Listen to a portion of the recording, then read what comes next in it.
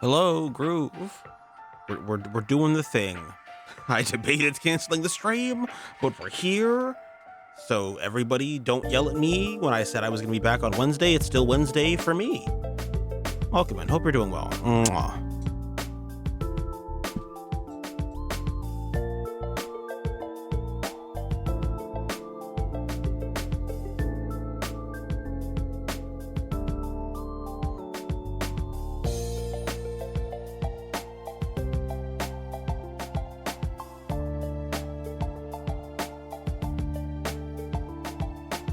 All is going pretty well. I mean, I've been like doing stuff and I'm tired, but other than that, you know, doing pretty good.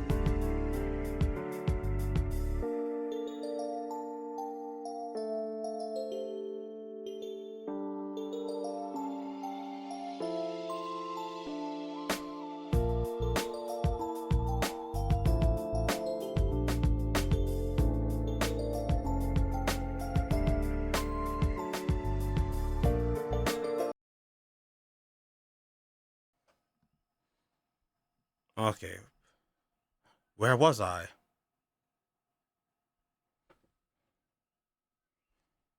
Don't know why I didn't see that was the thing. Also, what do you? I I love. What is this subtext of surfs up progressive understanding in children's animation.pdf? Shut up. Shut up. That's my official first statement of the stream. Shut up. Oh, speaking of people, I won't tell her shut up. Welcome in, second chance girl. Hope we're doing well. Current tag team champion with Cowl in the NWF league. Okay, now that that's done, now it's time for some music.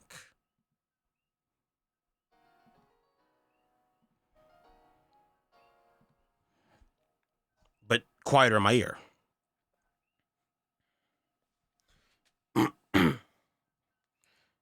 Gonna respond to a message really quickly. As is the tradition of the stream, people only contact me when I go live and never the preceding 16 hours before I stream that I'm awake for.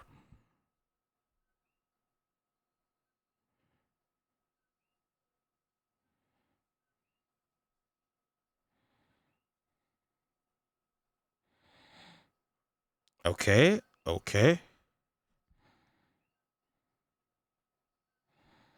Answered.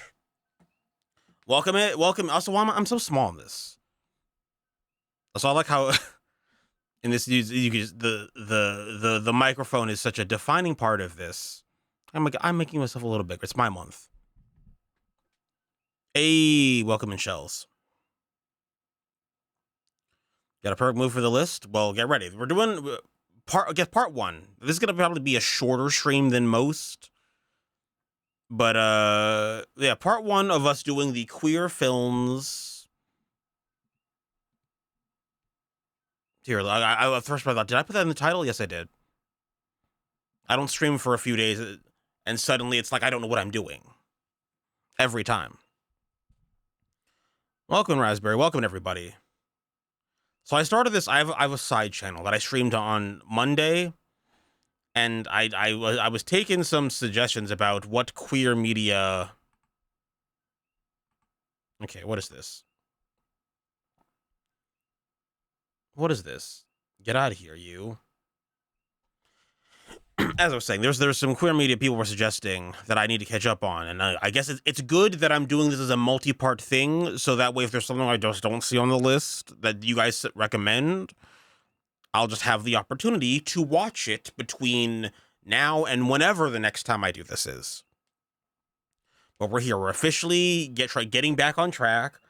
I'll be honest, because part of the reason I was late today was because I started uploading a lot of my stream VODs to YouTube and also to other websites as like just to have them archived, just so people could go through them at some point.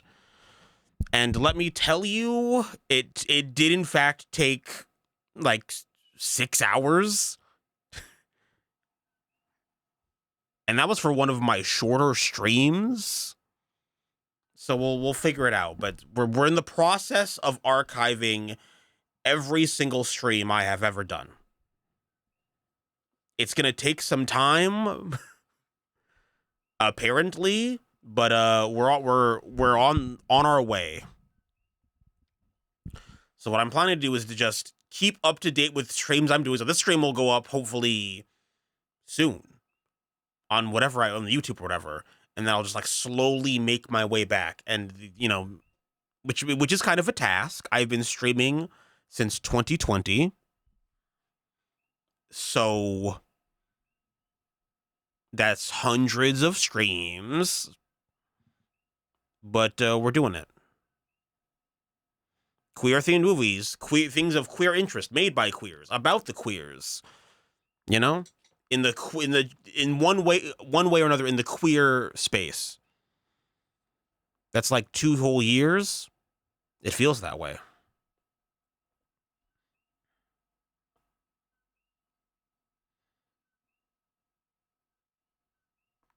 Anyway. Okay, first let me get the can a man just get the yeah, the tier list is open again. So our tiers for this list are the gay agenda cooked with this one, again from highest to lowest. The gay agenda cooked with this one, great, good, mid, bad, and our worst tier, gay rights revoked. And that's it. Those are your options. And I should get the poll ready so when it's time to start actually doing things, I'll just have that ready to go. As always, I feel like I explain this every time, and I feel like this one I'm explaining to people who've been here for all the other times I've explained this. But it's a dual tier list. Would Suddenly Susan count? I've actually never seen Suddenly Susan. So you tell me, do you think Suddenly Susan should count as a queer film? I've never seen it. And I've heard the name of it before, but I don't think I could tell you what it was about. Gay agenda cooked with this one.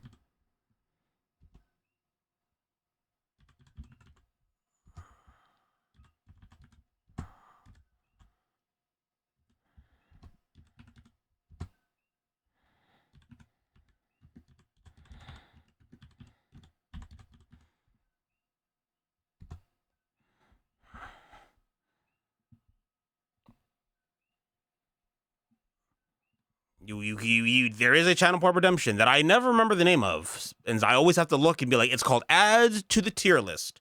You get one. Subs get an additional entry, and then if you're demanding beyond that more entries, just 100 bits.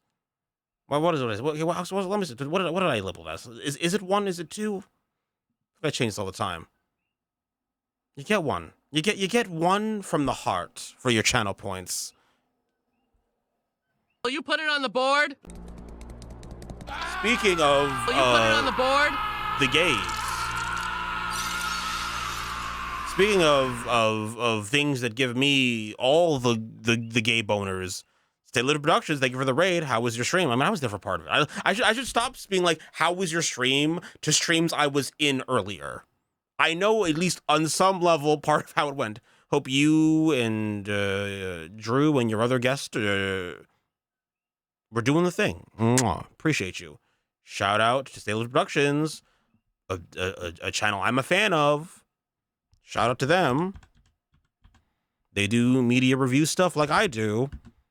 They're a bunch of nerds, and you can love or hate that, but you should follow them regardless. Mwah.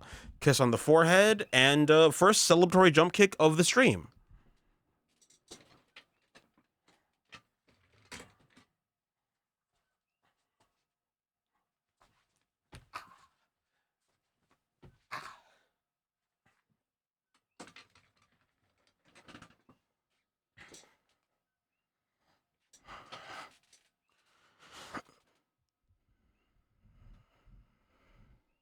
Check them out. They're a good time. Again, especially if you're like, damn, T1, I like your media streams, but you're never talking about the MCU or television. Will you put it on the board? And I'll put all your things on the board. Also, welcome in Stallman. Again, Second Chance Girl, Groove, all the people from the raid. Mwah. Laro, Raspberry.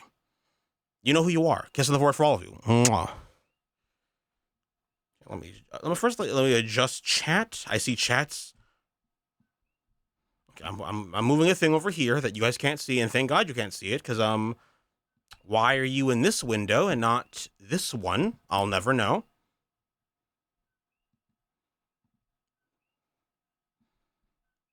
Okay, now that that's adjusted, again, appreciate you. Mwah. Adding your name to a list. Experimental artist who was ahead of their time. That's you. Really, aren't we all experimental? Isn't live streaming its own experiment? Raiders. Well, will T1 remember how alphabetical order works? And the answer is yes. The answer is, I figured it out. No one yell at me. There's their name. There they are. We were just about to start. Which one has the benefit of not only being about James Whale, a gay director, but also the cinematographer was gay? So it's a film shot from the gay gaze. I've never seen Gods and Monsters. We'll get to it. Let me look at the queue of things. We'll do it in the order of the queue. So this will be a shorter stream in general for me. So we should begin. I should just start. I should look through all the things. First things up. First things first. In the queue of things, Brokeback Mountain. Film I was just talking about literally earlier today.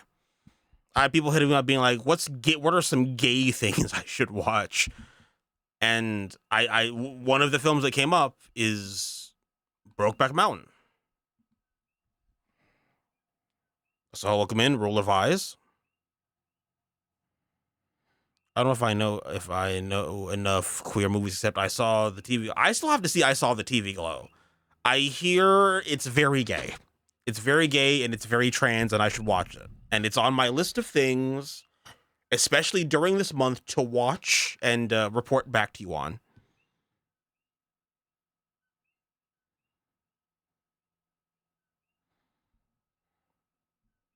How was Brokeback Mountain? Well, we'll talk about it now. Brokeback Mountain, again, Ang Lee it's kind of it's kind of crazy to think Ang Lee, director of Crouching Tiger, Hidden Dragon, was like, "Hey guys, you know me as the Crouching Tiger, Hidden Dragon guy, but I can do gay cowboy romance drama as well." Look, I understand everyone. I should watch. I saw the TV Glow, and I'm going to. I will get to it. I will be admit the some of the casting threw me, and I'm like, I'm not watching the guy from Detective Pikachu do stuff, and that's part of the reason I didn't watch it. I haven't seen it yet. I will literally mark it down as I will see it soon. Okay, by the next stream, which will be Friday on this channel, I will have seen. I saw the TV Glow. Okay.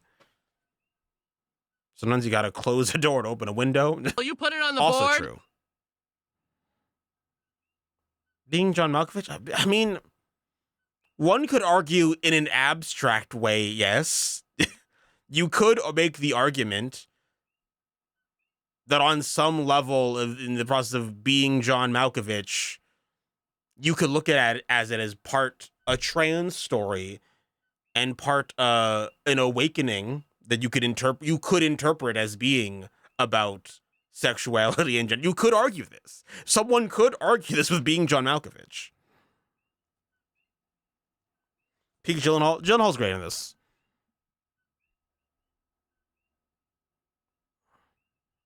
What's the category? We're doing queer films. I guess films in the general queer interest.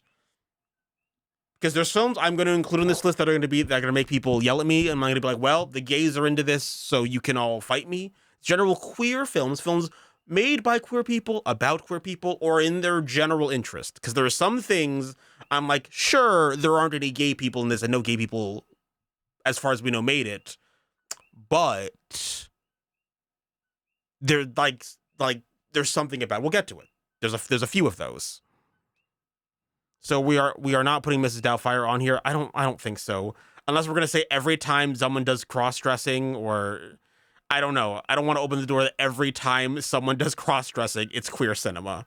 I don't know if I want to open that door. Anyway, Brokeback Mountain is great. Was controversial and boundary pushing for the time, and I think people had to come around on this because, as many of you should remember, when Brokeback Mountain first came out, and for years, this was for like nearly 10 years after it came out, it became like a meme. It was like the gay cowboy film. Like, it was not taken seriously, despite having, a respected director and pretty well-liked, talented actors at the helm of it. People could not in 2005 take the gay cowboy film seriously, despite the film just being pretty serious. Like, it's not a goofy film. It's a film that takes its subject very seriously, and people just were weird about it because it's the gay cowboy film. That's really what the reception was for years. Ignoring the talented performances, ignoring how well shot and well edited it is. And now it seems like people have come around, but for years, no one took this seriously. And through no fault of the film displayed these things as pretty serious and with some level of care and attention to detail. But that didn't matter. It was the gay cowboy film. We had just reelected George W. Bush. It was a time.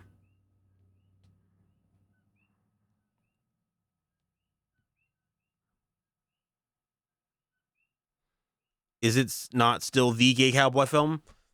I mean, I guess are there any other gay cowboy films? And I'm not looking. I'm just gonna search my brain. Is there any other film that I would count as gay cowboy? And I guess if we're just being, I guess one could say technically speaking, The Power of the Dog with Benedict Cumberbatch, I guess counts, but I guess no one ever thinks of it as that. I think people still think of Brokeback Mountain. Gay cowboy stuff has come out. There's that weird Western short film from I'm blanking on the director. It's a known gay director. I'm gonna feel real stupid for not knowing their name off the top of my head. But it had Pedro Pascal in it. That was a gay cowboy thing. They got way more attention. Again, it was a short film, but I think just having Pedro Pascal in it, people were like, "Oh, it's crazy that this is a thing." Have you all seen El Topo? I've seen El Topo. When it came out, it was really confused me because both got married and had wives. Yeah, it was definitely this was definitely from the perspective of like they're either gay or at the very least bisexual, possibly pansexual, and are not willing. And it was 2005, and they're two gay cowboys. So dealing with those complex feelings and thoughts was it was a complicated thing for them. So they were like, "Oh, this is just some side venture," and then the rest of the film happens, and it kind of challenges that.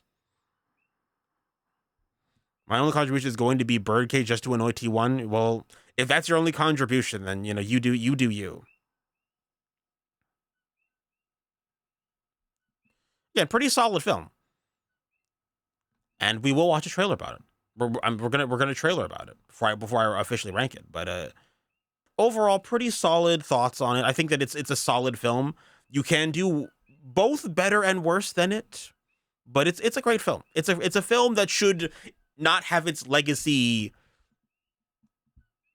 tainted by the fact that people in 2005 weren't ready for it. Brokeback Mountain, and it's just a great story. It's a great story with solid characters that's well told. It's just we weren't ready for gay cowboys in 2005. I think the gays were, but obviously broader audiences, especially like American audiences, they weren't ready. That was the main group that was not ready.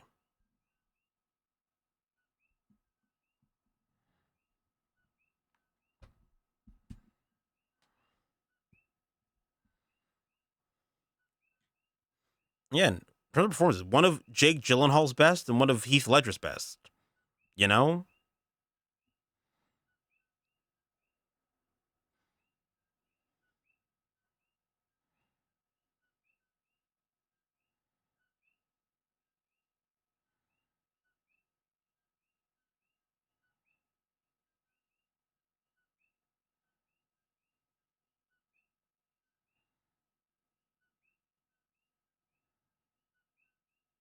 Yeah, Power of the Dog, Jane Campion, which you mentioned earlier.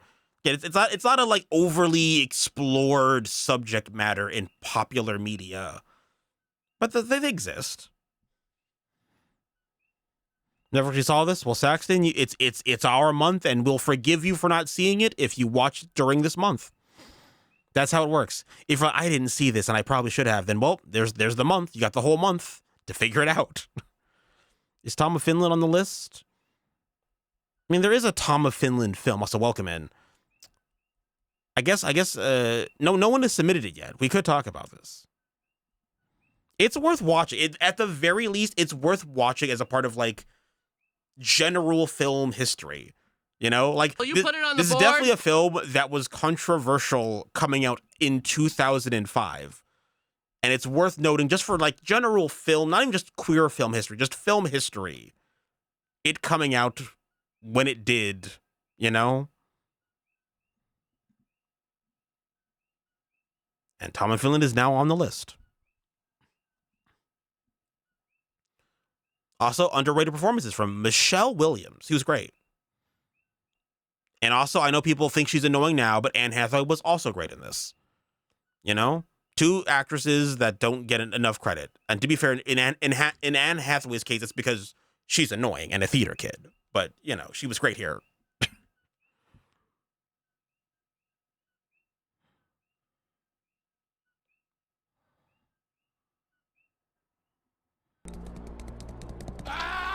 Before we go anywhere, speaking of unresolved gay cowboy desires, Burrito, roll-ups, how's it going? Thanks for the raid. Welcome in, Raiders. We're doing a tier list of queer films, and you heard just at the beginning. The first thing I began talking about is Brokeback Mountain, which is on the screen. Shout out to you. We are literally here for the start. Hope you're doing well. Shout out to you. First things first, a shout out. Hope your stream went well. I was on Stonercast a couple of times with Burrito. Check them out. They be doing fun stuff over there. They're a gamer. They're good vibes, good people, and you should check them out. Just give them a little look, okay? Just peek over into the chaos. Live on the wild side. I look. I was it? I think in Jason the Society's Discord. I can't remember who pinned me, but who tagged me, being like, Will "I'm you put it calling on the this board? concoction Moon Cabinet, a thing you'll know about if you watched if you ever watched a Stoner Cast with me on it, because it seems like it's gonna come up every time. And now it's because I bring it up. Now it's part of the meme that I'm the one person who was like, Moon Cabinet, that has to be a real strain of weed, right? Right? Anyway, appreciate you. Welcome in, Raiders. Celebratory jump kick.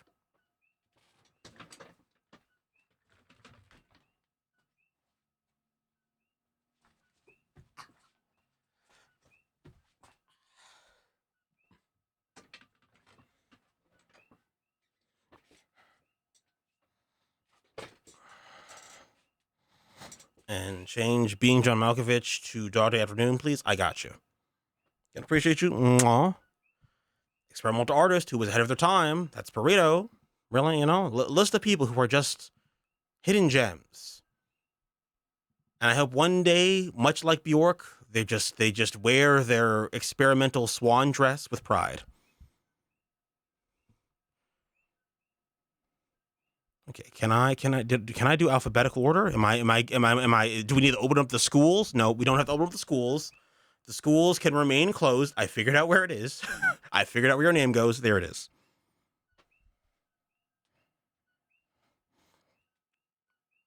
Bjork is obviously, everyone loves Bjork for her music, but also, like, she was an underrated fashion icon. We don't talk enough about how Bjork would be the greatest contestant on a season of RuPaul's Drag Race, and those whores are lucky she never signed up every day.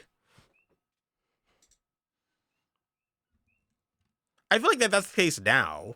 I feel like people had to come around on Bjork. Like, now I think I get into regular conversations where people are like, Bjork's great. But I remember having to defend biophilia and medulla. I remember having to throw hands about it at the time.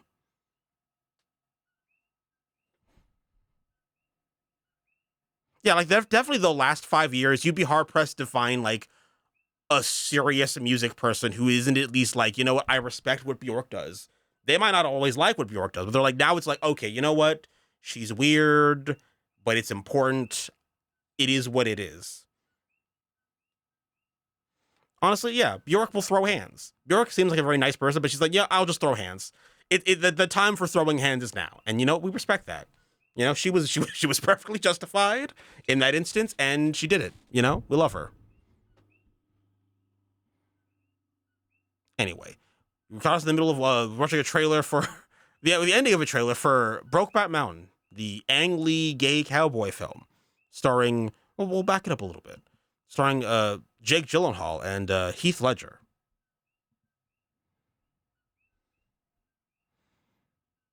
Oh yeah, for sure. Also, side note. I know some of you might be aware of this already, but I found the funniest website, and I'm now going to bring it up now because my brain remembers it. Some of you in the Discord already know this, but some of those who aren't in my Discord didn't see me post about it. There's this website that I might make a thing about called DEI Detective. It goes through media, mainly video games, films, TV series, and just tries to analyze how woke they are, and it's very funny to me. It's very funny to me. This whole website's funny. This whole thing is funny to me. Whenever these things come out, they're like, now we've got to analyze the media to find out how woke it is. It's funny every time. Every instance of this is funny to me. I might, because just going to the recent movie section, it's a website that doesn't have every film on it or every piece of media on it, but it's got a decent look on it, like Backrooms, DEI subjective. Also, it's funny, you can click on an individual piece of media. Like, let's just say the Backrooms. Let's just click on the Backrooms, as I already just said it. Current analysis, DEI subjective. And then it just starts listing all of its reasons. Not satire, it's for real. Okay, and I saw this because I saw a person who made this website on social media. They're like unironically like reposting Grum's tweets and stuff. I'm like, it's not a joke. Okay, the person who made this website is not doing a bit. It's not a bit. As far as I understand it, this is for real. They really are like, you've got to analyze this woke media. Like it's done with no self awareness, as far as I'm aware. History was made. Like, again, listing its a reason. This is for the film Backrooms. Positive. No LGBTQ characters, preachy narratives, political messaging, lecture scenes, or DEI consultants have been documented in this specific film. That's a listed. That's a listed thing. That's on the list of things they're about to list. Like, I love how he says no LGBTQ characters, implying that if there were any openly queer characters, it would lower the ranking of it. So like, they're just saying the quiet part out loud. Yeah, if there were any visible gay people in this, we would have said it would have been knocked down. That's I don't know how else to read that. Like, yeah, if one of the points is no LGBTQ characters is like marked, I think clearly marked as a positive here in green, implying that if there were any of them, you would not it would get docked points. Hilarious. Again, very funny. It's very funny, and also here's the funny thing. I brought this up. This was brought up in the Discord.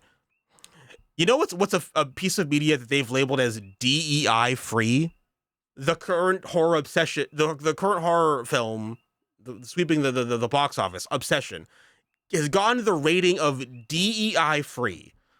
And I would now like to. It's very funny if you've seen Obsession, because I think the only reason you can say that it's like based on their definition of what DEI is, if you're saying it's DEI free, I'm like, I don't think you understand the point of the film, because if you did, you'd be like, it's woke lecture nonsense, is what you would say. If you had the media literacy to understand the film, you'd be like, oh, like, I don't understand how you can see like it's DEI free when like this is the exact type of film to be. It's like, yep, whoa, men are the bad guys. Like it's what it should be, one of those. Like, ooh, men are the bad guys ultimately, even though this woman's crazy. Like, it seems like the exact type of film they would just be like, wow, this makes men look bad, and that makes it woke. So how does it get DEI free is crazy to me. It's very funny. This whole website's funny, and we will in a future stream come back here. I have to. It's very funny. I have to do something with all this information. It is a content goldmine. Again, it was mentioned in chat earlier. There was the one that was like for like it was like a Steam curator thing where it's like looking for just games. Like there's multiples of these things that exist, and I've got to do something with all of them. There's enough of them that something has to be done about this, at least for the entertainment of the people in chat. Yeah. You mind if I check out this website and make a game out of it? Lol. You know what? If anyone wants to take a look at this website, it's called the DEI. I'll just link it in chat. If you guys want to take a look at this, because I think it's very funny. So there's the link to this. I just thought you should all know. It's very funny, and again, if you try to look at the reasoning with the mindset of like, these freaks think everything that has a woman and a non-white person in it is woke. How do they like anything? It's very funny to keep that in mind the whole time. It's very funny. We will revisit that probably sooner than later.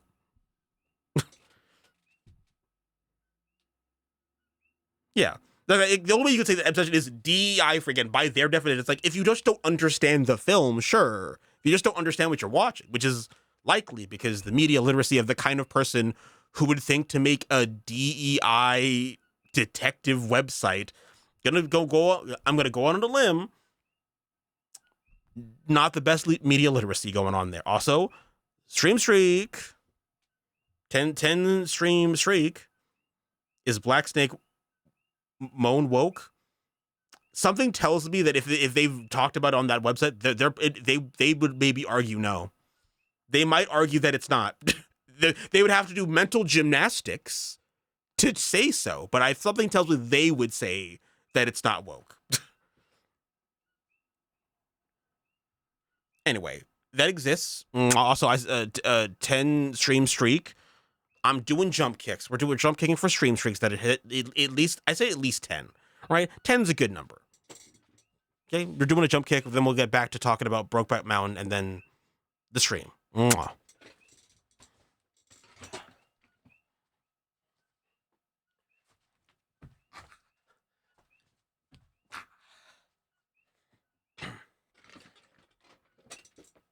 Is Shrek woke? Maybe this should be. We should make our own list of like, is it woke? Like by their definition, and then the joke would just be like, yep, everything's woke, I guess, if you think about it. On that stage, can I just say, random RuPaul's Drag Race hot take? Because this, if you guys recognize, this is the main stage of RuPaul's Drag Race they've done recently in the last few years. I'm gonna be real with you guys. I don't think I like it very much, and the main reason is that because the stage is so large, like it's significantly larger than it used to be, it's much harder to get cameras going around the stage, which makes the cinematography for the show when it's on the main stage way less dynamic. You know? Like it's because it's so much larger, there's only so many places the cameras can be without like obstructing like the queens or the people on stage, that it's like it becomes way more sterile in terms of its visual presentation, because like, well, there's not much the camera can do, because if you have the stage there and you have like, again, sometimes having like an actual audience, not just the judge, but like an actual like sometimes audience for the thing, it's like, well, that the limitations just stack on each other. Whereas in the old setup, they were able to do more because there was just like more of this space utilized to just have the cameras be in different places. Now it's weird. Now it's like it's just so large, which you think would be like, it's good for allowing people on the stage to do things, but it makes it harder to film. And you can see that in the way they handle it on the show currently. Also disappeared because there's a weird time limit on that. We're going back to the tier list. We're going back to the tier list. First thing we're ranking is Brokeback Mountain. We're here now.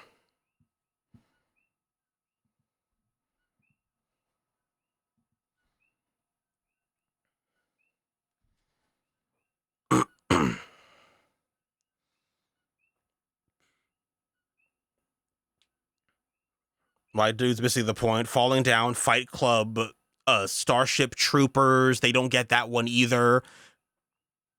You know? Anyway, Brokeback Mountain, I think it's a solid great. I don't know if I think it's a flawless film with nothing that could be critiqued about it, but it's a strong film.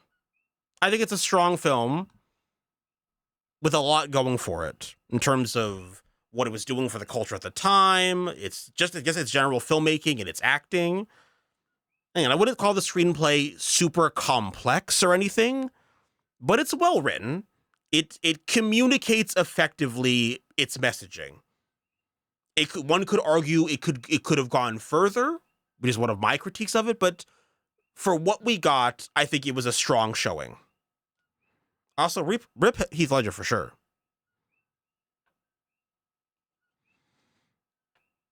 As a director's cut revised him to affirm these are valid endings rather than trauma responses. You know what?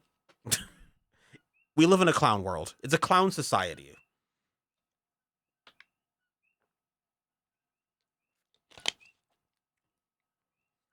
Okay, first things first. I put it in great, and then once we do, I'll do a little poll. I'll go over what's in the queue. Okay, nope, not that. Didn't mean to click that. Wrong thing. Don't click that. Click this. Okay, chat, where are you ranking Brokeback Mountain? 1 for the gay agenda cooked with this one. 2 for great. 3 for good. 4 for mid. 5 for bad. And 6 for gay rights revoked. We'll give you a minute.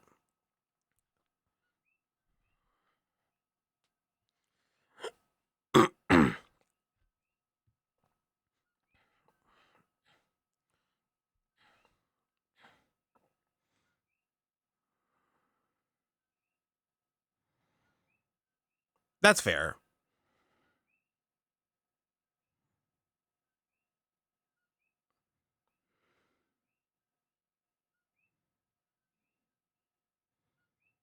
You know what?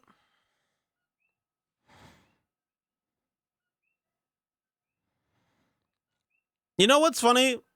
It doesn't happen a lot in real life to me, but I've had people in real life be like screaming in my face, calling me slurs. That's happened, and I'm like every time, almost every time it's ever come up, I'm like, I can throw hands with this person.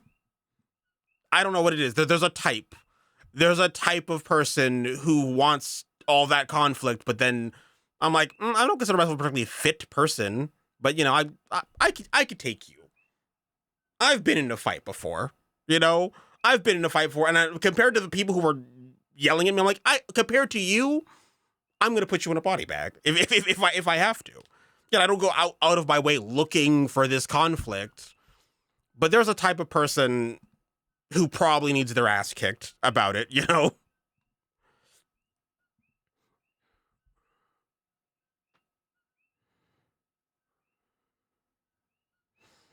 Yeah, exactly. Anyway, I think enough time has passed. Overall, you guys think the gay agenda cooked with this one? Chat. Opening up with a strong statement. Their first ranking of the stream. Brokeback Mountain in our highest tier. Okay, so for those of you who asked earlier, the current lineup in the queue is next up. We're doing but I'm not a cheerleader. Then Gods and Monsters. Then Tom of Finland. Then Will and Harper and Dog Day Afternoon. And that's the current queue. Not many people have submitted things. So that's the current queue as of right now.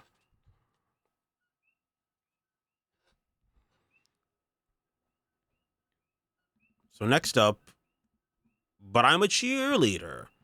A film I've had a change of heart about recently.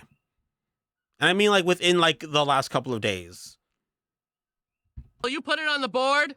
Fried Green Tomatoes, it is on the board. And we will put it on the board. But I'm a Cheerleader. So the change of heart is just that I used to think this film is just kind of annoying.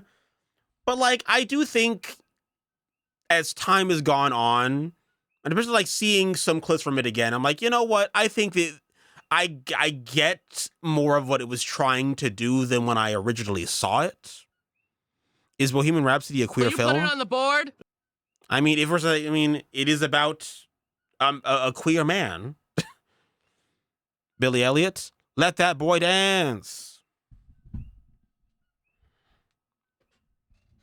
Like, how much is Bohemian Rhapsody about being gay? I mean, it's not really about being gay. Like, obviously, it's a part of it because Freddie Mercury, obviously. But you know, I mean, it depends on how we count it. Do we think that a film about the life of Freddie Mercury, like him being a queer man, is it an important, impactful part of his life? You know, you know, like it would be crazy in my mind to have like a biopic about Elton John and not be like, that's not a queer film. Like, well, it's about a queer man and their queerness is an important part of the story, you know? Even if it isn't an overwhelming majority of it, it's an important thing that informs a lot about the art, you know?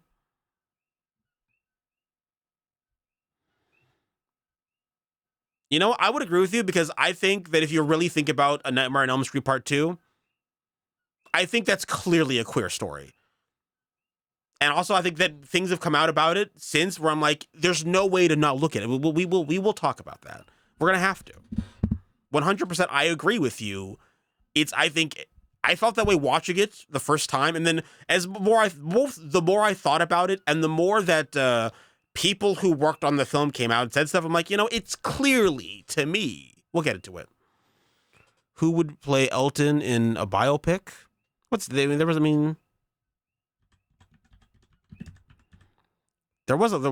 the actor from Rocket Man? There was an Elton John biopic. What is his name? What is that? What? It's an actor I'm not as familiar with, but I his face. Taron Egerton. Taron Egerton from the Kingsman films was Elton John in Rocket Man. And I think that the Taron Egerton was great. And again, I'm not as familiar with him because the primary thing he's known for is the Kingsman films, which I didn't watch. So very strong actor. Anyway. But I'm again, but I'm a cheerleader. It doesn't take itself too seriously. It's campy.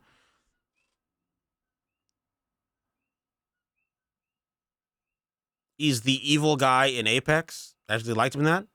Yeah, I should explore more of his work. He seems like a good actor. You know, like I liked the one thing I've seen him in, which was Rocket Man. I thought he was great. So again, it's part of it's very self aware. It's campy, and there are some like very funny things that I think it does not get enough credit for. Casting RuPaul as the mask guy at the conversion camp is very funny inherently, and I will think it's funny every time. It's inherently funny. Yes, it's obvious. Oh no, we've got RuPaul of drag performance fame playing a straight man, and that inherently is very funny. It's the casting. Again, not all of its comedy works for me personally. I do think that it succeeds more in that than it fails. Like there are very few moments where I was like, "Ooh, that's so cringe." Like the parts that are cringe are kind of cringe on purpose. You know, those parts that make me go, "I don't know." And that's kind of part of the point. You know, you're not supposed to watch this film thinking that everything it's presenting to you is like a comfortable, fun thing. That crazy parody movie is out now. It looks dreadful. Hey, that's my cousin. And it was a fun. Again, I do think it's carried greatly by its characters, the actors' performances. But there's a lot of very funny like interactions that I think help with a kind of more standard story. Like a lot of what the story is very like you could see other elements of this in other things. They're just not typically about a kid going to a gay conversion camp. You know, like you've seen this kind of like story before.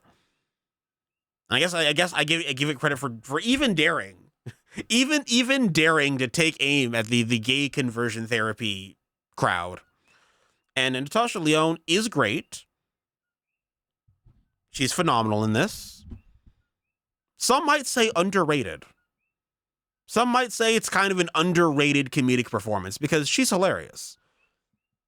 And then there's like a range to it. It's not just a one note character who does the one thing the whole time. Like she's kind of multifaceted as an actor, and it's a role that utilizes that.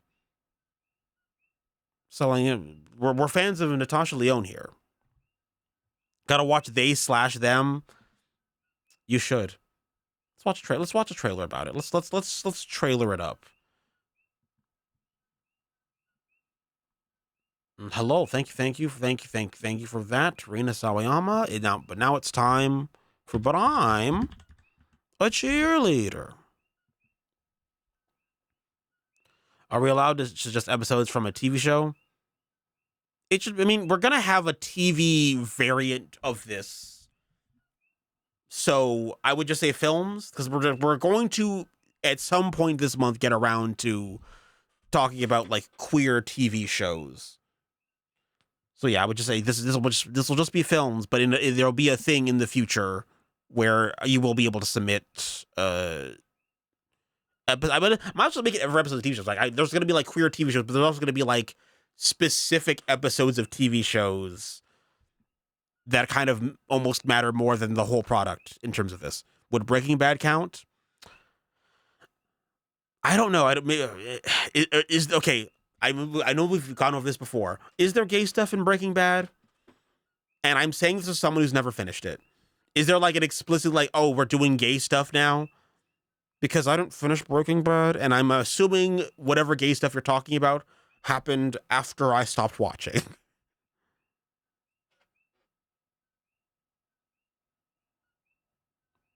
Jesse, we need to cook. I have 110 in new here. Don't be mad. Don't. It's well, please. Again, I also haven't watched Breaking Bad in a while, so maybe there was gay stuff in the section I watched, and I don't recall it because I haven't watched Breaking Bad since like 2010. So I think it's very possible that there was gay stuff in the first 3 seasons of Breaking Bad that I just don't remember.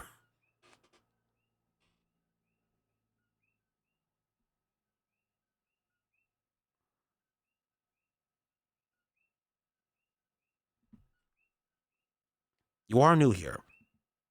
This is true, but I'm a cheerleader.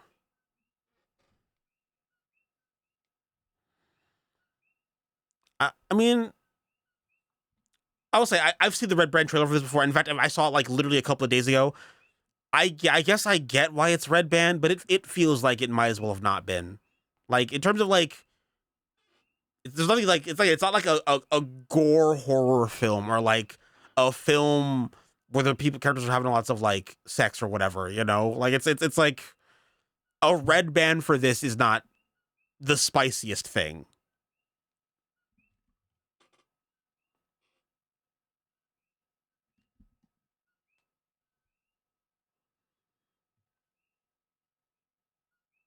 Yeah, probably.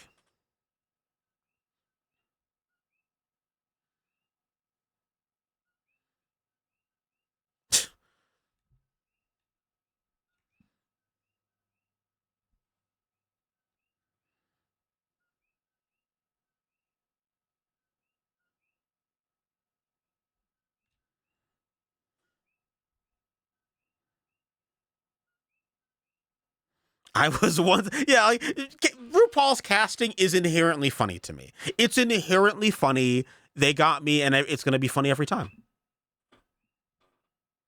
Yeah, you know, Michelle Williams is also in this. She's out there like, I'm going to be in your queer media. You can't escape me. You can't have the conversation about queer media and not bring up my name.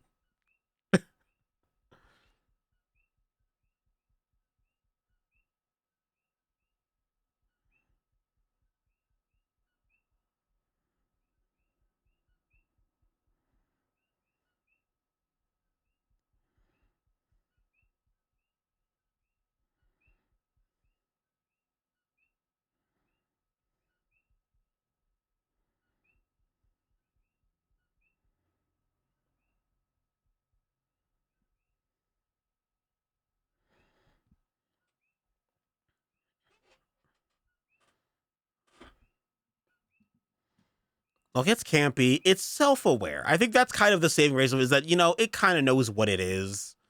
It's not flawless by any means, but they know. They know what they were making.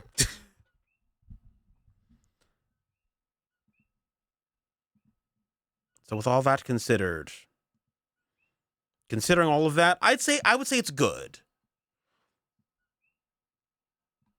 We're seeing my opinion reform into I just think it's at least good.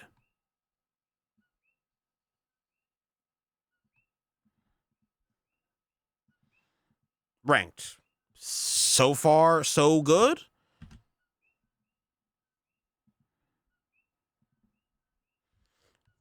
And now for chat's ranking. Poll is officially live. Where are you guys ranking? But I'm a cheerleader. Again, 1 for the gay agenda cooked with this one, 2 for great, 3 for good, 4 for mid, 5 for bad, 6 for gay rights revoked. And those are your options. Reminder that chat has put Brokeback Mountain in the highest tier. If that affects where you're putting this, just so you know, that's what your fellow chatters did previously. I'm grossly unqualified for this list. So am I. We'll get into it, but I feel unqualified, and I'm one of the titular queers.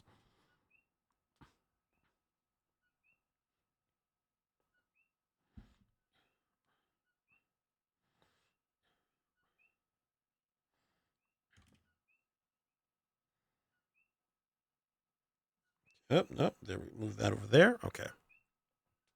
I'll give you 15 more seconds, and then we'll call it. And then we'll officially have But I'm a Cheerleader ranked by chat.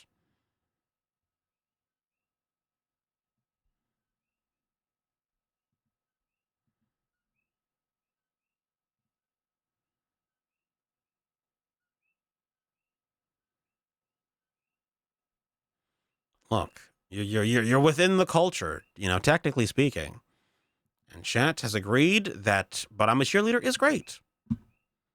Broadly, that's what you guys did. You said it's great. Give me some of that, please. All right, we've got two things ranked. What's next in the queue? Again, I don't tend to be streaming for as long as I typically do, so we're gonna make our way through this.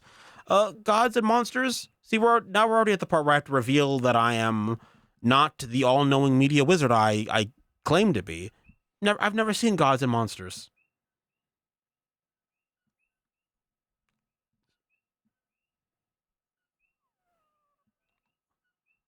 I hear it's a great film. I hear nothing but great things about it, honestly. But I've never watched this. I mean, everyone has holes in their watch history, but I feel like maybe just I do streams about media stuff. It feels like maybe my holes just feel larger. Like you said, considering that's my whole stream vibe. I almost feel like there's an expectation. There's an expectation I put out there. No one's holding me to a standard that I'm not holding myself to. We're talking about Tu Wong Fu or Priscilla, Queen of the Desert. I mean, we should. Both of those films should count. Again, I've never seen Gods and Monsters. I hear it's great. I hear nothing but great things, but I've not watched it. So this will be a chat only ranking. Okay, chat. You guys will rank this. I want to watch a trailer about it.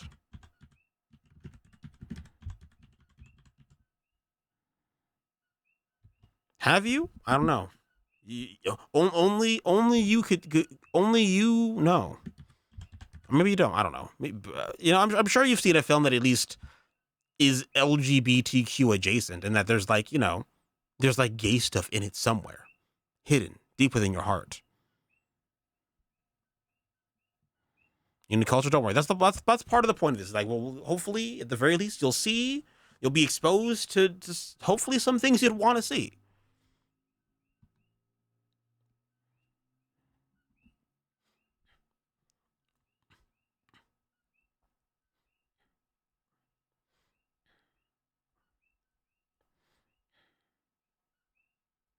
Okay, stop bringing up Surf's Up.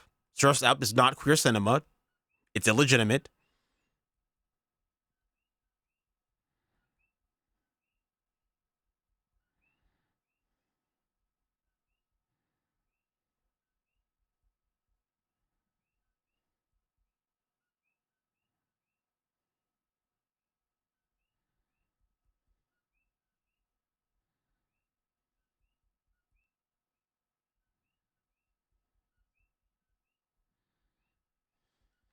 Will you put it on the board? I will.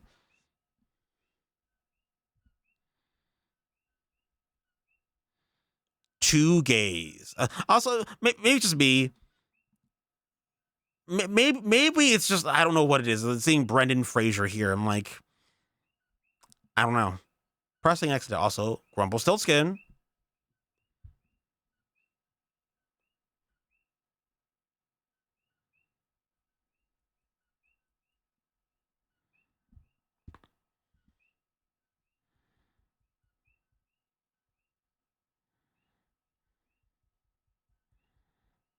Gandalf and Encino Man. Yeah. Well, who's the actor who's Dooku in the it's Christopher Lee, right? Right, Christopher Lee is Count Dooku in the Star Wars films. Yeah. Well, at least in the prequel ones.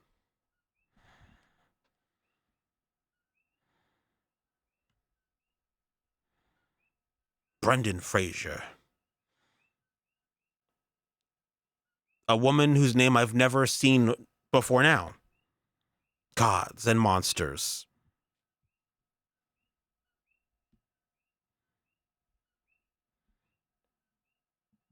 Random side note, my favorite thing of the Christopher Lee is the behind the scenes footage of him working on the Peter Jackson Lord of the Rings films, where he's explaining to Peter Jackson what it's like to stab someone. And it's going to be one of the funniest things that's ever existed. Christopher Lee's explaining how it would actually go down if you stab somebody. cinema. We need a biopic of Christopher Lee now where they include that entire interaction. Because whatever I hear about Christopher Lee outside of him acting, like outside of his like specific work, it's like he seems like a character, you know. And I mean that character, positive, affectionate.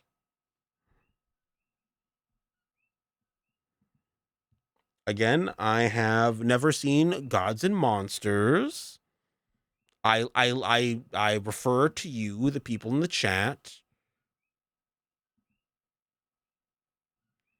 to figure it out. This is your time on your polls live.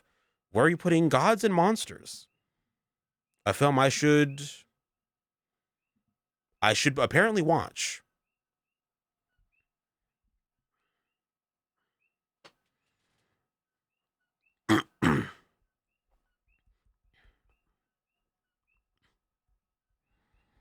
I know that a lot of people haven't seen it, but it's.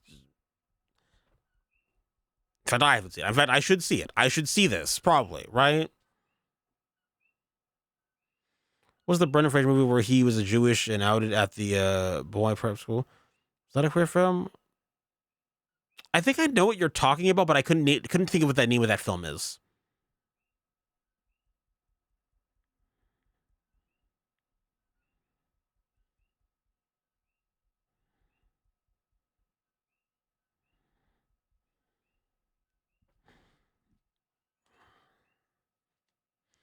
You are, in fact, the only person who's seen Gods and Monsters. It is what it is. It is what it is.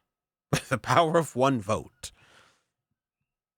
Again, I should probably add something where we could, like, I don't know, we could revisit this in a future thing. It's in great, so I should weigh in at some point by watching the film. Say Sleepers, but he wasn't in that. Someone will figure it out, I'm sure.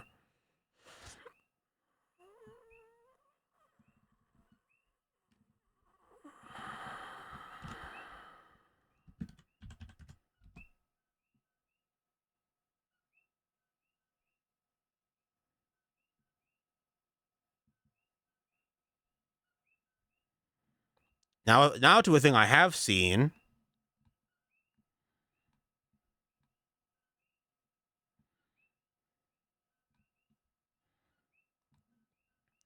I'm assuming the person submitted this means the Tom of Finland, the 2017 film about one of the most notable queer artists, Tom of Finland.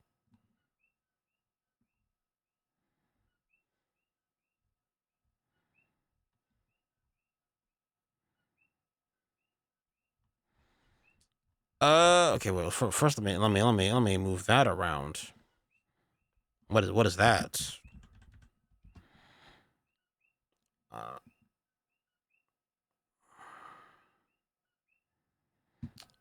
Okay. Now that that's moved over there, this is kind of a really boring biopic about this man's life. Does this work out, or is that more of a family espionage film? I don't know if there's anything overtly queer or even subtly queer about Mrs. Doubtfire. I would say no, like unless someone's gonna like yell at me and tell me why I'm wrong. I would just say no to Mrs. Doubtfire.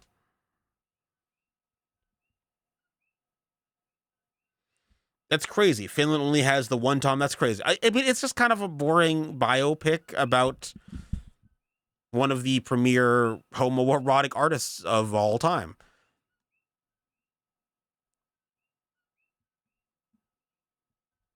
I don't know the real life story about this man's life, but I would have hoped it was more interesting than this.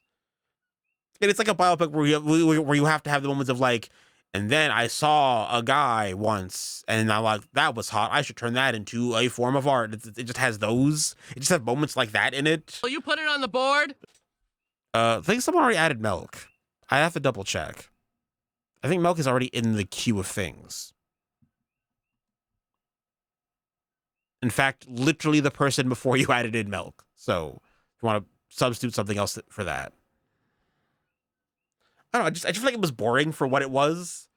I wasn't expecting this to be like an experimental avant-garde film, but I do feel like just being like, and this is the story of his life, was just, it just kind of feels like every other dumb sort of low effort biopic film. Where it's like, yeah, I guess he gets the big broad strokes of his life, but I don't really think it showcases the art all that well. It just seems like, yep, it's he saw a man once and said, I could draw that. And there's not much else to it. It's not really presented in a very interesting way. It's I don't really care for this. If so, love lies bleeding. I will mark that down. I will mark it down. Telling someone to draw a dog, but they've never seen it. Did you see Brian's hat? Vincent, oh fuck. I don't know, I just thought it was boring. That's my only thing, is it's boring and it's about an important guy in queer media, but I do not think this was the best possible way we could have told his story or showcased his art. Also, ads are coming.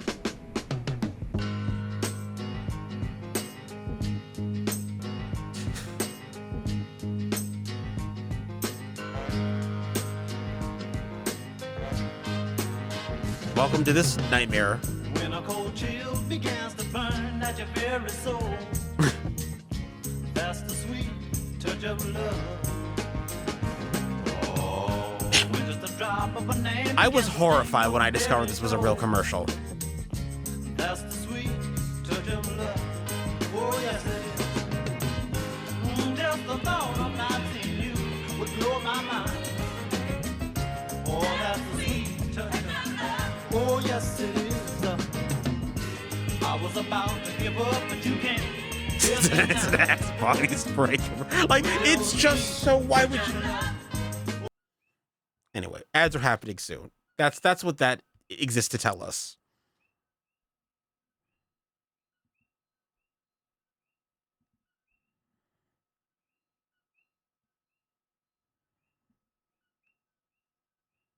Let's watch the Tom of Finland trailer.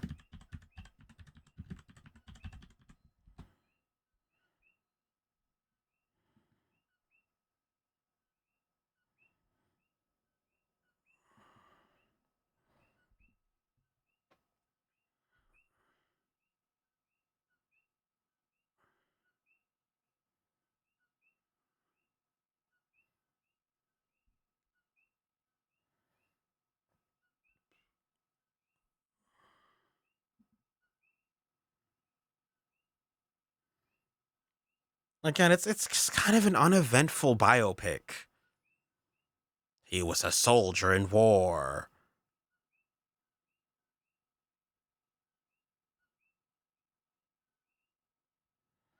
Which is kind of crazy. It's kind of crazy the time frame it takes place in, and it was just so uneventful.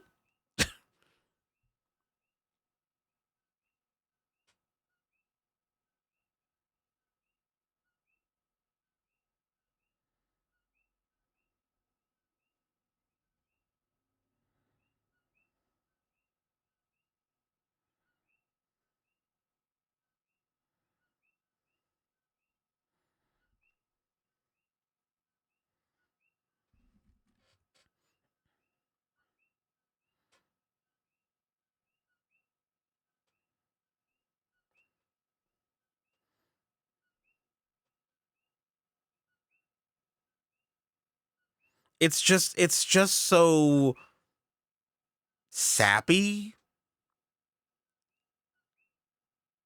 and overly concerned with, like, isn't this great? Isn't this magical? I'm like, okay.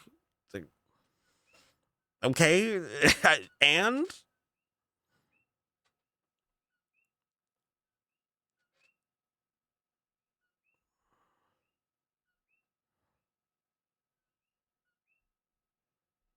I just don't think like I just don't feel like what I don't like about it is that it just comes off as kind of insincere. You know, like it's if you want to make a feel good story, whatever, but it just all seems sort of without substance. Is like, isn't he great? He's an artist who's great, and it's his art was important. I'm like, okay, like I don't know why we need to make a film where that's all we had to say. Like he was great, and that's influential, and it's old and important, and you should care, I guess. Yeah, it seems dishonest. Like they made a cozy, feel good film out of something that were in the real life story. There was many parts of it that aren't. You know, a lot was going on at the time. This film just kind of ignores. Also, welcome in Nebraska, Joe Dirt.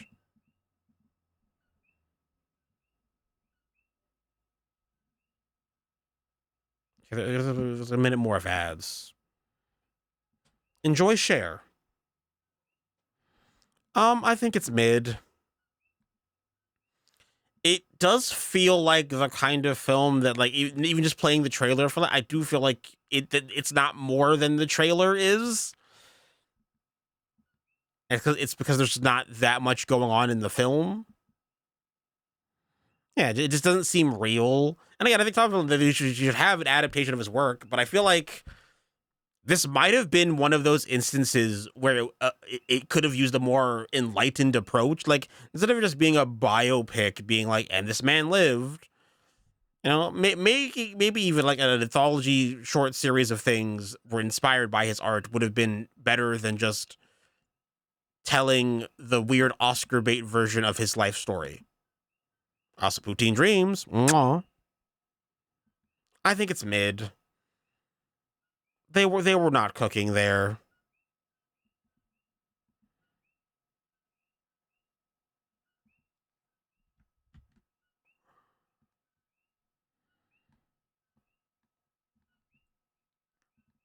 Yes, they are. The ads over. The ads are over. Welcome back, everybody. We are doing a poll. Chat now. Where are you putting Tom of Finland, the film? I don't know how many of you have seen it. It's boring, and it's not something I would consider to be a highly important piece of queer media. So it's. I think you should, if you haven't seen it, it's probably fine that you didn't. Is grinding some Diablo 2? I've never played Diablo 2, infamously. I know that that's considered like the best one.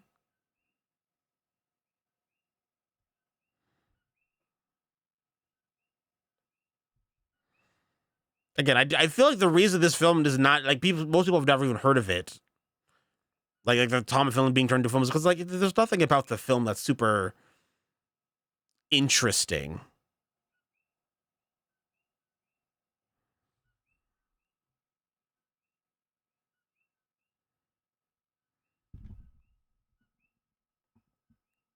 It is that thing, and that's why I'm like, it's the most mid thing. It's like no one's going back to the Tom of Finland film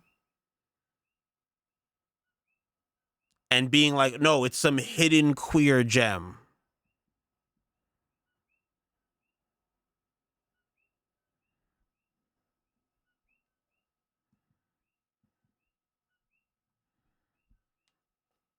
And you know, it's such a nothing burger.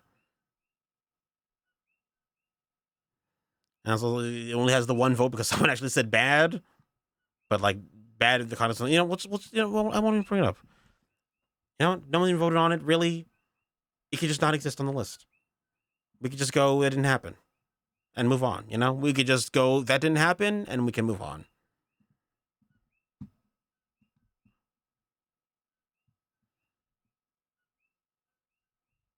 Also, until now, I didn't see the Hat Wheel thing because I didn't hear the alert. So, those of you who are waiting for the Hat Wheel thing to happen, what is this? There it is. I'm spinning a Hat Wheel. I didn't see that until now, and so now I'm spinning. Now it's happening. It's time for a hat. Honestly, Jacob, you didn't miss anything. You probably should be thankful you were in the ad the whole time in that instance, because Oh, no, not the beast! nothing happened. Nothing eventful happened. Okay, where did I put? Open my eyes! I'm gonna find this hat real quick.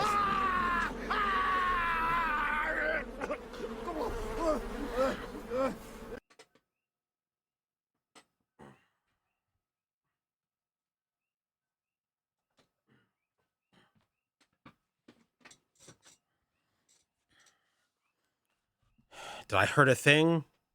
Are we doing the thing? Yes. Okay. I thought I did. I thought I heard the thing. It was quiet. I didn't need to change the audio because I like kind of heard that alert, but not really. And so anyway, but I did hear it. It's time for the glasses wheel.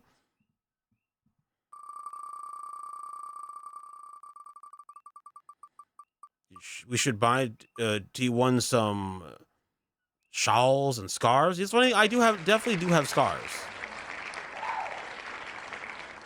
I just never wear them.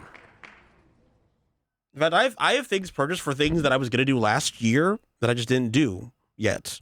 Okay, where did I?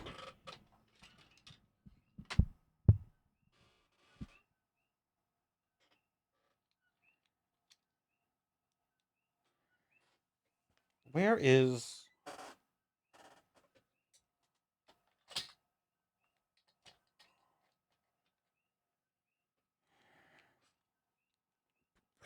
Kind of configure these glasses real quick.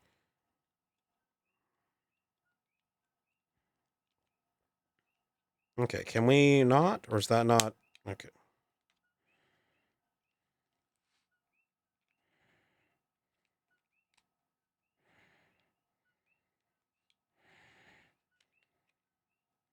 Or not. Or these should just be removed from the wheel because they're... Are you not? Or am I crazy? No, you should definitely go on this side.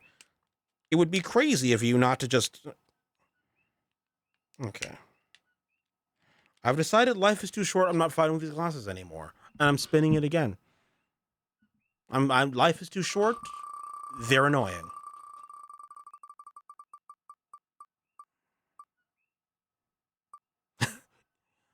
I've apparently damaged them in a way. I'm like, I can't. We're moving on. We're moving on with our lives.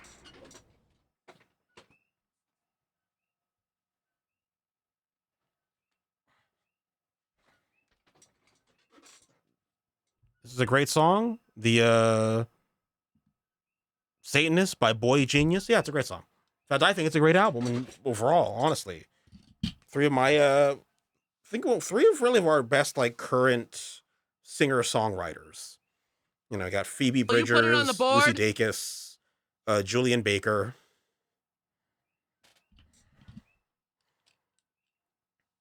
Okay. You're gonna stay normal in my head, hat? I hope so.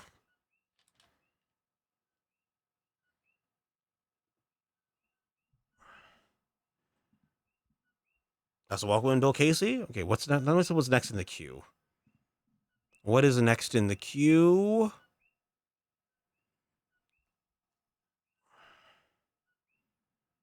Another film thing I've never seen. Will and Harper.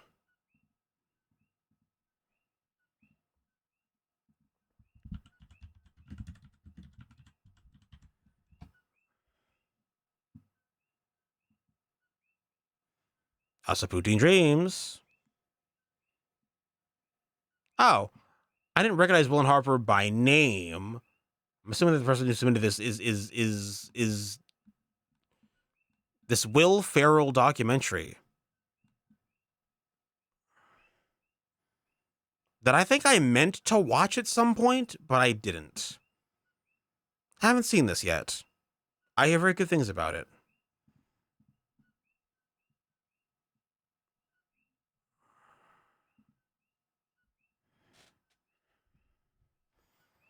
Yeah, and I heard nothing but very positive things about this. Even people I know who do not care for Will Ferrell were very jazzed by this. So I haven't seen it, so we're just going to watch a trailer about it. But I have not seen this, and I feel like I should. Okay, comment down underscores. Comment down. Nope, don't do that. Definitely close that out.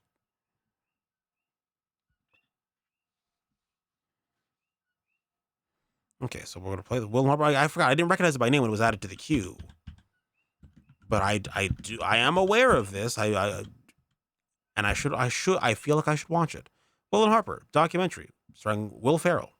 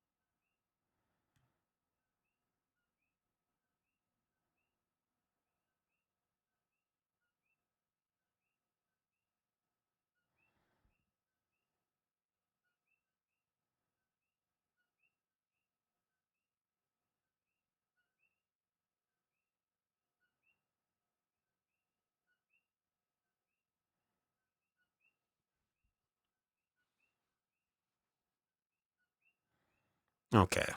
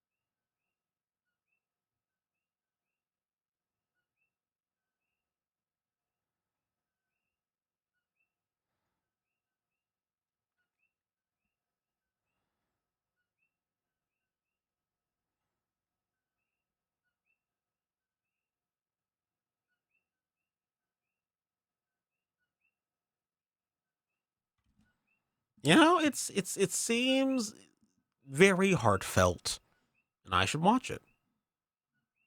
It's on the list. Okay, it's now officially on those things I should watch for this month is over. Yeah, it also didn't feel it felt like very like heartfelt, but not in a way that felt super forced. You know, so there's like again, I have to watch it to really be sure of this. But I got very genuine vibes from it. You know, I also do think inherently, them both being comedians, like people who are actually funny, probably helps with the tone and vibe of it all. Yeah, I haven't watched it, but uh, I know some people have strong thoughts about it. Poll is live. This is for Will and Harper.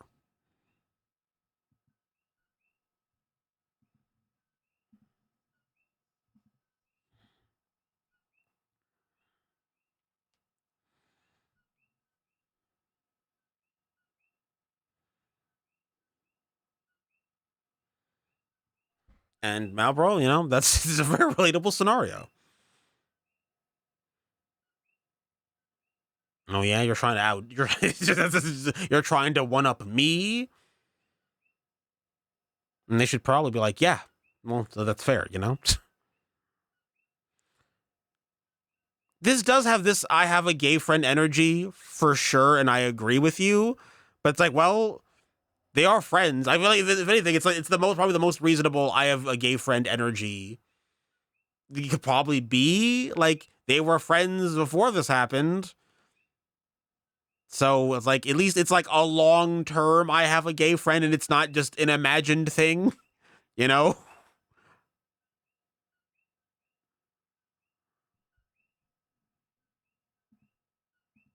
And chat broadly says, put it in the highest tier, Commissioner. And that I will. The gay agenda cooked with this one, according to chat.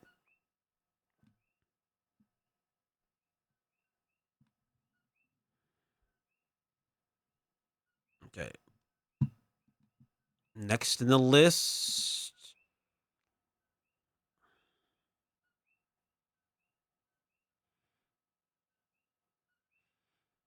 Okay, gonna have okay. I felt we taught it before. Do we I guess we'll just bring this up as a general point of conversation. Because the next thing in the queue is Dog Day Afternoon. And I'm like, how much do we include that as a queer film? Like, I know that obviously in the context of Dog Day Afternoon, which I have seen, he's going through the events for his like trans friend. But when I think Dog Day Afternoon, I don't know how much of that happening makes it a queer. Like, obviously, there's an important queer element to it. It's why he's doing the thing. But it's definitely a thing I just forget about all the time.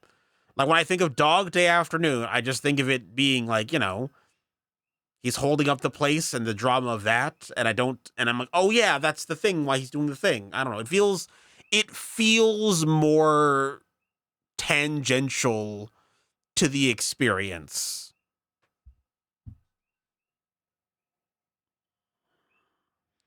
See the documentary about the actual guy who did the crime it was based on? I have not.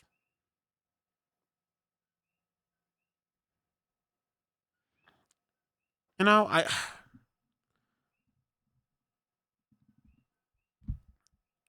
you know what? Dog Day Afternoon.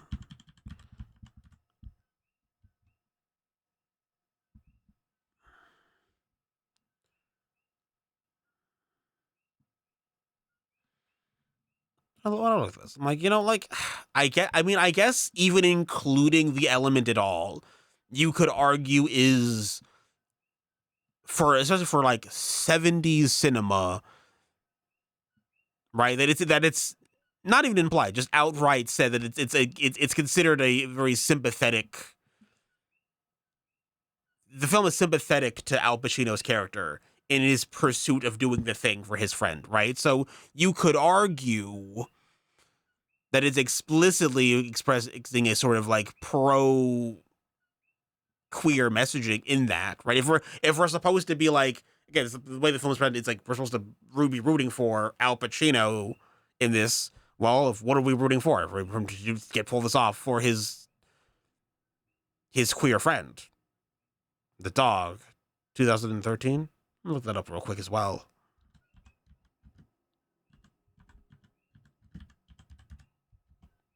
Will you put it on the board? I will put it on the board. Glenn or Glenda?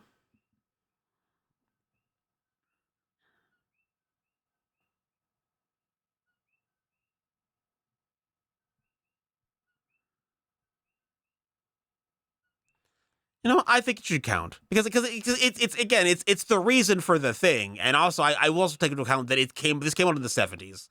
If you were including that element in a film, that had to be a very targeted, significant thing to be including. It probably wouldn't elicit much of a reaction if it happened in a film now, but it's because, you know, we had things like this in the past laying the groundwork. So I'm coming to the conclusion that it counts. We're putting it on the list. And Dog Day Afternoon's a pretty great film. Al Pacino's great. It you really feel the stakes and pressure of what's going on in it. It's a solid film.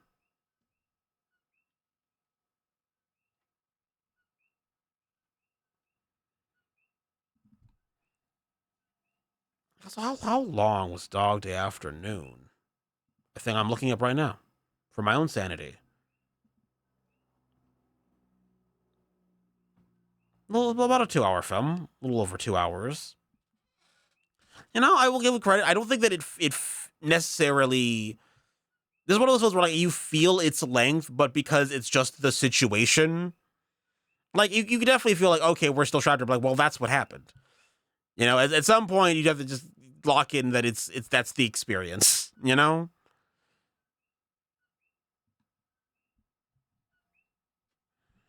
They went to see The Godfather before committing the robbery. That is the gayest thing I've ever heard in my entire life.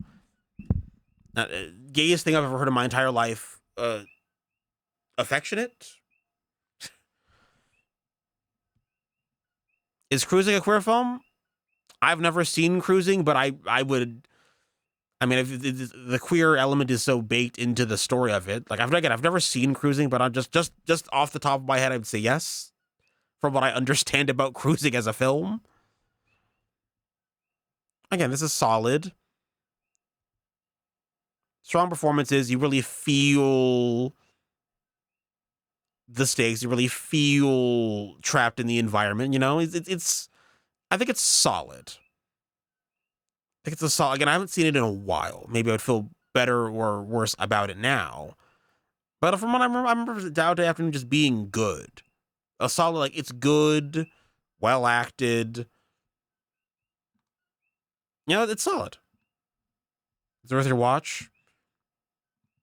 Maybe should I do the wildest double feature of all time? Because I don't know if you guys are aware, but James Franco, filmmaker James Franco, mostly known as an actor, made a documentary film where there's apparently allegedly, from what I understand, a missing section from the film Cruising. There's like a 20 to 30 minute part of it that's like missing. That was deemed like too explicit. And James Franco has a documentary trying to recreate from what they understand that missing 20 to 30 minutes of it. And I'm like, that would be a wild thing to watch with the original film Cruising.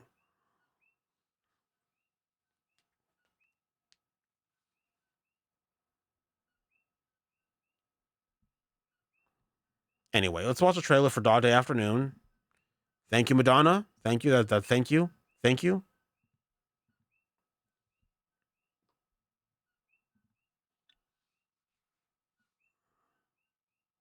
Sounds like documentary now. But this is the thing is that from what I've from again, I haven't seen the documentary that James Franco made about it either. But it seems like they took it really seriously, and it's just kind of ridiculous to make an entire documentary doing that. It seems like something that would be in like a documentary now kind of situation. But they were taking it really seriously. Anyway, Dog Day Afternoon. Dog Day Afternoon.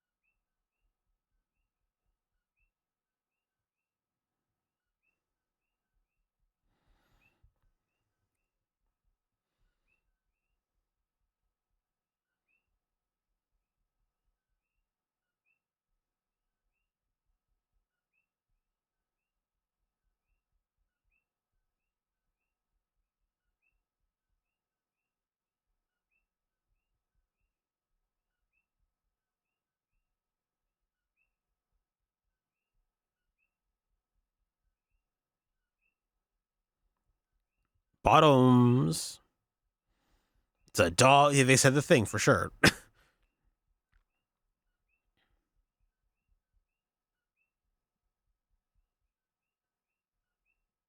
Will you put it on the board? I will. I will put it on the board. Thank you.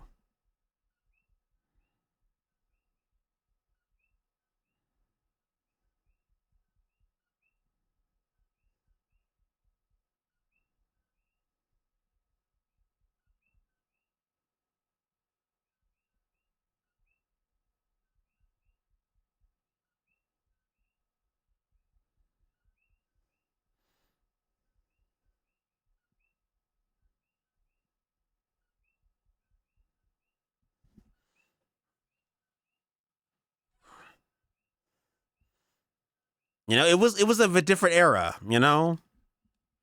Just no music, just here's the story. It's a choice for sure.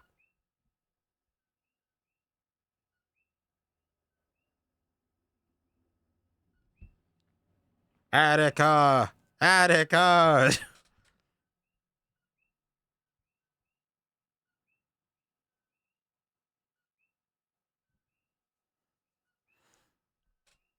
It's an interesting film. You know, it's a notable film in film history. A true story. It did happen. It did happen.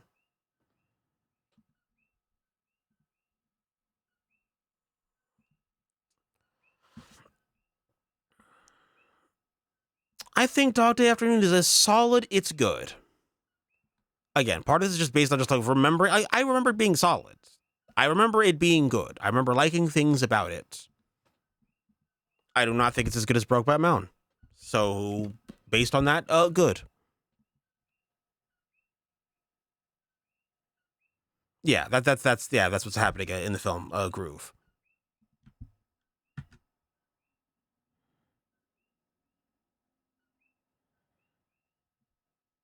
I mean, also I've said this before. Even though I think that a lot of it's like is the setup for the thing, obviously based on like the real life story that happened. And maybe this is just me. I think there's an argument to be made that Al Pacino is the way he plays that person in the film gives me subtle queer vibes.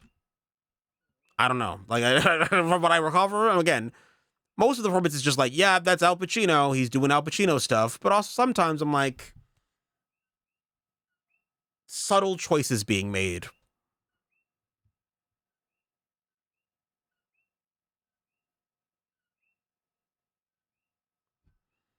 I mean, she did get the surgery. This is true. Poll is now live. This is for Dog Day Afternoon. Where is chat putting Dog Day Afternoon?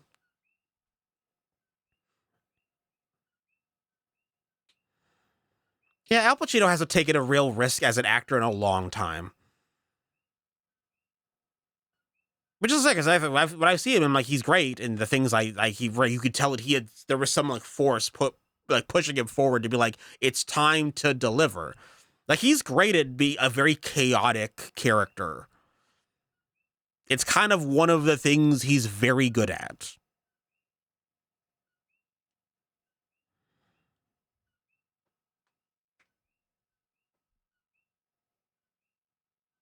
Get your votes in this again for Dog Day Afternoon, starring Al Pacino.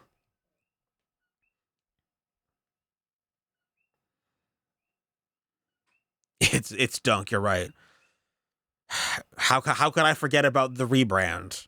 My mistake.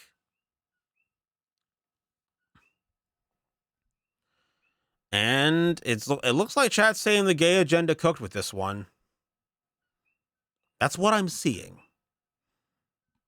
Chat very pro queer cinema.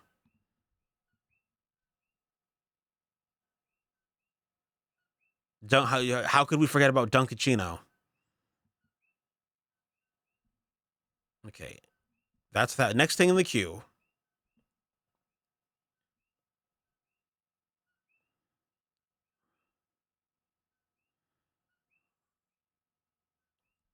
Okay, there's a couple of these films that I'm going to get yelled at for not seeing. And some of you already know this because I brought this up in a previous stream in recent memory.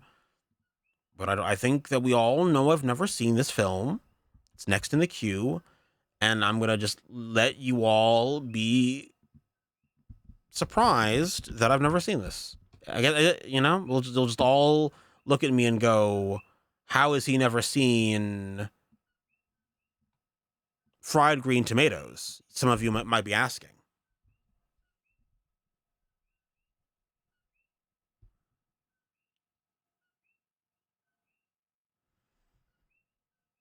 I hear it's an important queer film. People are always like talking about it. I feel, and I have never seen this, so I don't really have a lot of input other than this exists. Fried Green Tomatoes is a film.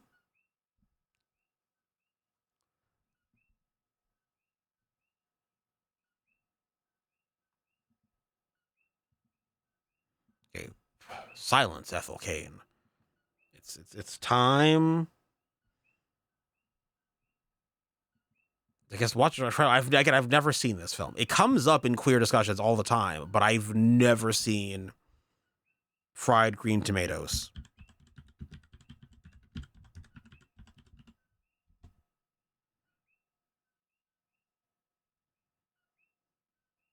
Certainly, certainly available to watch. I should watch it. Okay, I'll watch it. I'll watch some of these films I haven't seen by the next time I do this list. I promise.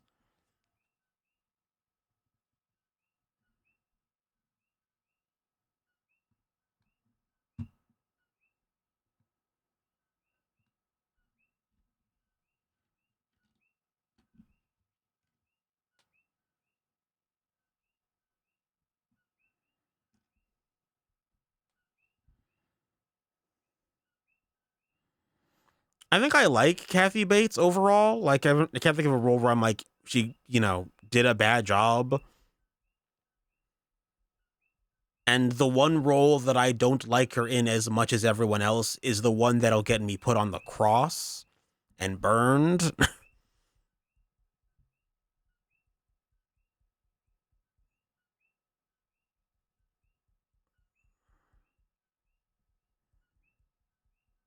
Look, if you know, you know. I'm not going to say it, okay? I don't want to engage in the discourse again about how I was not as moved by a performance. It's not Matilda. See, if you guys keep guessing, you're gonna figure it out, okay? You're gonna figure out. It's like considered the one, and it's not that I think she's bad in it. I'm not as moved by it as everyone else. The Water Boy. I'll just say it. It's Misery. It's Kathy Bates in Misery. That's the performance that I'm not as blown away by. I think she's fine in it.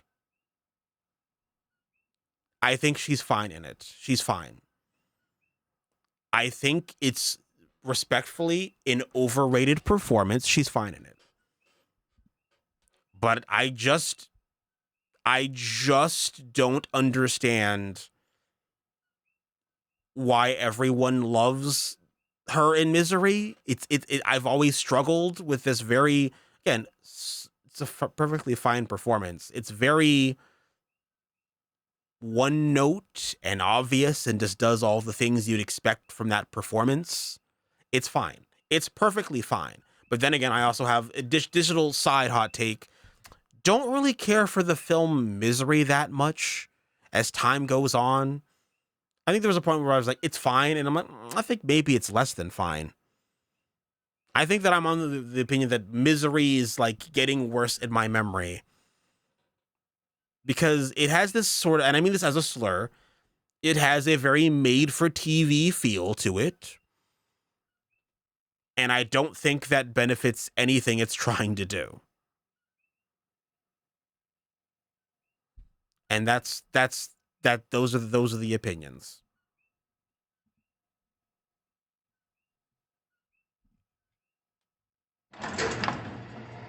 I will accept going to prison for this. I'll accept my sentence on that.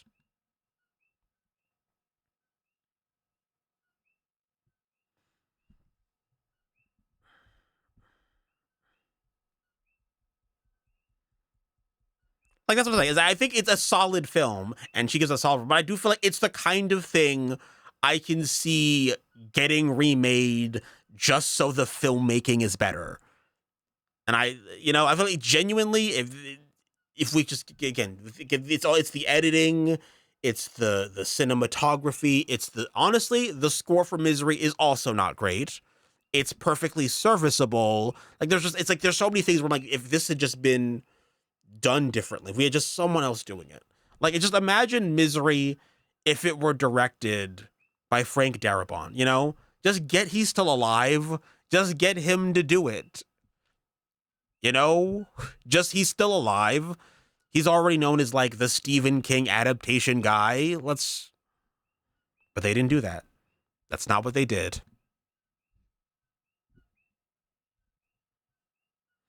And I will say, I don't look because it's coming up because Kathy Bates won the Academy Award for Misery. And I maybe I would have to look back at what else was even there on the board, but I doubt. Pressing X to doubt that Kathy Bates was the best choice for that Best Actress award. And those are my thoughts about Kathy Bates and the film Misery, I guess. I hate Mike Flanagan. Another take that I think is unpopular with like specifically horror fans. I hate Mike Flanagan's work. I think he's trash. I've never enjoyed a single thing he's ever done. And I think that man should stop everything he's doing. Look, Pim, I know it's our job to help this guy and everything, but I think this guy's a lost cause. He's obviously made up his mind. Why don't we just cut our losses and get out of here? I know that it's an unpopular opinion. I've always hated Mike Flanagan and his work. Okay, what is it, 1992? No, it was this. It was when did Misery come out? I should just figure out what year Misery came out, that I could figure out what year. Let's keep going. I know it was in the 90s, so eventually I'm going to be correct if I keep clicking through these.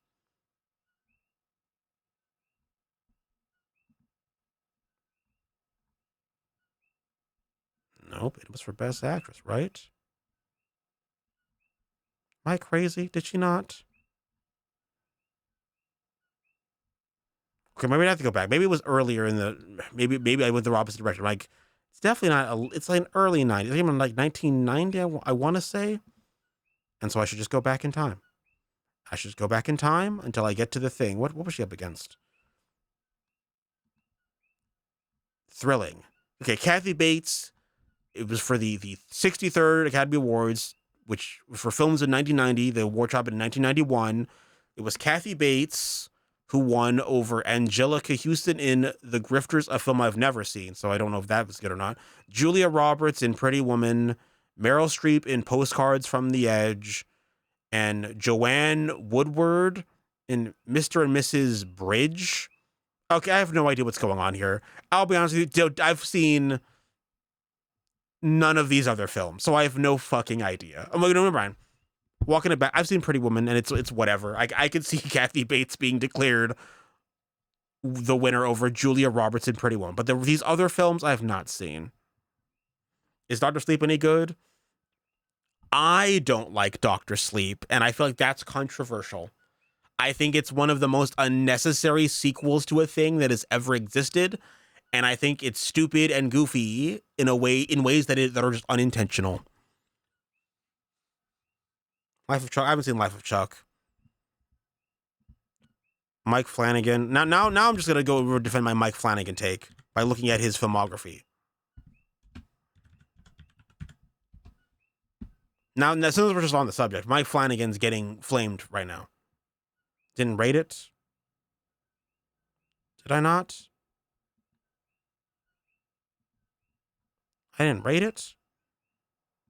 This might be a case of, okay, I rated it on IMDb. We're talking about Letterboxd. Maybe if it's probably not on Letterboxd. It's this. I probably. Dr. Sleep. What did I do? What am I doing? Letterboxd. I gave it a 3 out of 10. If anyone's wondering what I rated, if anyone on my IMDb, Dr. Sleep, that's crazy. It's a 1.5. There we go. I fixed it. This film's trash. This film's garbage. Like, I feel like Dr. Sleep, okay, I think it's because when I initially got the Letterboxd, I imported all my ratings into Letterboxd, but I think that Dr. Sleep, I watched it after I had done that, so I wasn't actively using Letterboxd like I do now, so I guess at the time, it slipped my mind. It's 1.5. It's garbage. It's unnecessary.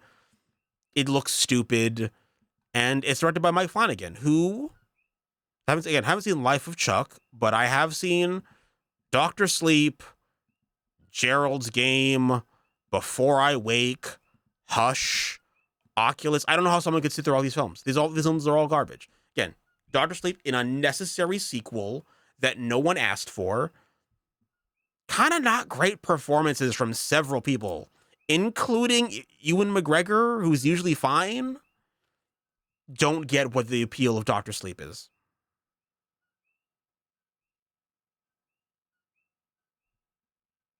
Gerald's Game, one of his Stephen King adaptations. Gerald's Game is a shit film. Like, to be fair, I don't know how the original book handles this, but this film sucks.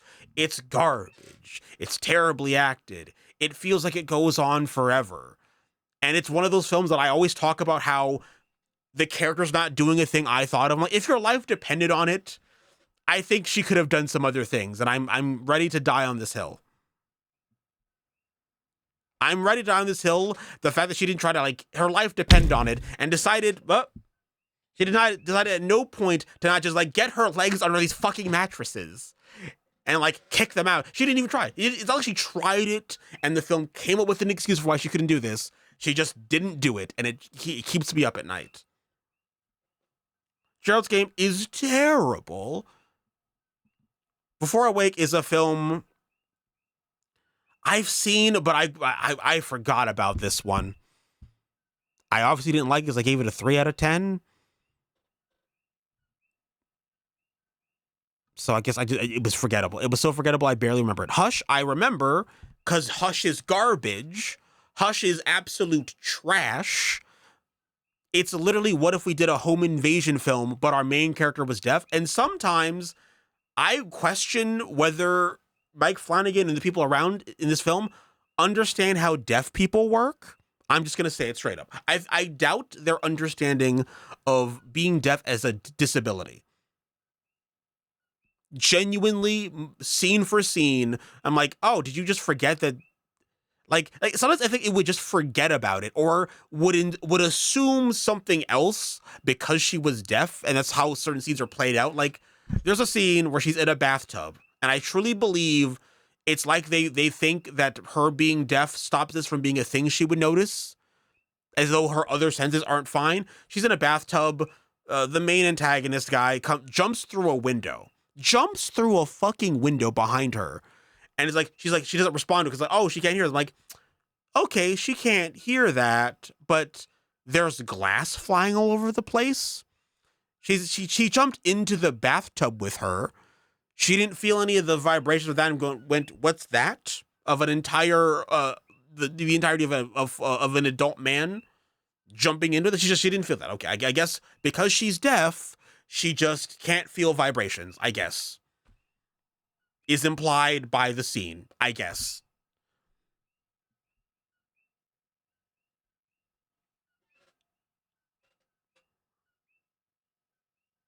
I've never been blind, T1.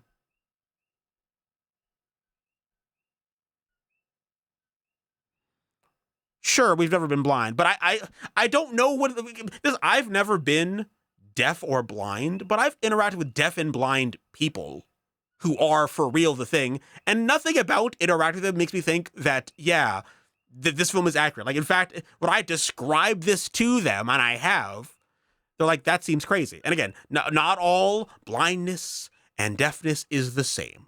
There's a spectrum. There's a whole series of complex things that interact with each other, I'm sure. But I doubt that any of that complexity was considered when making this film. That's what I'm saying. I'm saying you guys in the chat are putting more thought into this than I think they did when they were making this. This film's garbage, and I really, again, I've always hated Mike Flanagan's work. Also, Oculus, a stupid, dumbass film where it's an entire waste of time. Again, also, he's considered a horror guy who has not put a single scary thing in any of his films. That's crazy to me. Yeah, Helen Keller was deaf, blind, and dumb, if I recall correctly. Like, I don't understand how he has an entire legacy of, like, pretty garbage films and is considered one of the good ones. And I'm assuming most people haven't sat through every one of his... I mean, I haven't either. I've sat through most of his films at this point, and I don't see the appeal of him as an up-and-coming horror director. And I think he's siphoning all this goodwill he doesn't deserve. I didn't watch Absentia. I think I tried to watch whatever the fuck this is, and I just stopped. Whatever. I think I've watched exactly 5 minutes of this, and it was not very scary or interesting.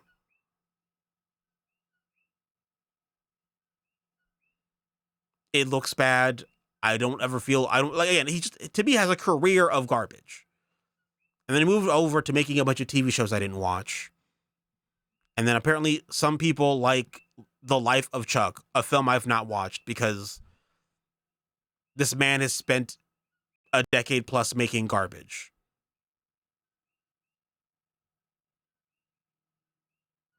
How do you feel about Kane Pixels? So what's his name? Kane Pixels, that was the YouTuber. Was this Kane Parsons is his name? Kane Pixels is like the YouTube channel. I think Kane Parsons has the potential to be a great director, to making great things. My complaints about the Backrooms is just that I think narratively it doesn't work. But I feel like in terms of filmmaking, he has a vision and understanding. And I think that if you just give him a great script, he could design all the other parts around it to work. Like, I think that even though I didn't love Backrooms, I think that there's a lot of potential, assuming that he figures out the writing part.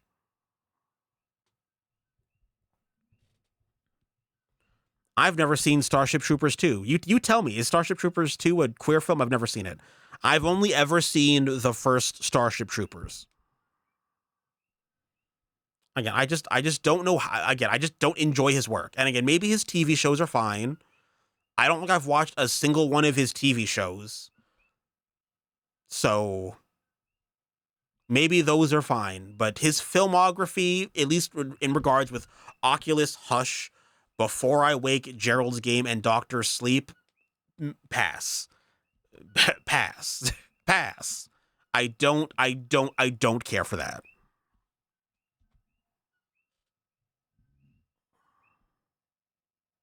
And again, I saw Backrooms in theaters. I thought it wasn't like, again, I didn't think it was more mid, but I thought it was mid because I didn't care for the writing, the way the story was told. But like, again, in terms of like, he has a clear understanding of like, cinematography, edit, like there's things because he was the main guy behind the his original Backrooms YouTube series. You could definitely see like he's an eye, he definitely knows how to make things look good on camera. I think the acting was overall pretty solid in the, I think definitely showcasing that his talents could be utilized for something great. I just don't think that great thing is necessarily the Backrooms film, but I think there's a lot more potential for him going forward than most people who are YouTubers turned film directors.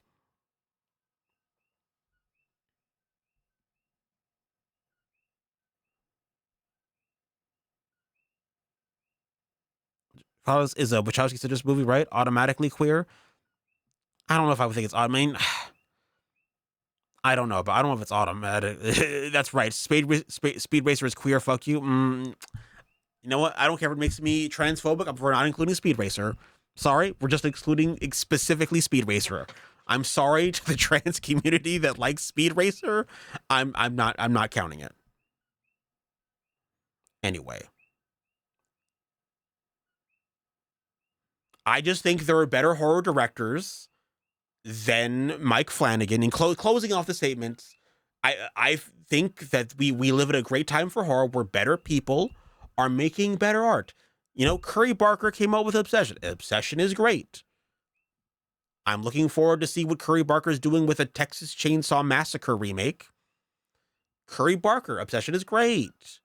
We have Coralie Fargeau, however pronounce that French woman's name, who did The Substance, and The Substance is great. In fact, my favorite film of 2024. There's just other people doing great stuff in horror. We still have Jordan Peele. Jordan Peele's still around. He's making, so there's just better people doing horror. I don't think we need to throw any more attention on Mike Flanagan, who's never produced a great horror film in his entire life. Also, looking forward to Anything But Ghosts. I also watched Curry Barker's previous feature-length film, Milk and Cereal, which I didn't love, But again, I thought it was good. I thought I saw a lot of like what things that would grow it to be fully formed, like a fully formed artistic identity in Obsession from watching Milk and Cereal. Also, welcome in Segway. Welcome in Segway. I'm now you came in at a great time. I'm getting yelled at for not enjoying Mike Flanagan's work. Hello, Segway. Welcome in, Raiders. So double raid? Double raid, what does it mean? I don't know. But shout out to Segway. I don't know how you feel about the work of Mike Flanagan, Segway, but I'm currently getting yelled at for thinking that his films are very bad. The Mike Flanagan, also welcome in Chrysanthemum. Yeah, we're doing a queer films tier list.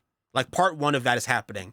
And in the middle of showing a trailer for Fried Green Tomatoes, I went on a series of rants that began with, not liking Misery that much, not loving Kathy Bates in Misery all that much.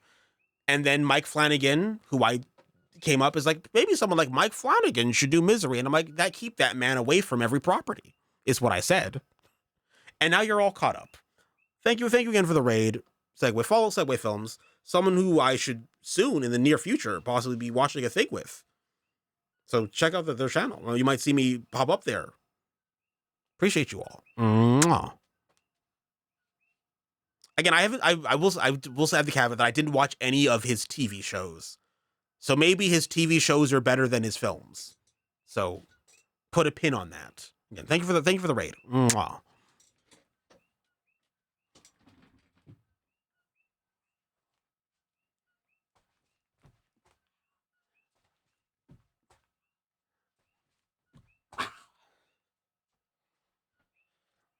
Also, Chrysanthemum, thank you for the bits. Mwah.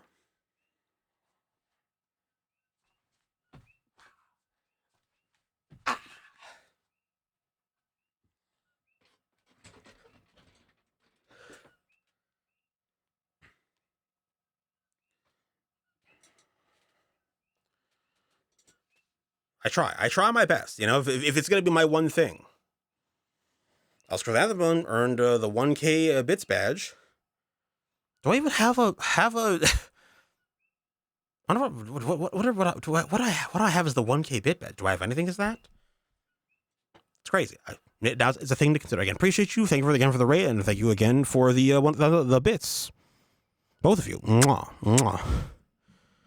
First up, experimental artist who was ahead of their time, Segway Films, whose name is already really truly a big supporter of the stream. Already this month has rated me twice previously, and I was upgraded to being the leader. 3 raids from Segway this month alone. And the gay agenda's strongest warriors, which now includes Chrysanthemum.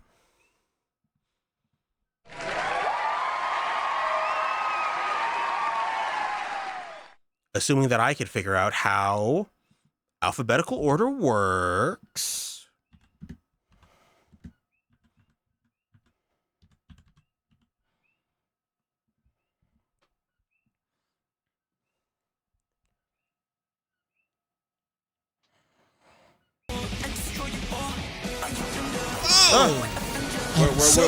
We're in a hype train. Finally, I get to eat. Finally get to eat.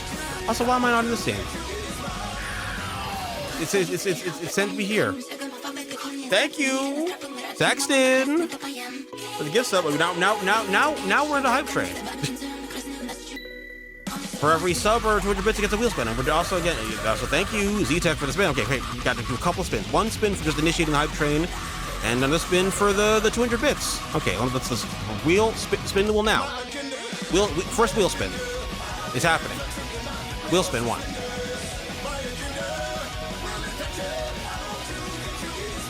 Okay, first up, 10 sit-ups. We're doing it. Let me figure out. I gotta figure out a better system for this. Taking the hat off. It's gonna be a hassle the whole time. Poison in the water, you lap it up. I know you're very thirsty, baby, for this drug. With mind control, It's just for fun. We're out here turning frogs. Homosexual.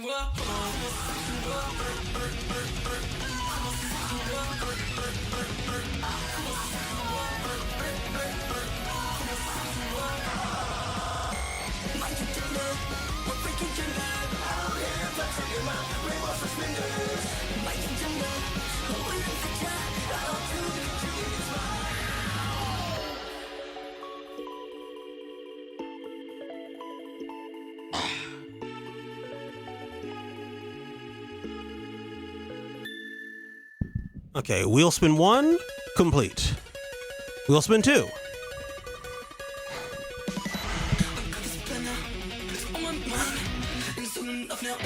He just wants me on the floor, I guess. 10 more sit-ups. It is.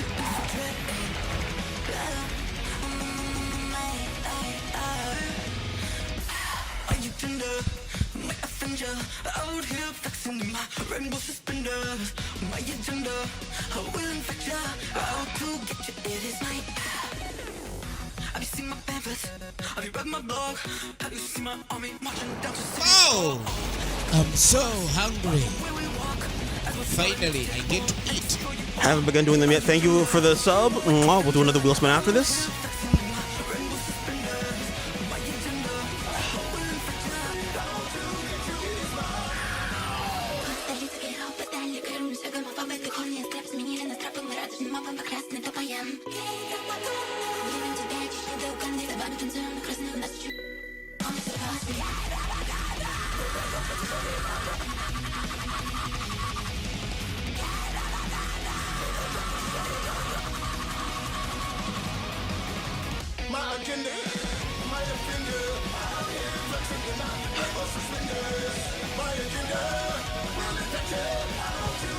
Okay, another wheel spin. Oh, I'm so hungry. Finally, I get to eat. Finally get to eat. Okay, 2 more wheel spins. First of those 2 wheel spins.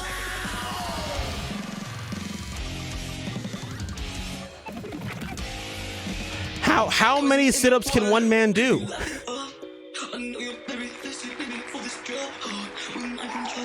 How have I ever done this many sit-ups in my entire life? Okay, we're here. 10 more sit-ups.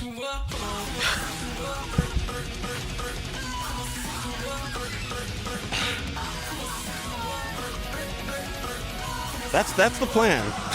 That's the plan.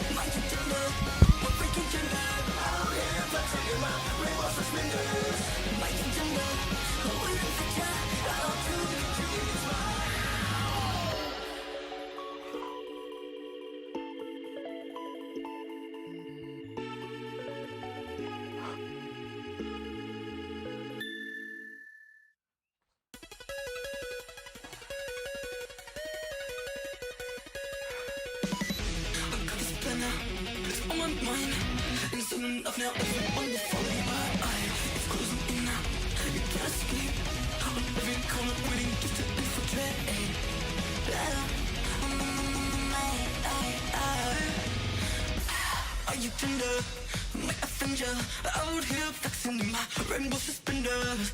My agenda, I will infect ya. Out to get you, it is night. Have you seen my pamphlets? Have you read my blog? Have you seen my army marching? I swear to God, if this next wheel spin is 10 more sit-ups, I'm gonna lose my mind. You might see me crash out in real time if it's 10 more sit-ups. You're gonna see me crash out. Okay. Now it's 10 squats. We finally move on to a different physical activity. 10 squats. Okay.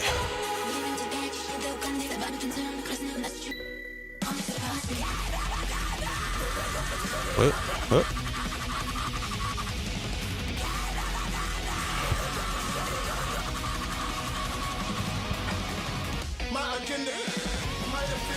10 squats it is.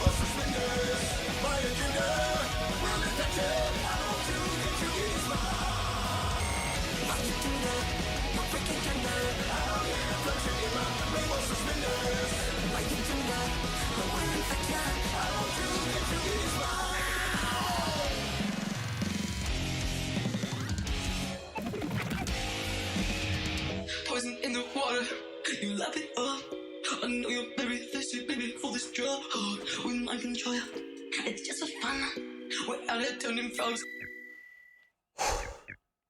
Homosexual. And that, I think, does it for the hype train. Thank you all. 3 subs, a total of 1,422 bits. Appreciate you all.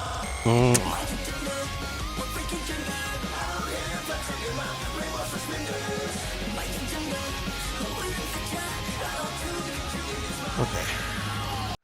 Gotta add some names to the list. Anything I can do? Let's see. Okay. Let's scroll up to the names. So we got from Chrysanthemum, but I need Saxton. Sub from Saxton. Okay. I'm not dying. I'm not dying. You're dying. Saxton's name was on the list. Then it's Billy Stewart.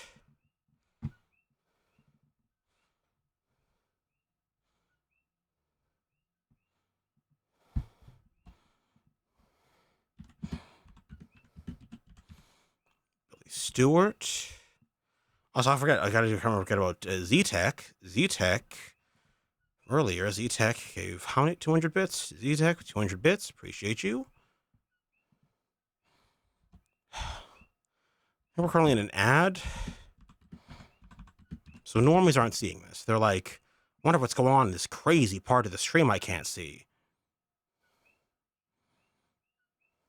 And of course, 2026, more like 1984. At the top, really. Surely the toppest of the tops, I've been saying.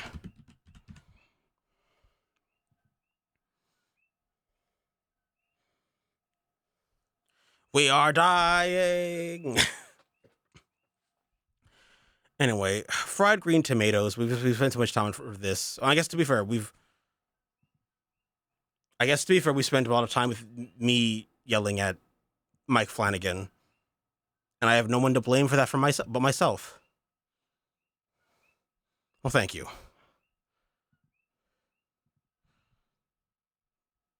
Okay, for those of you, again, the ads are over. Everyone, where are we putting fried green tomatoes? This is you, chat. Where's it going? 1 for the gay agenda cooked with this one. 1 for the gay agenda cooked with this one. 2 for great, 3 for good, 4 for mid, 5 for bad, 6 for gay rights revoked, and this is for the film Fried Green Tomatoes. I didn't crash out, okay?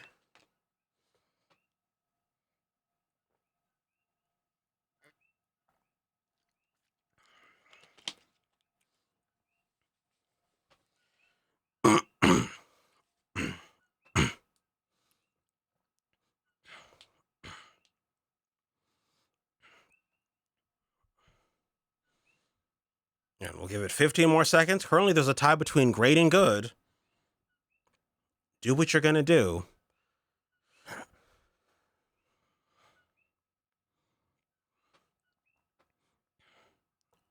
Oh.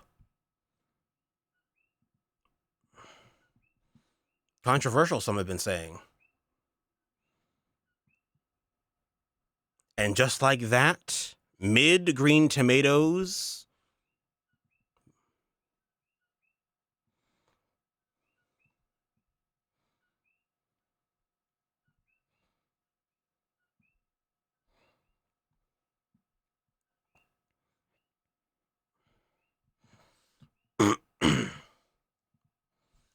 Okay, next thing in the queue, mid green tomatoes it is.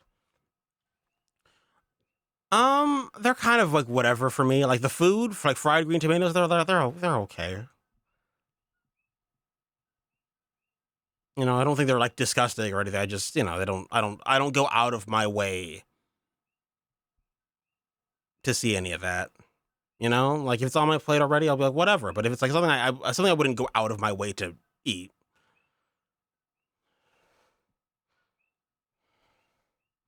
Okay, next up, Billy Elliot, another film I haven't seen, but it's been made.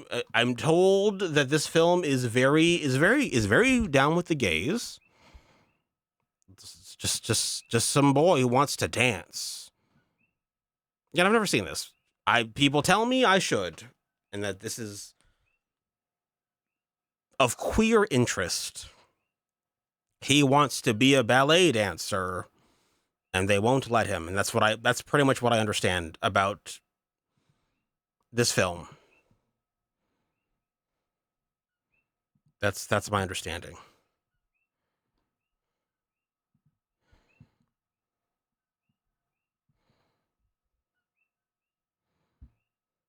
You know, I agree. Why would someone do that?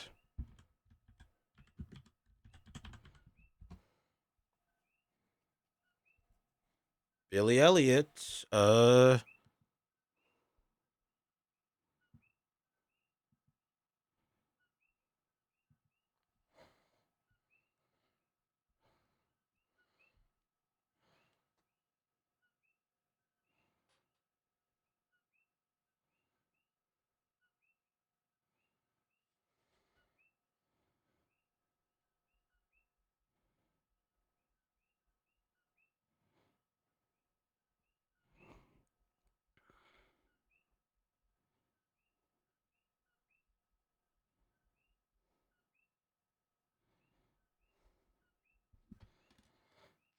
do the man stuff, not all this gay dance.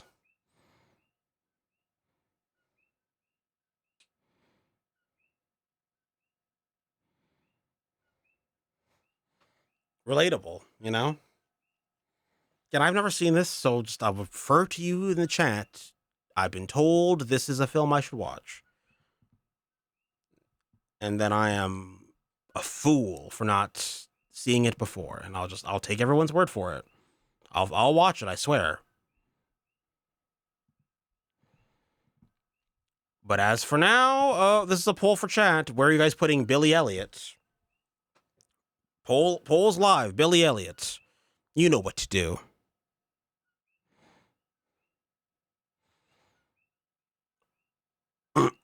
Again, 1 for the gay agenda, 2 for great, 3 for good, 4 for mid, 5 for bad, and 6 for gay rights revoked. Those are your options. Again, chat. Some of you have seen this. I haven't. I'm just some guy. I'm just a little guy.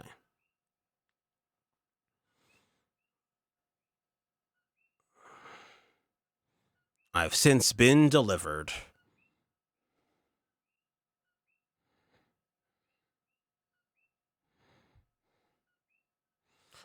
Billy Elliot. Also, welcome in Velvet Avalon. It's for Billy Elliot. That's the film.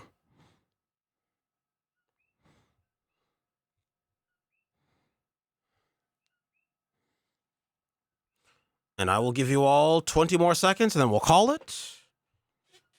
Seems like everyone thinks it's good, but we'll see. We'll see where we are in 20 seconds.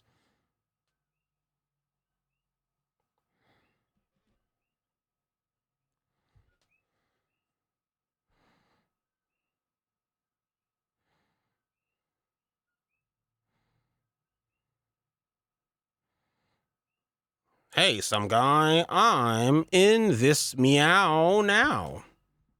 Truly an icon. Okay, it's in good. Interesting. Seeing chat be a bit more spread out with its takes on queer cinema. Usually we have, at this point, 80% of the list in one tier.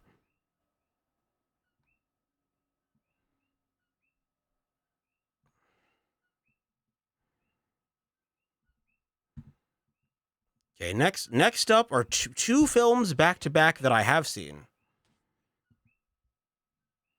So now we're returning to the streamer giving input on some submissions. You get tickets now. 12th of February 2027 to 31st of July 2027. Watch out.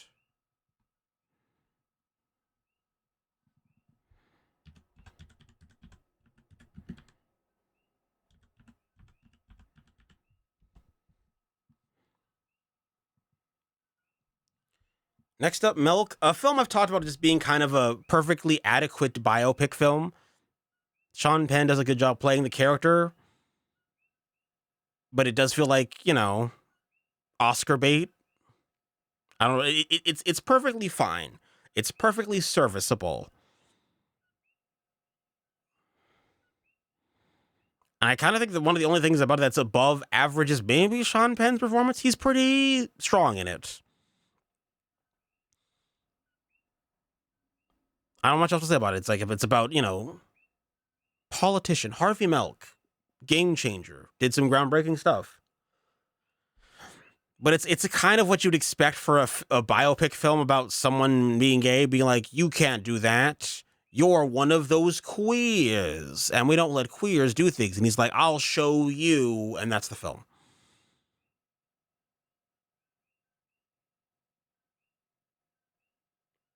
Dan White's cousin, interesting. Seeing This Must Be the Place by Sean Penn, I have not. And I hope to keep it that way.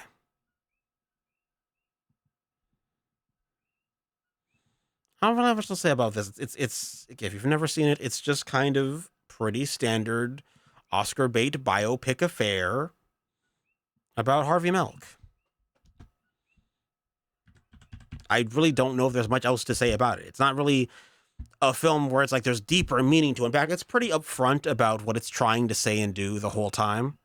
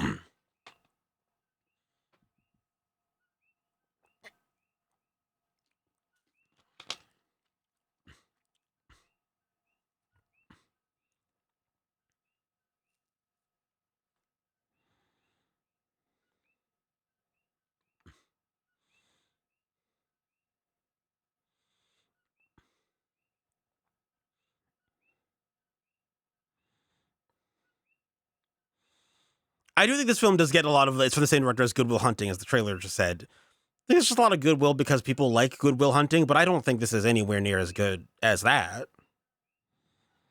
From a writing standpoint, or even like, a filmmaking perspective.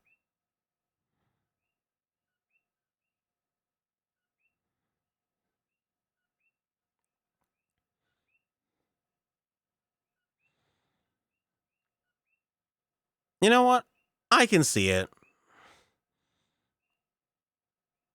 Considering some of the people I know from San Francisco, there's a vibe about it that gives, there's a conservative like vibe in there. Not the most, prominent thing, but it's there. I don't know.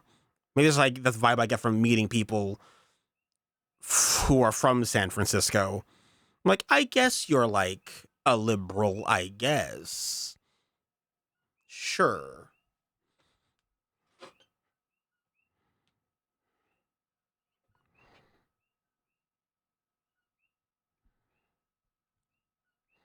Just believe.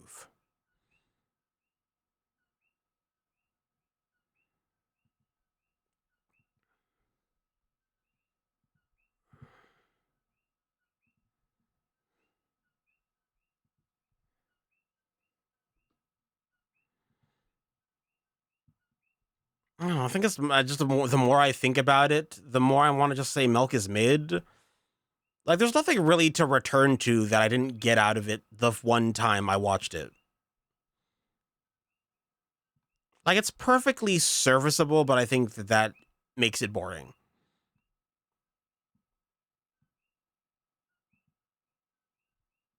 I'll say mid for my ranking, but we will open it up for the chat. You're basically anti-gay rights? I guess so. If thinking the film Milk is mid is a faux pas, then so be it. I'll be the number one guy for that. Poll is live. This is for the film Milk. Chat's ranking for the film Milk. 1 for the gay agenda. Cooked with this one. 2 for great. 3 for good. 4 for mid. 5 for bad. And 6 for gay rights for vote. And those are your options.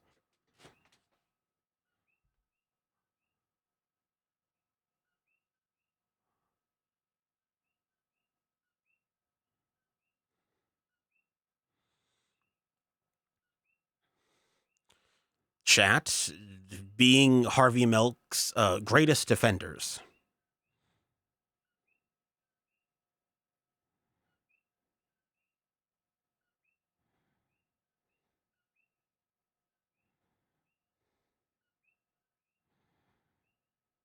Look, some people love this obviously more than I do.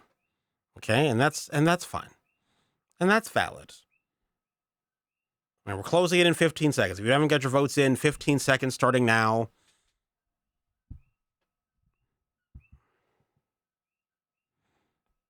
But it seems like it's probably going to hold strong where it is.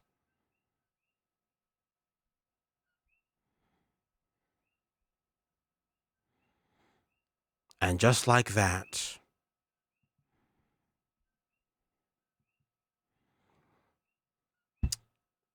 the gay agenda cooked with this one. Look at chat being so woke. They love so much of the gays in the films.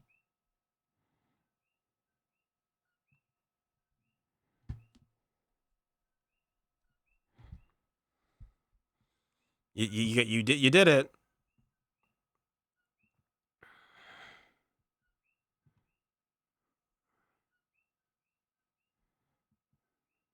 You're too tired to be woke? That's fair. Next up, Bohemian Rhapsody. I think I've gone over high. I don't like this film. And I will do so again. My favorite. Look, some of my favorite people are Xanadu. You know? Brooke is always saying. You know, I'm down with those people. I don't know what I'm saying. Xanadu? I've never seen Xanadu. Maybe Xanadu is very gay. I've never watched it.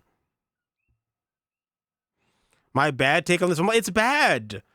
What do you mean? This film is bad. It's heavy-handed and repetitive, and it's got terrible editing. One of the only things worth saving from this film is just, I guess, Rami Malek did a good job playing him. This film is bad. This film is bad. It does all the obnoxious things that specifically like music biopics do. The whole like, I came into the studio. Hey, I've got this random crazy idea. This random crazy idea, huh? For this, you want us to play this thing called Bohemian Rhapsody? I don't think that's going to work out, but I guess we'll give it a try. It just does all the things, all the annoying things that these films do. You look, you can decide at whatever in your heart what you're doing. I'm doing all things considered. I think that this film isn't great about the gay stuff or about the filmmaking. Are there any great biopics, in my opinion? I'm sure I have to think about it. Because when I think of biopics immediately, I just go, oh, definitely not the Elvis one. Definitely not the Marilyn Monroe one. I mean, I do really like Rocket Man. It is so funny because when I look at the editing, it's one of the worst parts about it is how it's edited, and that's the award. Like I truly believe that the Academy, when it comes to technical awards, just gives not even just technical awards, just all the awards are like whatever the most of the thing is. Is there a lot of editing in Bohemian Rhapsody? Sure, there's a lot of cuts. If that's the determining factor, then sure, there's a lot of cuts. So therefore, it's the most editing. Therefore, it's the best according to them. Behind the Candelabra is better. I would say that. Definitely. I guess also they think that there's films I'm sure I'm not thinking of when it comes to biopics that are biopics, but I'm not as familiar with like the real life person or story, so I don't think register them immediately as that's a biopic. Editing award, stay mad. Look, I will stay mad. You know? So the editing is so bad in Bohemian Rhapsody, sometimes I recognize the bad editing in other films. Everyone who's seen both films, back me up on this. The editing of Bohemian Rhapsody is 1000% in that Brad Pitt F1 film. Okay, it totally is. The a thing has happened and we have to cut to every person's reaction to the thing happens multiple times in F1. And that is such a Bohemian Rhapsody. Again, maybe not the only film to do it, but it's a film when I think of that type of editing of a thing has happened and let's cut to every person's reaction, regardless of whether their reaction fucking matters for the thing or not, and just essentially pad out a moment with a bunch of unnecessary shots of characters being like, it's annoying. I hate it.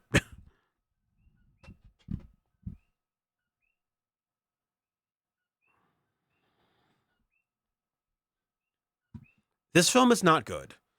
This film is way too long. I don't think it's, again, like, who benefited from this other than the people who wanted to make money off of Queen's name?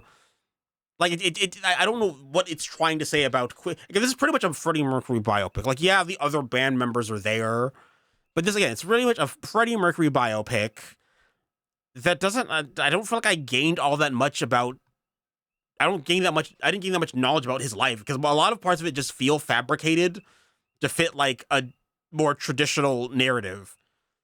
You know, I refuse to believe that Queen composed their best songs by one of them completely independently going, here's a crazy idea that I just thought of just in the moment. Like Bohemian Rhapsody, I guess we'll just try it. I refuse to believe that's what happened.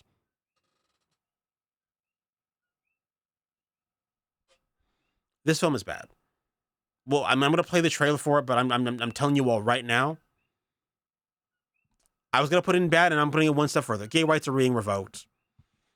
It just gets more negative in my mind. Gay rights are getting revoked, according to me. I was just going to put it in bad, but I'm like, nope, it's worse than just bad. We're gonna play the trailer before you guys rank it, but I'm just putting it in the worst tier right now. I've done nothing wrong.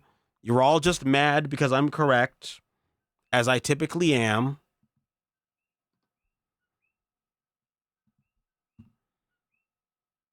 Let's all suffer through this trailer the one time.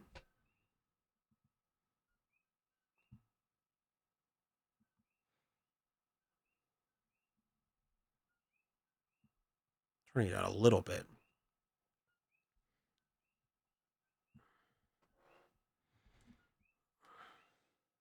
Like, I don't know who wanted this. Don't you want to come away thinking you have a deeper understanding of the person the film is about by the end of it? Parts would just feel like it's a clip show of like, remember this Queen moment? I'm like, sure, I remember it, but like, I just watch a documentary about those events. You know, I don't need a film to be like, remember when this performance happened? Like, yeah, like the point of like a narrative film would be to expand upon that, you know? To like showcase to me why this thing was important, not just look at the spectacle of it and go, ooh, isn't that neat? Doesn't that look cool?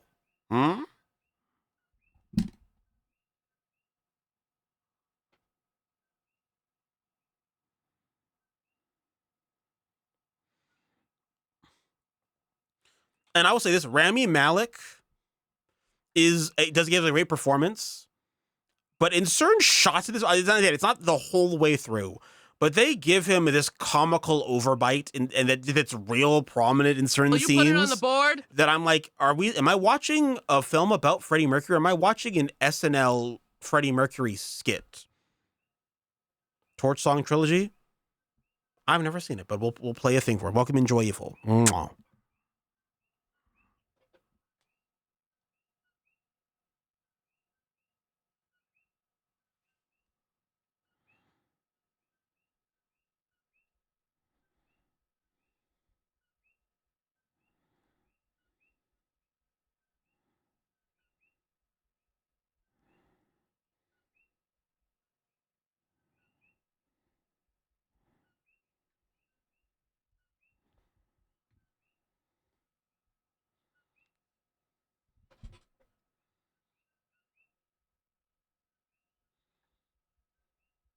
See, like, this is what I'm talking about. I call this the Mumford and Sons. Well, I guess we do have to blame Queen for being one of the forefathers of late 2000s, early 2010s stomp clap music. I guess we have to kind of like blame them for that to some degree.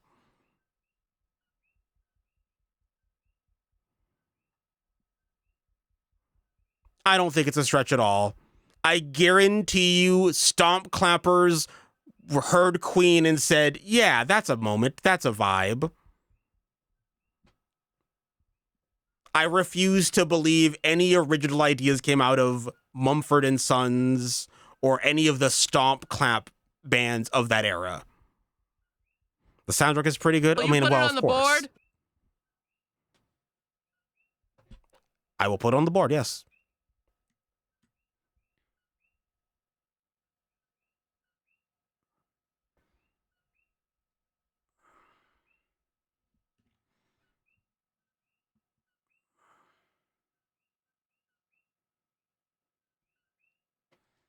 I didn't say Stomp Clap was. I'm saying that it's so clearly an inspiration for people who end up doing Stomp Clap.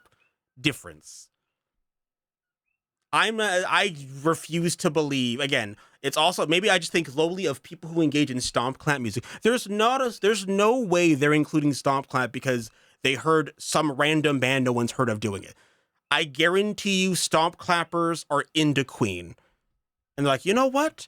That's a vibe. I can believe that. You know what? If we're making a biopic about about all those Stomp Clap bands, I guarantee you, at one point, "We Are the Champions" comes up. I guarantee you. I guarantee you it totally comes up. How could it not? They're not coming up with original ideas. That's why they're stomp clapping. You know? They're already in the worst place possible for artistic ideas. Stomp clap music.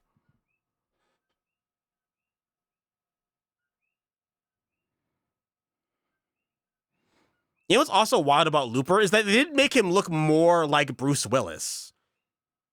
Like, what they do to Joseph Gordon-Levitt doesn't make him look more like Bruce Willis. He looks like some guy who got bad plastic surgery. Not even like if Bruce Willis was younger and got plastic surgery that way. Just it's weird. Anyway, I said it was gay rights were revoked. We're going to a poll. Where's chat putting Bohemian Rhapsody? Poll is live.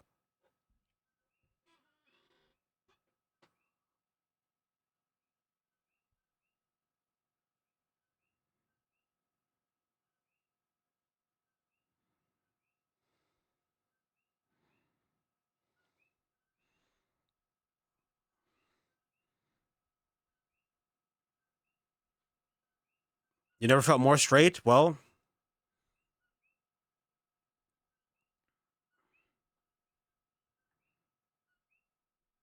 overwhelming negativity for Bohemian Rhapsody. Good.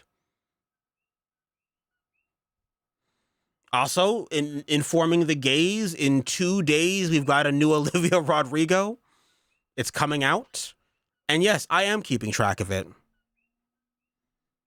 So 2 days, it's time. I also do think that having Brian Singer's just not that great a director, period. So this, again, ignoring all of the personal reasons I wouldn't want Brian Singer on anything, he's just not a very good director. You know, like, and who thought that getting Brian Singer on this film was a good idea? Someone with no background in really making biopics or musical based films. It's just, I don't know. He seemed like a random choice. And with that, it's pretty overwhelming. Gay rights are being revoked.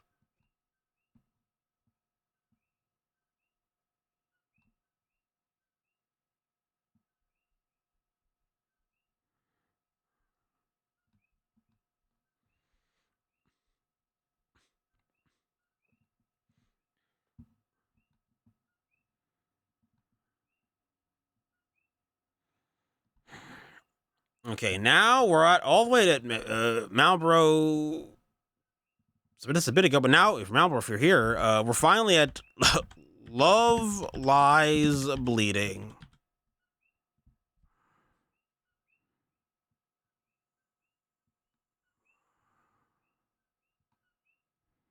Hey, Matsu's Queen's only good song. Well, that's a take.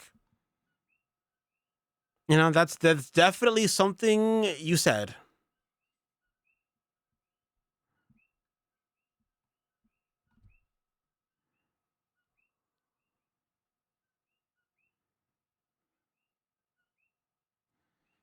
Yeah, I think you're correct. If I recall correctly, that's how the story goes.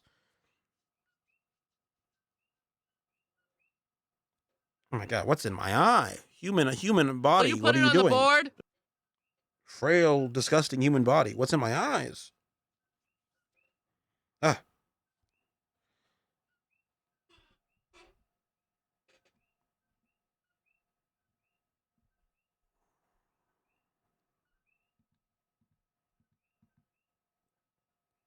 Okay. Now that's there.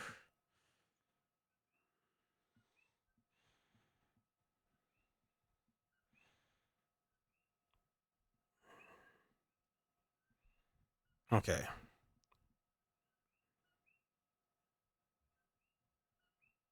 Okay. Put that there and there. Now that's okay. Love Lies Bleeding. This I don't know how to this lesbian crime story with Kristen Stewart and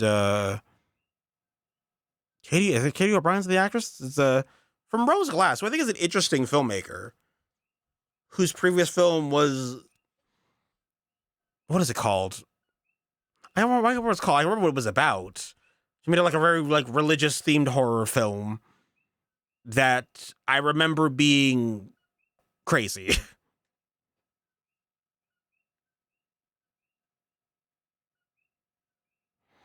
Is it a lesbian crime story or is it a lesbian crime story? It is a lesbian space crime story. Huh.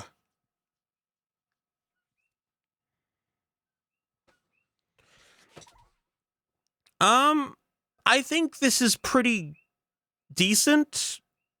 Like it's hard because I think that in theory it's a solid film. Uh, or one of the characters whose name I can't remember the character's name, but Katie O'Brien's character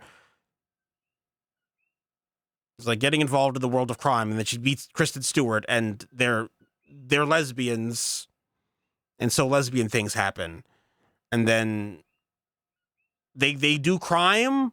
They get into a big crime cycle, and have to do more crimes to cover up other crimes they're doing. I don't know. I remember it being fine. Like it's all right, but maybe I'm just not as into this like style of crime story, I guess. I mean, it's like lesbians do crime, but they're doing crime because, you know, the passion they have for each other, you know? You know, they feel the gay within them, and that causes them to want to commit crimes, to support each other. There's not really much else to it. There's not a lot of surprises or change ups in the story. Will It you put it goes on the the way you board? think it would go based on the setup of Ed Harris is, you know, keeping us apart. We've got to figure out a way to get out of his clutches, and it's like, well, just kind of just goes the way you think it's gonna go. I don't know what else to say. There's not much else. It's a perfectly fine film. I don't know what else there is to say. Nothing stands out to me as like exceptional about it. The acting was fine. It was decently shot. It's perfectly fine on a filmmaking level. I just wasn't wowed by the story. It's a story you could see coming a mile away, so it's hard to be invested in that for me. If I just know where a film is going the entire time and I'm 100% correct the whole time, it does dampen my experience of watching it.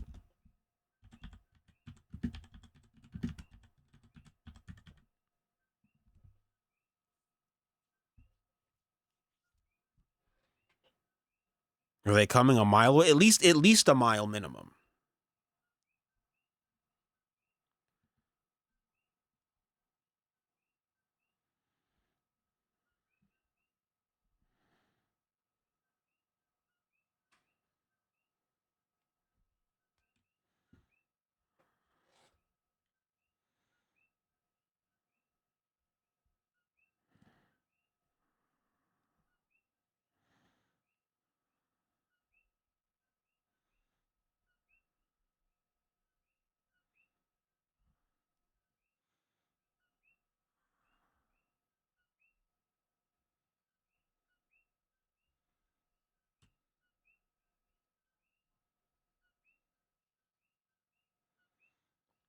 Oh yeah, it also had the Franco brother that isn't James.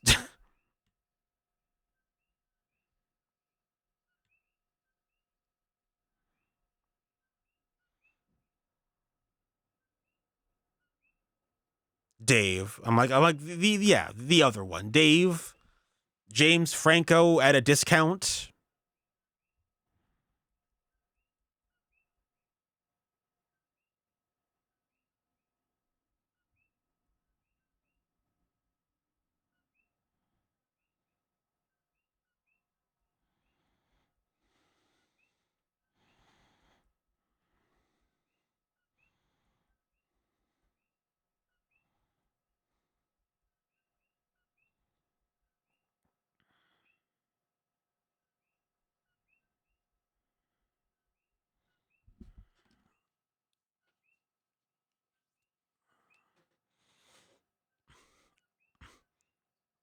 We need a Franco. I mean, that would be the best one.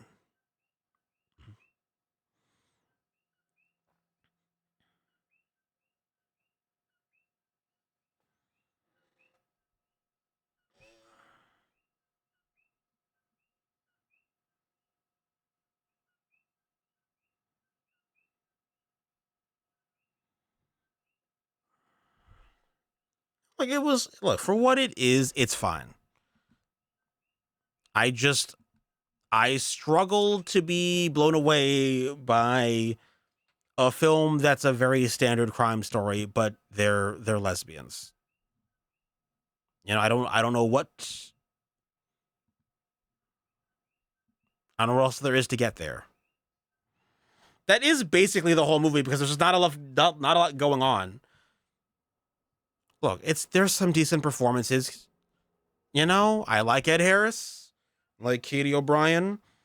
For the most part, Kristen Stewart is fine. For the most part, there's a couple of scenes where I'm like, we could have just packed you up here, but overall, she's solid.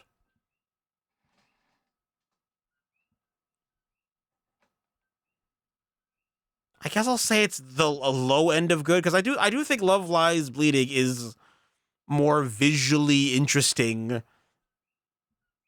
than like a Milk or a Tom of Finland, even if it is just a lot of and bisexual lighting and this scene's red, you know?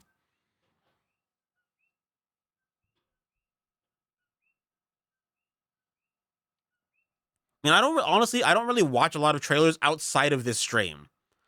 And it's mostly for films I've already seen. So you know, the impact is lower on me. But I can understand like if you've never seen this film before, you watch that whole trailer. It is basically the film. You basically got the highlights of it. So I would say Love Leslie. It's good, I guess. And that's only because looking at what's in mid, I'm like, I guess it's better than those. So one tier up, I guess.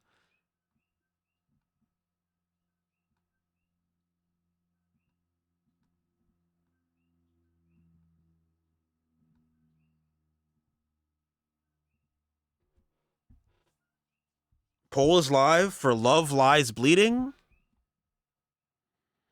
Where are you guys putting it on the tier list?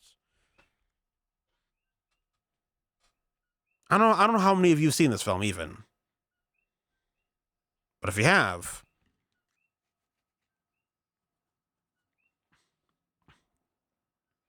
Or if you just have thoughts. I mean, it does feel like the kind of film that if you watch the trailer, that's basically what the film was.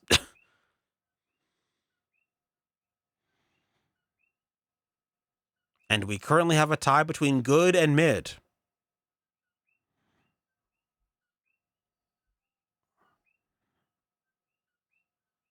And we'll give it 15 more seconds, and then I'll call it.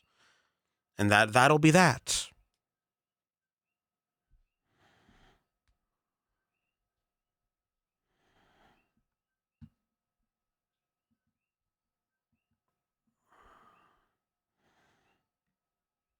Chat, so deeply conflicted on this one.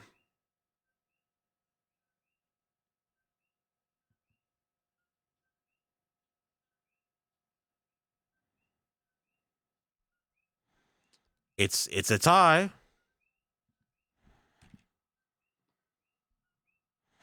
First coin flip of the night.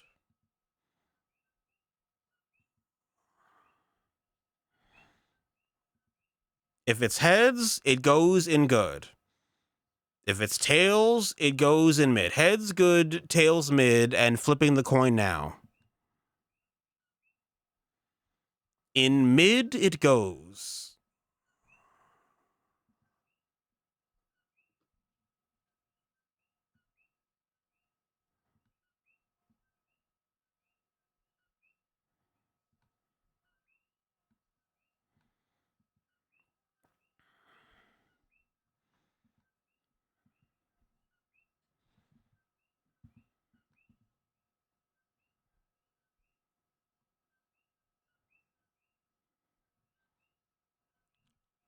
I've recently talked about my opinion on this film, and I feel like we're coming full circle.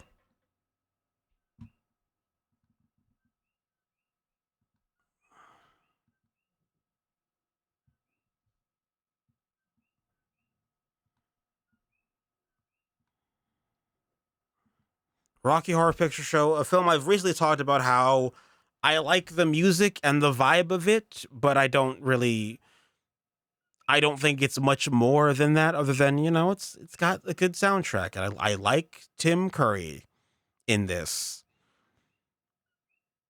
I feel like it's the kind of musical I tend to not gravitate towards, and it's a big dumb number, and that's it. That's just what it is. It's just a series of big dumb numbers. The story is kind of minimal. Considered a general, not even just a queer classic, but a general, cult classic type film. That I like the music. I like Tim Curry. I like the vibe it's going for. I don't know if I care for the story it's trying to tell. But it has Meatloaf in it, This is true, I don't have much else to say. I just feel like, again, when I don't have much to say about the story or the filmmaking, it's like, well, I think I've exhausted all the things. And that's it. I've exhausted all the things.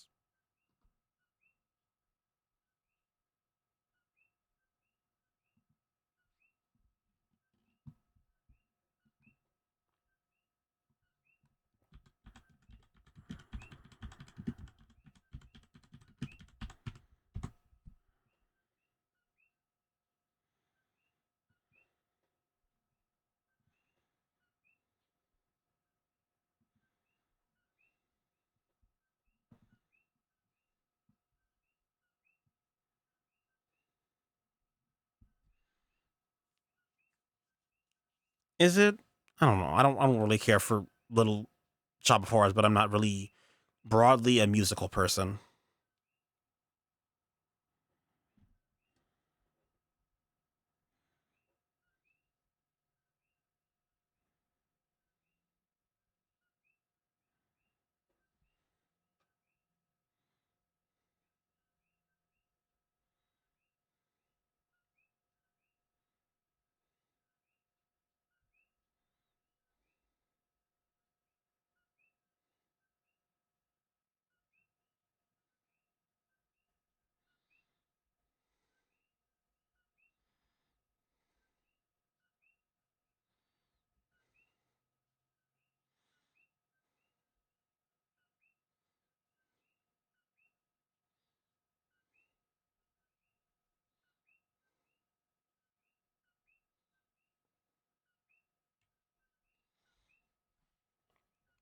you know?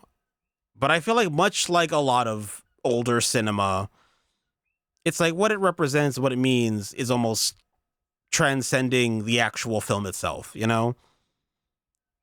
Like its impact isn't cinematic, it's cultural, which is fine. I just wish if I looked at the film, it would give me that, you know? Like again, it's an important film in the grand canon of films when you think about it, in terms of people exploring sexuality. A lot of like people realized even outside of sexuality, just like that there's they were alternative in one way or another, you know? And I appreciate it for that. I just it's not even like it's a horrible film. It just generally I do think that a film should just have a strong story, broadly speaking. And this has a story that exists to play the next big dumb musical set, which is fine. Which is fine, I guess. Just not for me.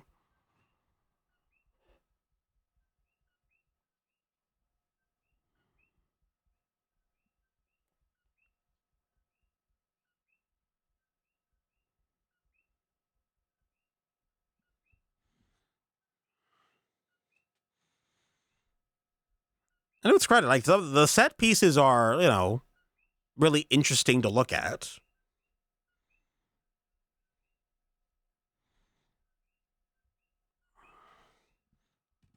Yeah, thank you. That's that on that.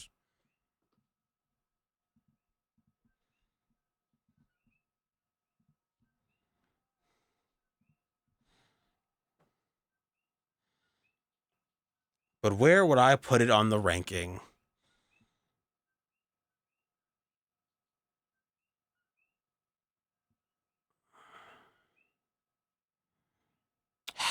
I'll put it on the lowest end of good. Again, it's looking at the tier list. I'm like, well,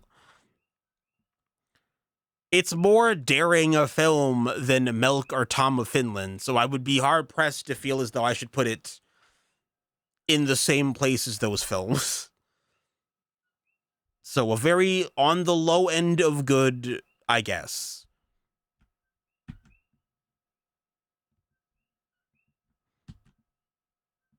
Having Milk and Tom of Finland in mid makes it really hard for me to be like, yeah, everything, the things that should be there should elicit the same sort of vibe. At least Rocky Horror Picture Show was, for the time, daring. They were trying to do something that not every other film was doing. So I think that's worth enough to say that it should be at the bottom of good. Poll is live. Where is chat ranking Rocky Horror Picture Show? The poll is live. Now is your time. As the queer artist Laganja Estranja once said, this is your moment. Have it. She didn't say that. I just got a completely different queen mixed up with it. Laganja didn't say that. That was Jasmine Kennedy. But they're both look, I got them confused because they have very similar energy. I think that if you saw Laganja Estranja and Jasmine Kennedy, you'd be like, you know what? I can see a kinship there.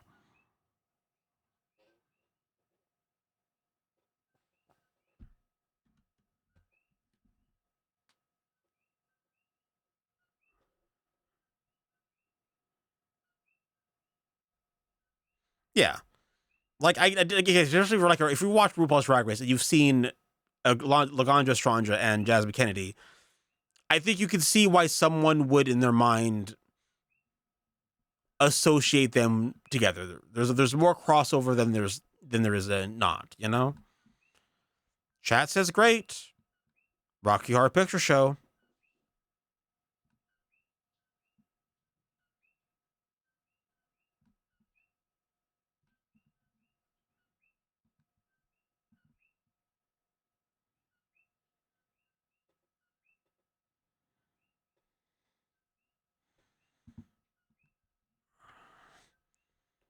Look, people have thoughts and feelings even.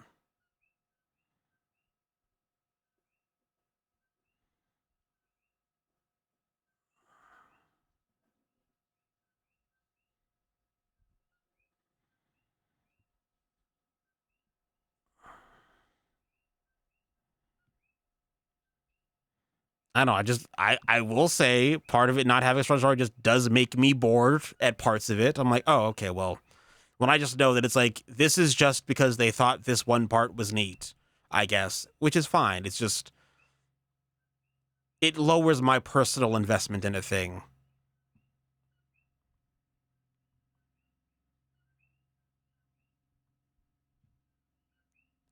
Okay, catching up where the queue is. Next thing in the queue is a film I think I've infamously never seen.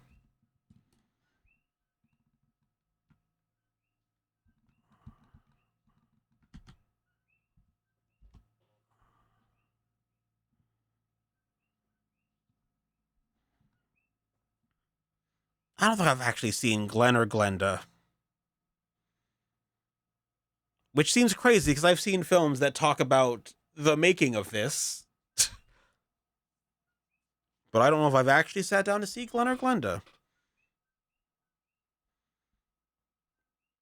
A wacky film of its time.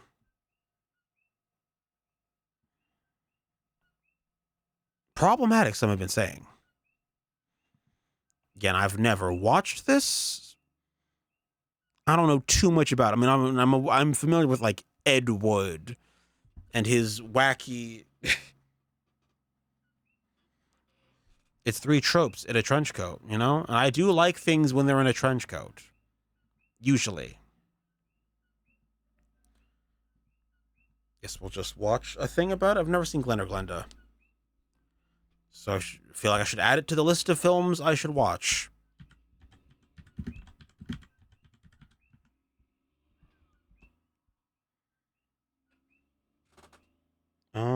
Where is the thing? Where is keyboard decides to start dying? Inconvenient, inconsiderate of my keyboard. There we go. Crisis averted. Is Ed Wood's best film a high bar though? I don't know if I've now that even though I've been familiar with Ed Wood, at least the story of his work, I don't know if I've actually sat down to watch on any of his things. Glenn or Glenda?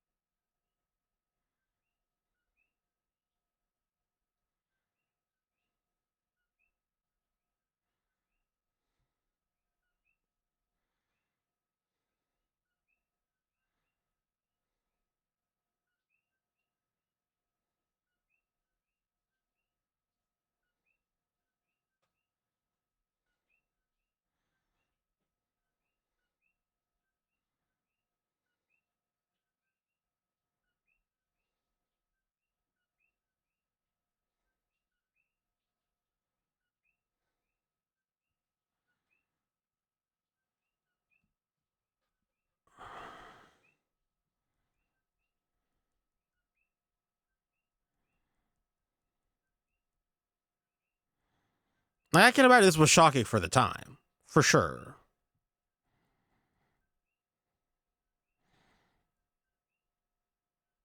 This came out nearly 100 years ago.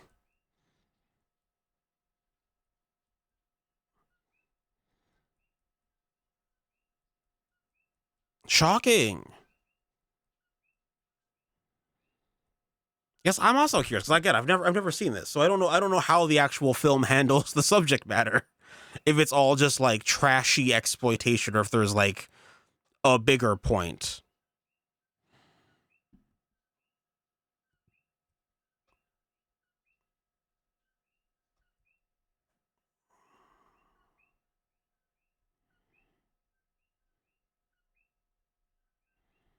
Bela Lugosi and Glenn or Glenn. That is the trailer. It's also a long ass trailer.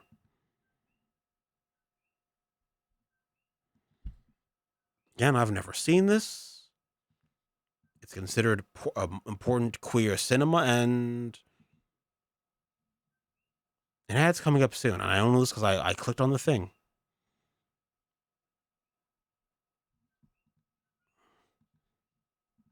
Okay, poll is live. Where are you guys putting Glenn or Glenda?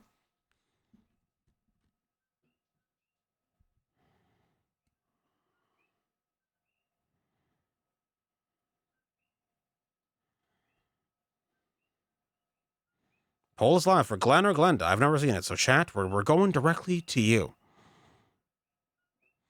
Well, you might see the Chocolate Man again soon because the ads are coming in soon, which means the alert's going to go off, and you might see the Chocolate Man again. No one has seen it. I mean, I'm assumably Bill Casey has seen it because they were the one who submitted it.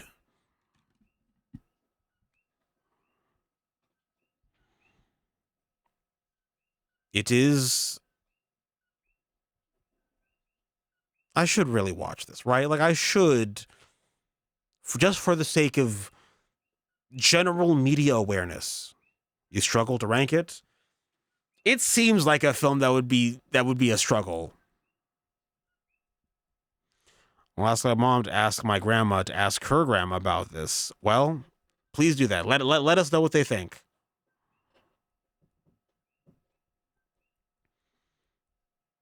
It defies all categories.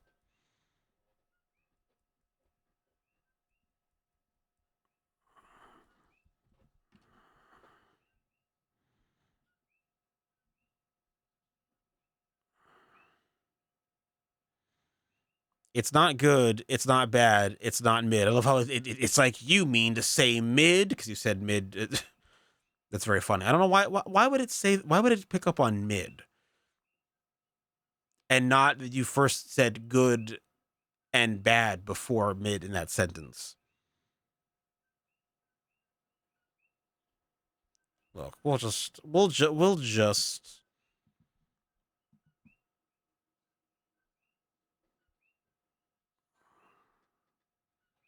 should we use 50s slang to categorize this? Look, I'll just call it. I feel like if no one's really seen it, we might as well just like table this for later. I don't know. Maybe I force this upon you guys in the Discord. It doesn't. Who cares? We played it. Maybe we will come back to it at a previous time. And also, what 50s slang do you think we should be using for it? Like what's a 50s slang term for whatever they're doing? Three, messy. Okay. Okay, buddy. Okay, buddy. Now to a film I have seen.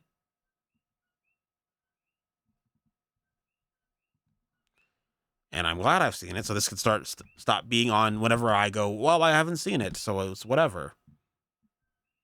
Also, I didn't think I've also forgot to add on this list a haven't seen option, which I might add later in a future one. Thing I completely forgot. You don't do a tier list for a week and suddenly forget how you've structured them. But Adventures of Priscilla, Queen of the Desert, I have seen, and I think it's delightful. I think it's a delightful. Is Handmaid in there? It isn't there currently. It should be. It should be there. Priscilla, Queen of the Desert. Again, I what I appreciate is that it's authenticity. It's kind of like a road trip, feel good comedy in maybe the best way possible. Very interesting characters, very funny, Very, very, very endearing.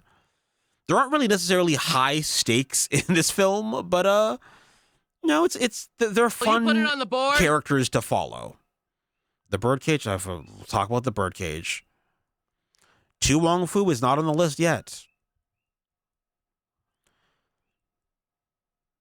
Again, I think it's there's a lot of authenticity in the way it showcases drag culture that feels true now. Like I see this and I'm like, I can see how you get from a Priscilla Queen of the Desert to a lot of modern drag.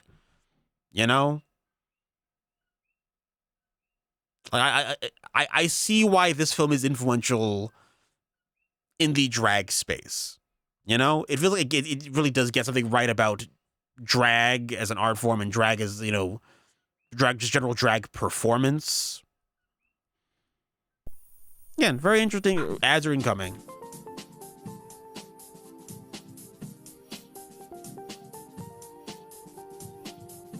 The ads are incoming.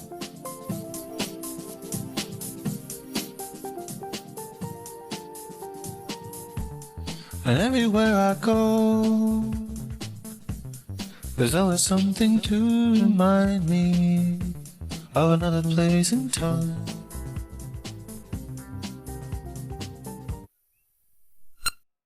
The ads are incoming. So get ready for that.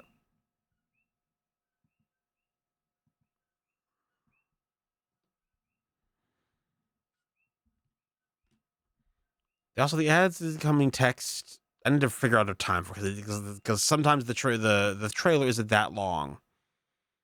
But I have the text set up from I don't know how much time it is. It'll go away eventually. There it is. There it is. I'm like, eventually you've got to go away. I know I said a thing.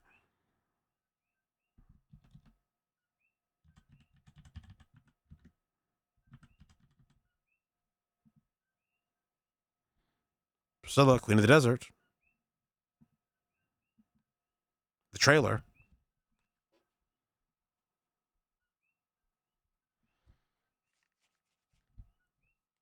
I don't remember this. But that sounds like a terrible idea.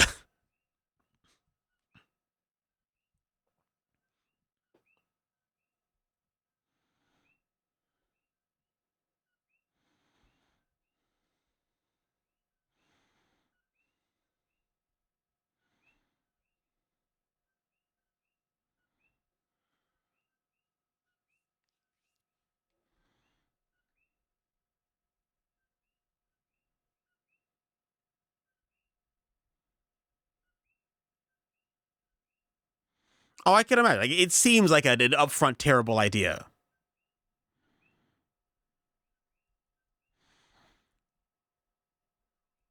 And I'll be honest. We'll talk about it because I think it's someone put it in the queue. But I prefer this over a Tu Wong Fu. In terms of the like, oh boy, they don't match up with a lot of non gay society.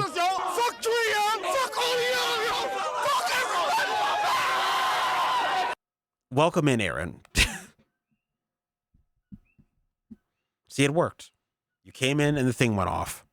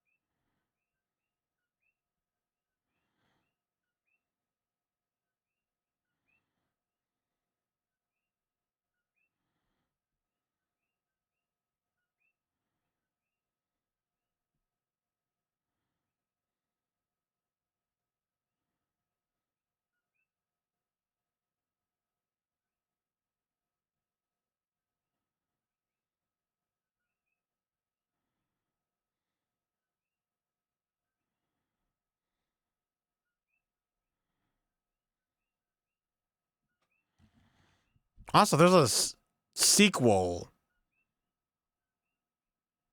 There's a sequel apparently they made, and that it's coming out. I don't know when, but it's like it's in post production. There's a sequel to this film.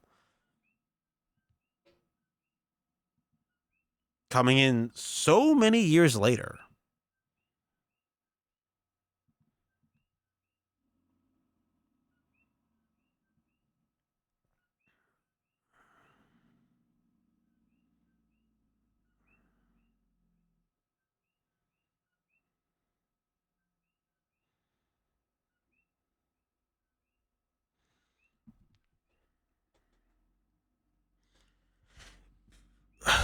And the bar I was on, and I'm on the West Coast. That's crazy. There's like 20 seconds left of the ads. Wait for everyone to come back, and I'll rank the thing. Gay rights vote is crazy. Look, it is crazy, and I think that I'm okay with that.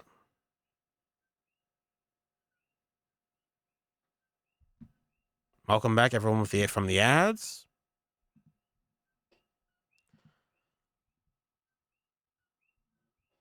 I think this film is pretty good. Look, I'm putting everything in good. I appreciate its vibe, what it tried to showcase. I like its characters, and I think overall it's pretty funny. I don't ever think it's a perfect film, but I would say I enjoy it. It's good. And I've put everything good, apparently. And now we're also going to right a wrong. Because now... No, should I... I'll fix it later. I'll fix it later. Scratch what I was going to say and do. We'll do it later. Will you put it on the board?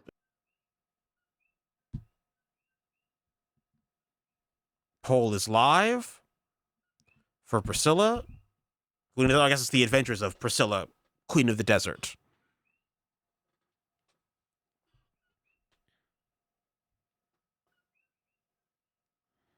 The poll is live. Do with this information what you will, chat.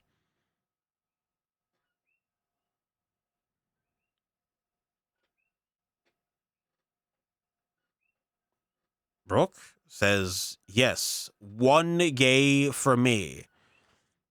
2 gays. 2 top shelf gays.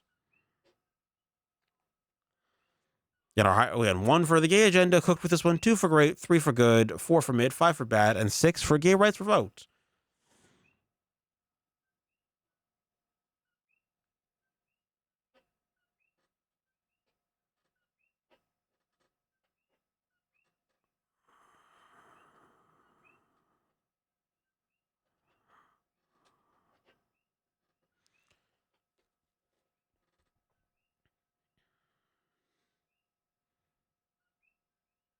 I don't know. You're like, I don't know. Sure. Okay, buddy.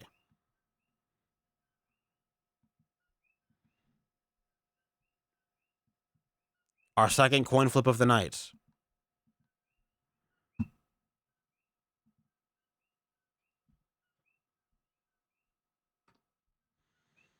Second coin flip of the night. If it's heads, it goes into the gay agenda cooked with this one.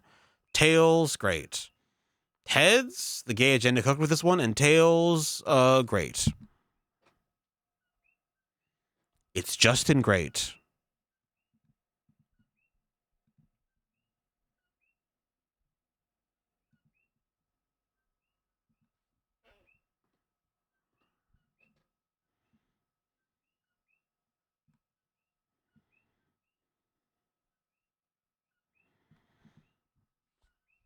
Scylla, Queen of the Desert it is. In great.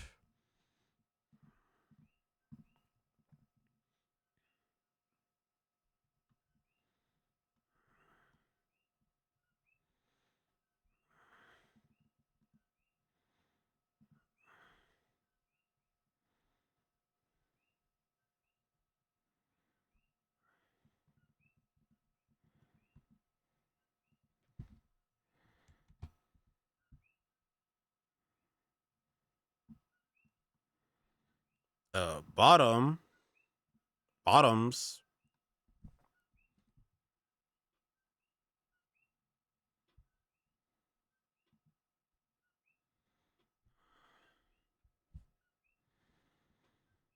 Kind of an underrated sort of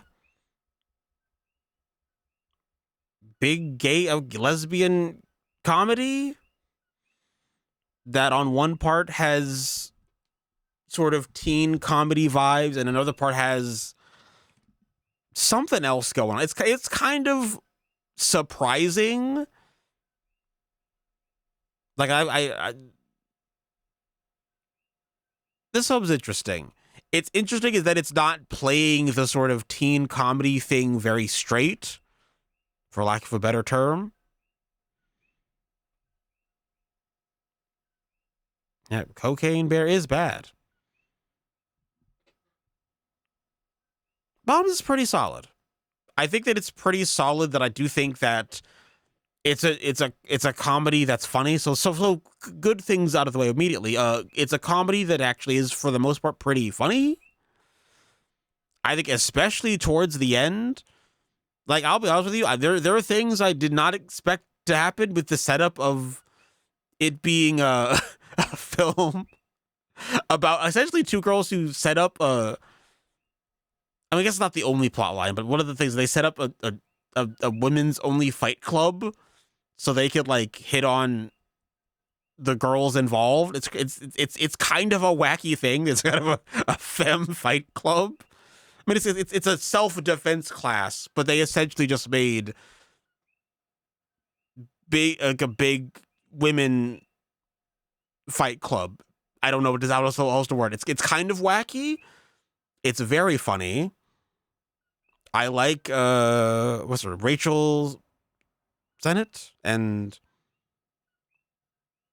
I hate to refer to her as the girl from The Bear, a show I've never watched, but the girl from The Bear is in it, and she's very good in this as well.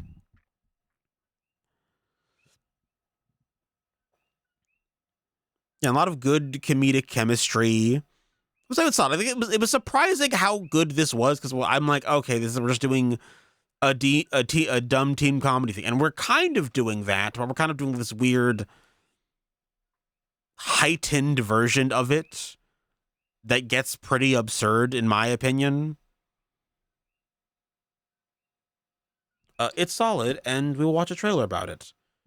Suff Jan, it's time to stop.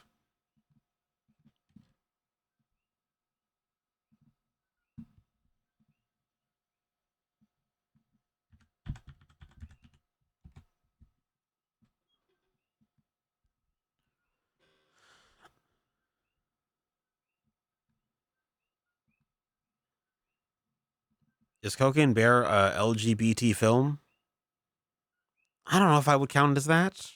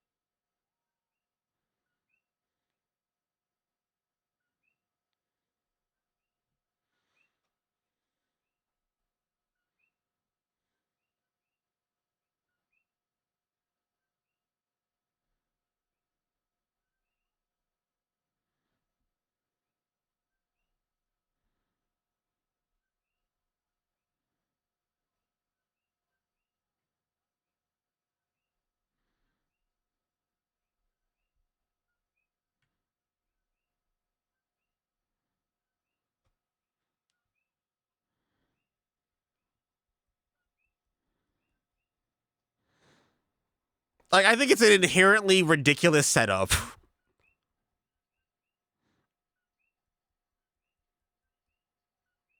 Marshawn!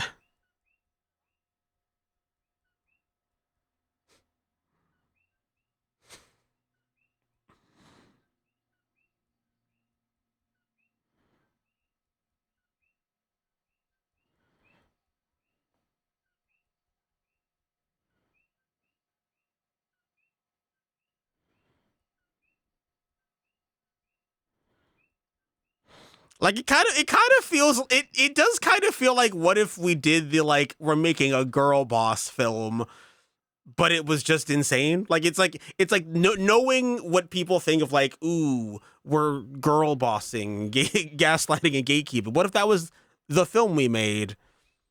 But like they're kind of in on it. Like they're not doing this like unintentionally. Like it's very clear that there's some satire going on with this.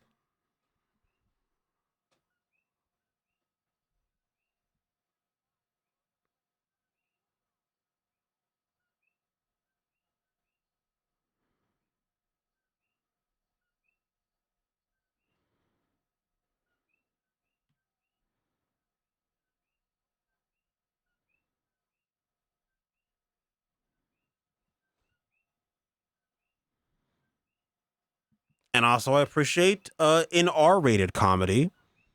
I also we will not go unnoticed. This is an R-rated comedy. Okay, so good. Again, there are some jokes that don't work for me.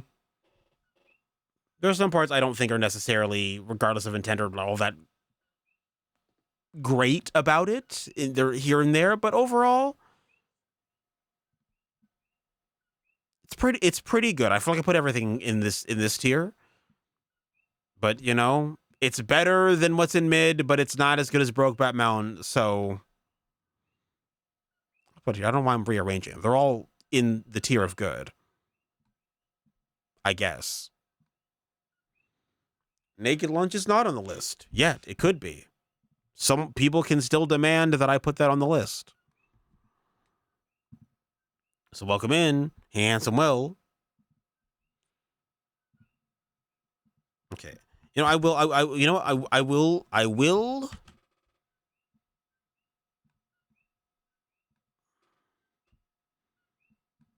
I'm gonna add a thing to the thing.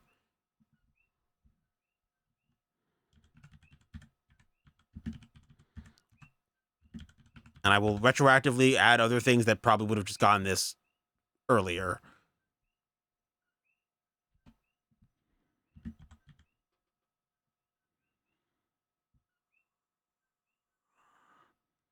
Because I do think it's a valid tier of things. So now you guys have a new option that I'm going to on the fly adjust with, but poll is live. Now you have a new option. Haven't seen / heard of. 1 for the gay agenda cooked with this one, 2 for great, 3 for good, 4 for mid, 5 for bad, 6 for gay rights revoked, 7 for haven't seen / heard of.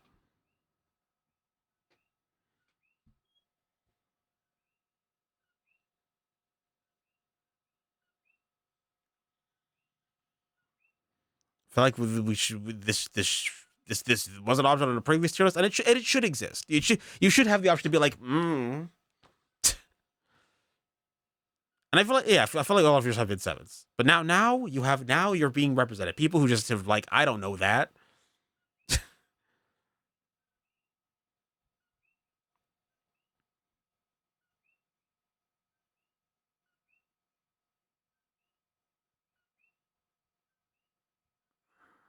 I like too much of the humor is cliche. I would agree with you, but I do think in the context of the film, it's kind of intentional. Like it gets to the point where they're just like, oh, you expect this to turn out a certain way. I don't know. I feel as though it is probably the best case of scenario for like doing the thing, but also being self-aware about it. But it is also in part doing the thing. I mean, that's a low bar. Most things are funnier than scary movies. Oh, could you have the again? I know that it's probably they're doing it on purpose to be like annoying, but it is kind of annoying that it's called Scary Movie instead of just being like Scary Movie 6. Just so it could be like, haha, look, we named the film the title of the first one, even though it's a sequel. You know, like I get what they were doing. I just don't like that. Put you there. I'll put it there.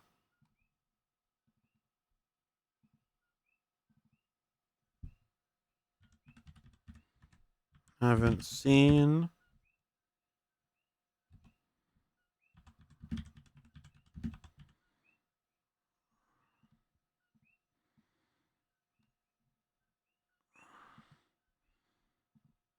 we're gonna increase the size of this.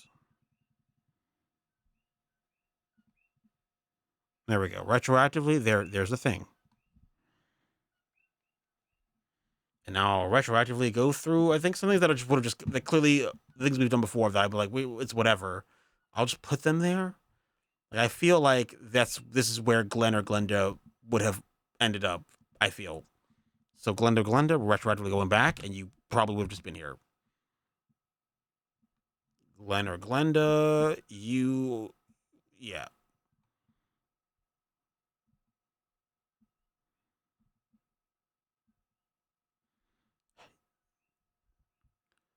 Gods and Monsters, people voted on. Gods and Monsters. Okay, because I feel like only one person voted for Gods and Monsters. So like, put a 1 in the chat if you've never heard of Gods and Monsters / haven't seen it. We will retroactively just put a 1 in the chat. If it does Gods and Monsters do it for you? 1 if you've never heard it / never seen it.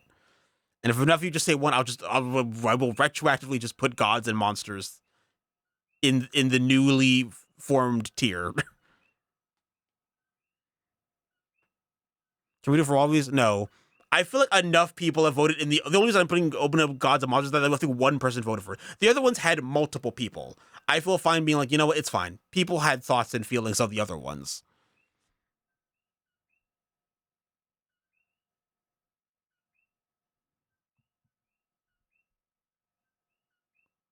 You are a Universal Monsters fan. That is one of the things I like. I'll put it there.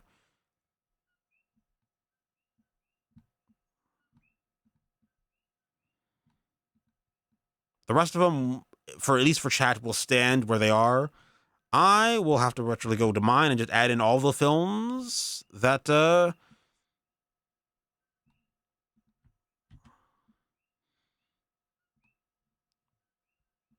there's a bunch of them. I've never seen Will and Harper.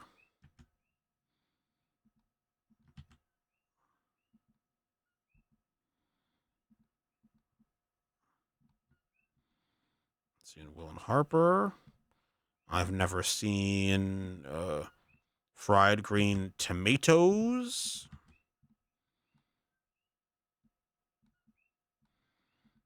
I've never seen Glenn or Glenda. Never seen Gods and Monsters.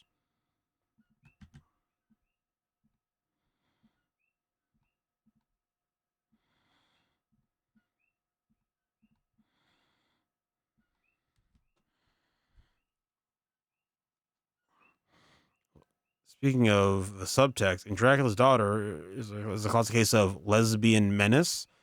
I've never seen Dracula's Daughter.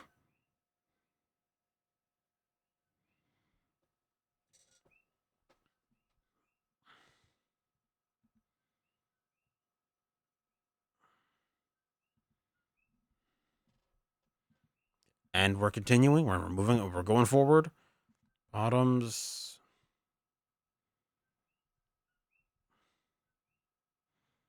Look, I'm gonna be so real for you with you guys. There was so much gay in my house. Look, good.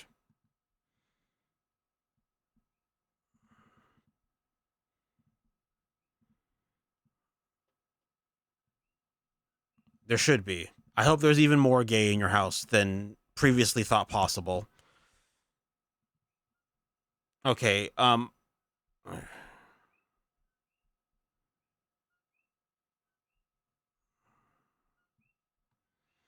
Torch Song Trilogy. I'm just gonna be straight up with you guys. I've never seen Torch Song Trilogy. I feel like it's come up before on this stream, but I literally no, it's instant there. We're gonna watch a trailer for it, but I don't know too many people who've seen Torch Song Trilogy. Like, this feels even obscure, even for like queer cinema. I feel.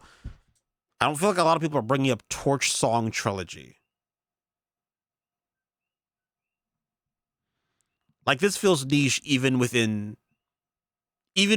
queer cinema spaces. I don't think a lot of people are bringing up Torch Song Trilogy.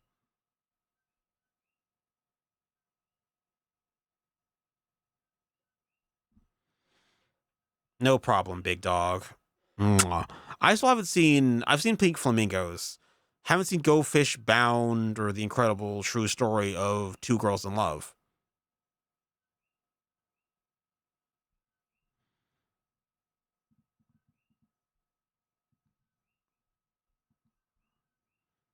I don't know what else to say other than it's time for a trailer because I don't. I don't. I've never. I'm sure it's come up before on this stream, but Torch Song Trilogy feels niche. Even within the spectrum of queer cinema by itself, even within queer cinema spaces, like who's really bringing this up?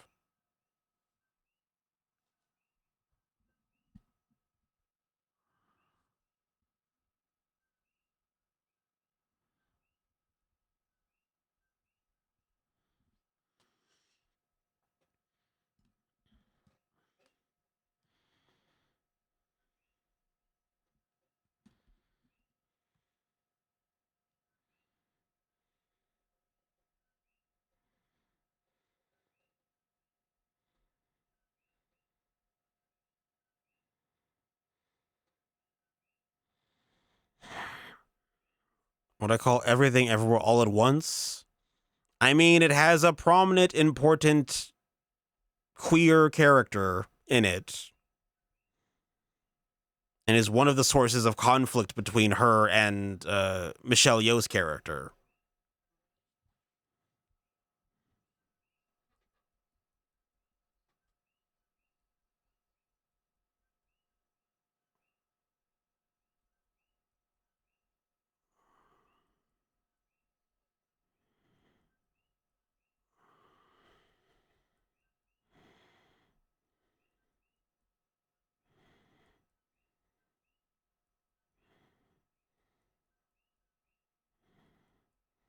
Would it count though? Because that would be my second pick. I mean, it depends on how we're saying that any film that has any gay in it at all. I mean, I guess we included Dog Day Afternoon, and I guess that is more tangential with the queerness than Everything Everywhere All at Once is. So I guess I would say it would count. I guess if we're saying Dog Day Afternoon counted, which it did, I guess I would say yes.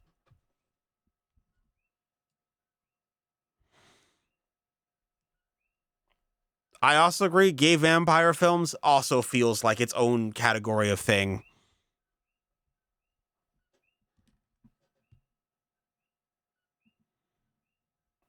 That is a trailer for Torch Song Trilogy, which looked neat. I don't know what else to say. I've never watched it. Will you put it on the board?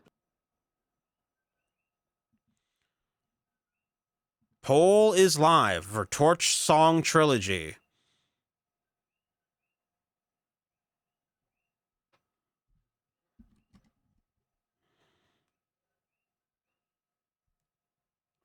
Any thoughts on Torch Song Trilogy, where it should be placed?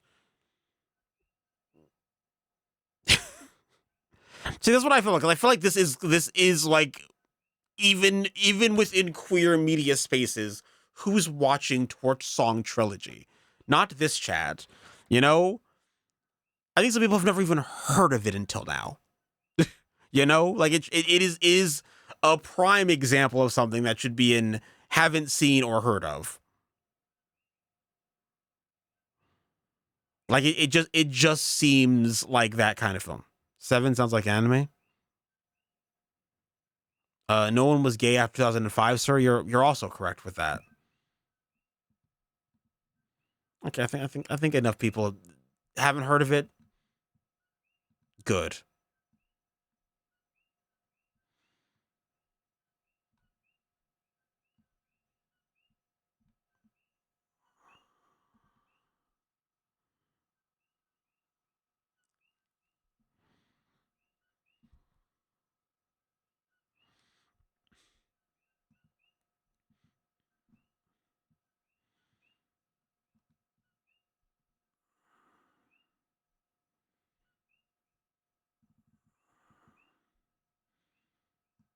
Okay, I think I infamously, again, and this is another one I haven't.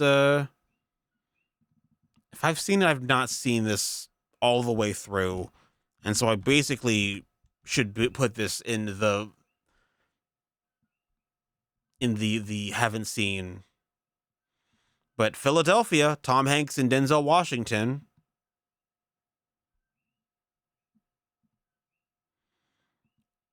And I don't remember seeing this all the way through, so I think it basically deserves to be here for me personally.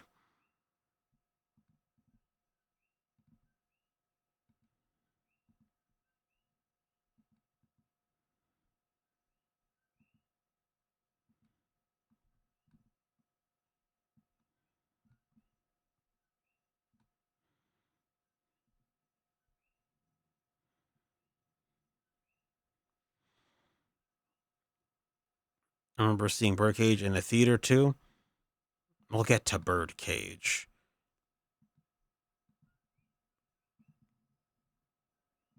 We'll get to you, Birdcage enthusiasts. But yeah, I guess I don't think I've ever seen Philadelphia all the way through, at least.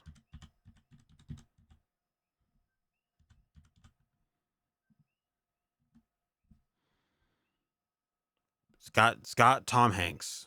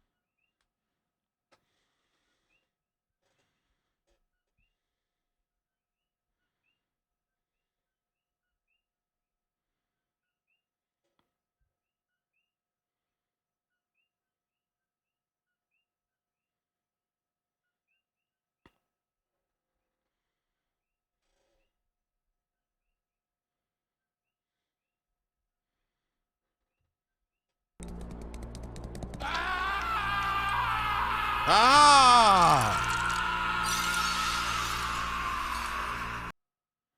Sway Streams. Thank you for the raid. How is it going? We're talking about queer films. Welcome in, Raiders. We're currently watching a trailer for Philadelphia. Merry Gay Month. Merry Gay Year, some have been saying. Shout out to Sway Streams. Follow them. They be gaming. They be vibing. Sometimes at the same time. Celebratory jump kick. Thank you again for the raid. Mwah.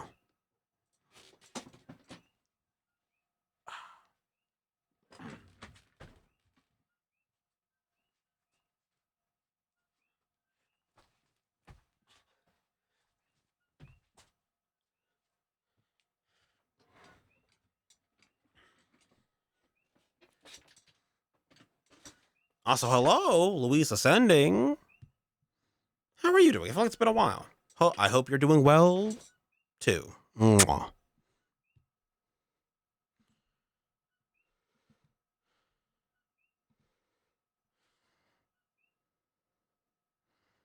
Ah! How dare you throw those snowballs at me? while I'm transitioning scenes, and apparently OBS freezes and goes, "You don't want to be over here." But yes, I do, OBS. Yes, I do.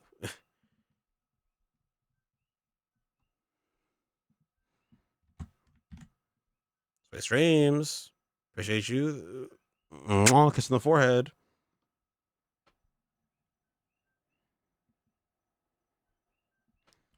I will teach you of the ways of the walk-on alerts after I am done streaming. You special little guy. Upside down and backwards. Now, watch our trailer for Philadelphia, and we're ranking, for those of you who are just joining us, we're ranking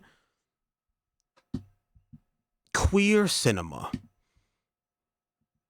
We have my correct objective ranking here, which will be in, you know, more full screen when we come back to it, and then chat via poll deciding things. Anyway, appreciate you again for the raid. Mwah. Let's finish out this trailer for Philadelphia.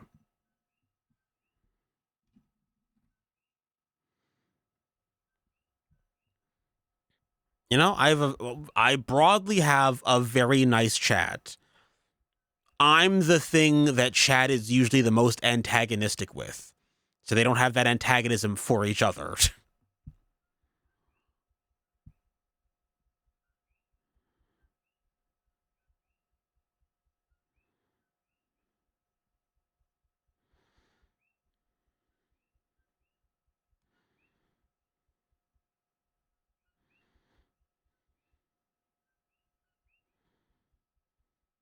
And I don't know if I've ever finished this.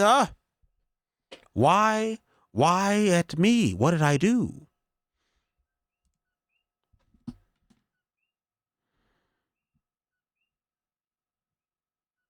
Oh my god, did you see Brian's hat? I didn't see Vincent, Brian's hat. Oh fuck. Ha ha ha ha. What the hell? Bree, he looks so fucking stupid, I can't breathe. I think something's telling me that I need a new piece of headwear. It slipped? Okay, yeah, I bet it did. I bet it totally did. It's time for a new hat. I'm hatless, and I need to fix that. Spinning a wheel now.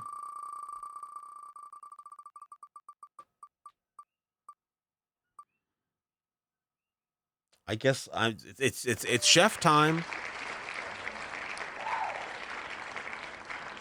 It's chef time.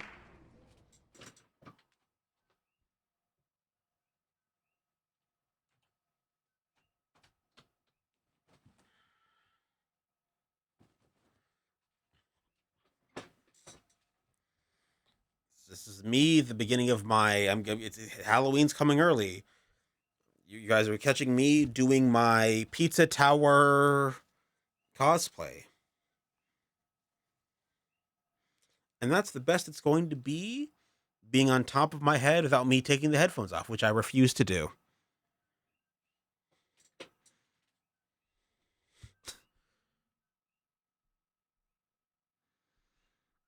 Nope, you can't. They won't be hearing any of that.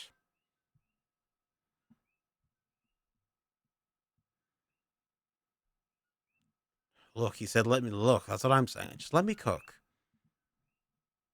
Can a man cook? Can a man just cook? We just watched the trailer for Philadelphia.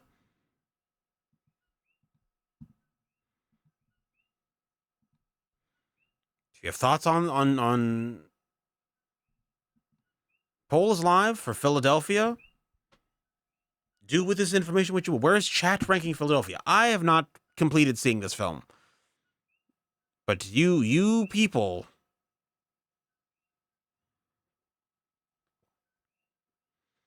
Tom Hanks, he has AIDS.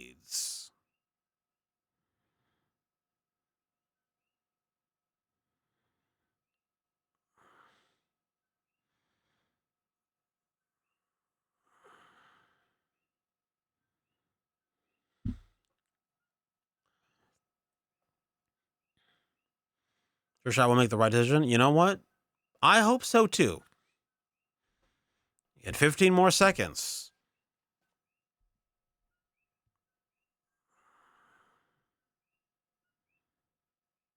Where are we putting Philadelphia, Tom Hanks, and Denzel Washington?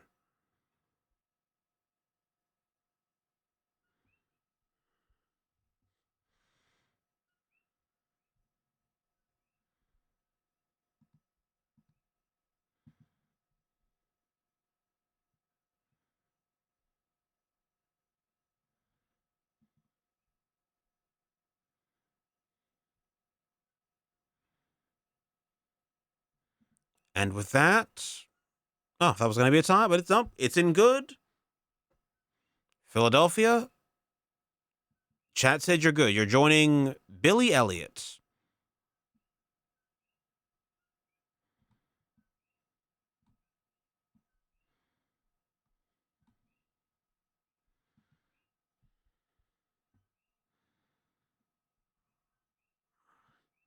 They put my Ratatouille in mid. Look, they won't understand. They don't understand Ratatouille like I do. That's how I feel. I mean, you know, it is an ongoing problem.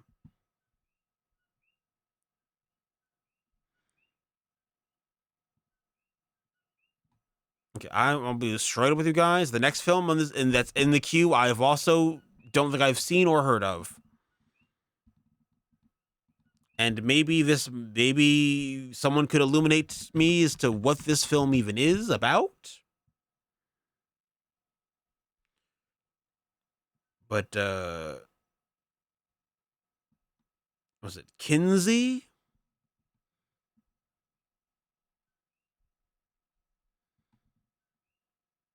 There's Liam Neeson and Laura Linney in it. I've never watched this. Rocky Horror Picture was in fact ranked. I put it in good, and chat put it in great.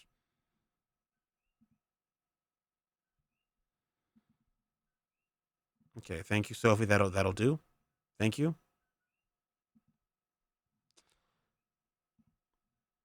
Definitely haven't seen this.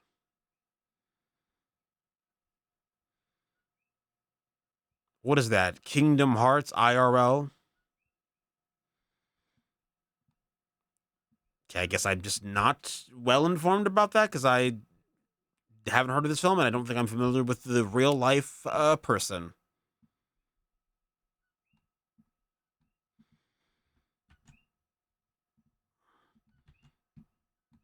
So we'll leave this for chat. We'll watch a trailer about it, but I have not seen this. I've heard of the Kinsey scale. Is it related to the Kinsey scale? Because I've heard of that. No one pressed me on to explain what that is. No one pressed me.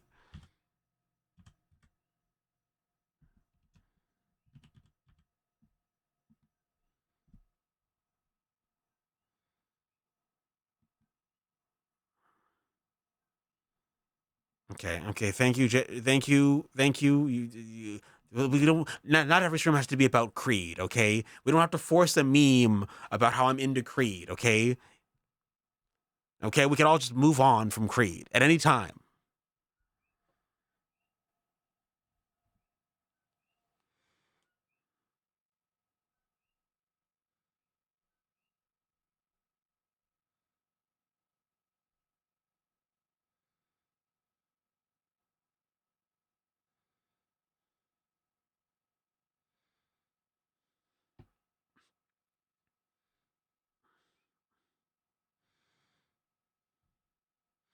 Just love imagining you blasting Creed unironically.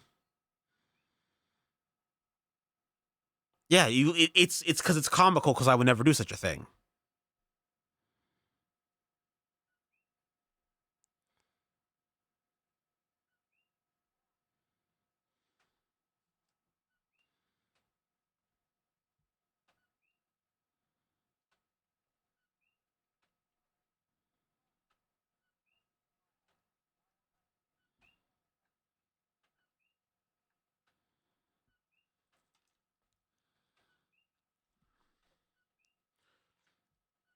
I don't know if I would rather do that either.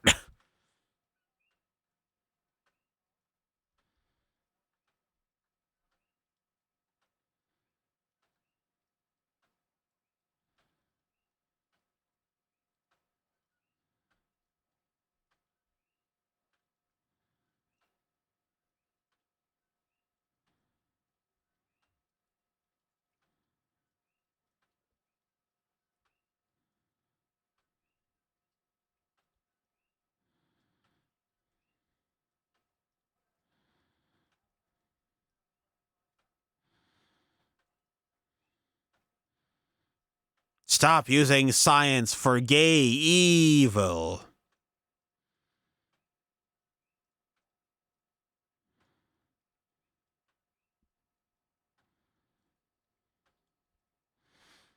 I'm not saying I've never not heard of Creed. That's not the statement I was making. Okay, I didn't say that I've never heard anything from Creed ever. That's not what I said. Okay, so sometimes, yes, I will recognize lyrics from a Creed song. But it's not because I'm obsessed with Creed.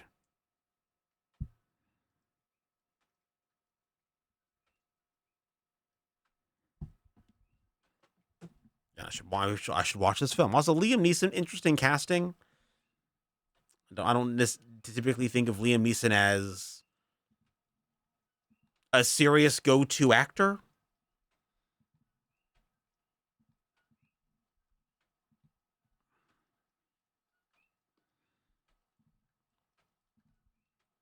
The poll is live for Kinsey from 2004. Do with this information what you will. Favorite grunge band, go minus Soundgarden. I don't know.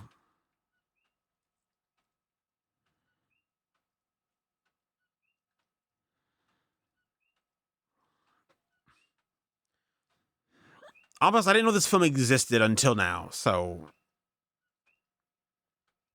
Liam Neeson and Laura Linney.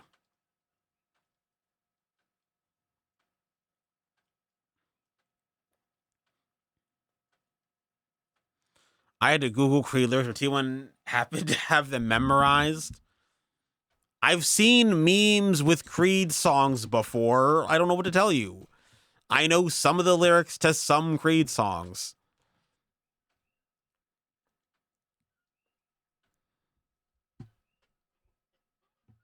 No, I didn't, Aaron.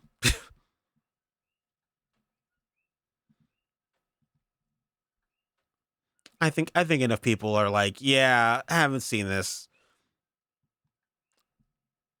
That's where it belongs. It's again. I'm finding out this existed just now. It's believable that chat broadly also didn't even know this existed until now.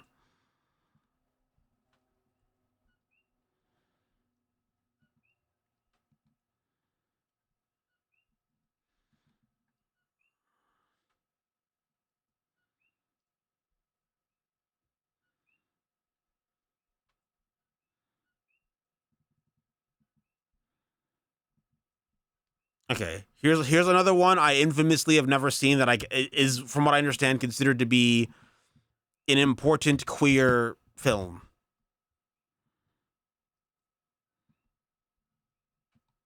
Hedwig and the Angry Inch.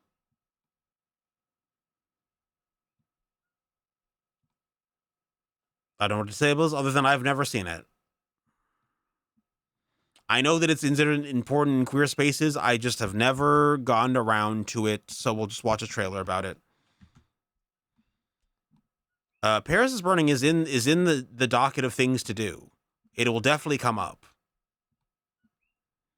Can you walk out to Creed one time for you? No, I will not. I will not do that for you. I will never do that for you. I refuse. I refuse.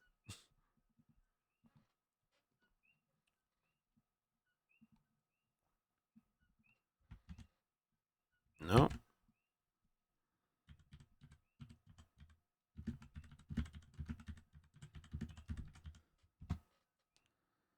We didn't miss Moonlight. I didn't get to it. Aaron, you came in towards the end of the queue, okay?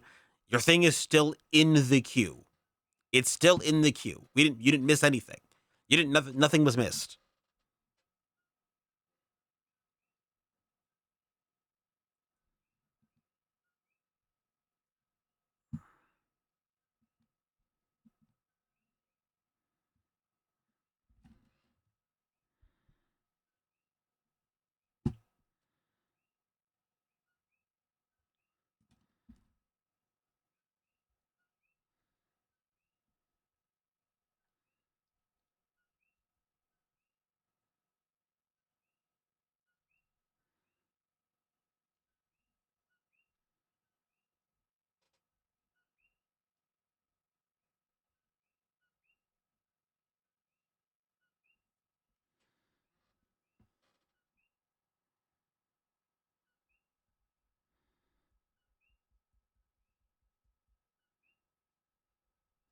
It's got Michael Pitt in it.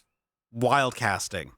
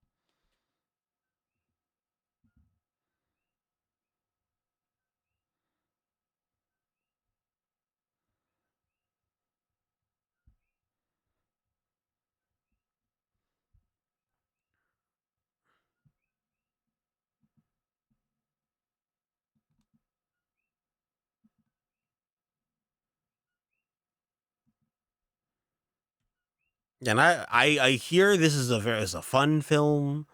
A lot of the queers I know were very hyped about it. But never seen it. I should see it. And it's on the list.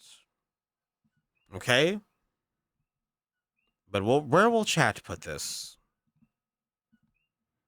Poll is live. If you've ever seen or have thoughts on Hedwig and the Angry Inch, poll is live. Put it wherever your heart desires.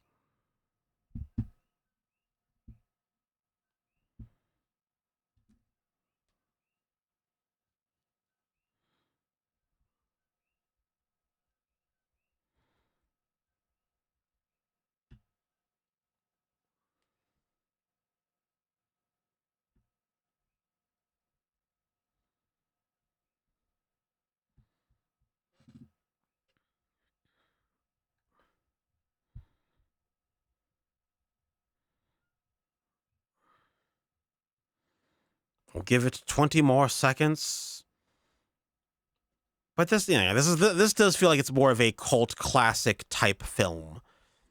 Like there's a specific type of person I think who brings it up a lot, you know? People who are more into drag, more indie Sundancey type cinema. It's a type of person.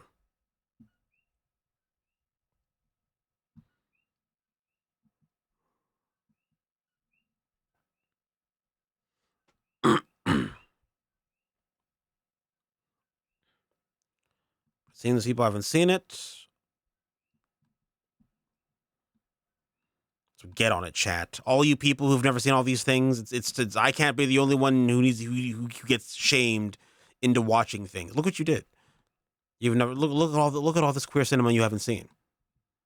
Wow, crazy, absurd even. It's me. I'm that person. You know what? You know, at least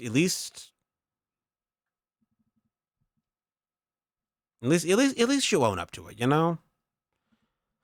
Next up is Birdcage, and I'm assuming that they mean the Birdcage with Robin Williams, because why would they mean anything else?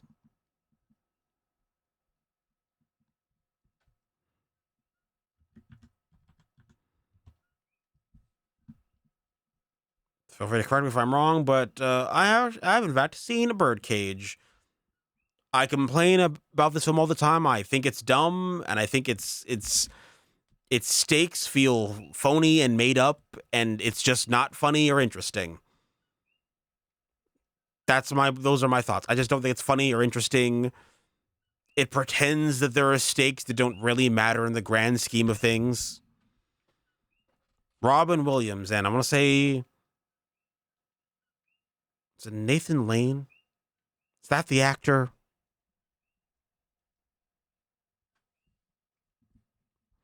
Did this or Devil Wears Prada 2 have lower stakes? I guess this had higher stakes than The Devil Wears Prada 2. The Devil Wears Prada 2 was like, they don't know what a stake is. The Birdcage was at least pretending to set up stakes.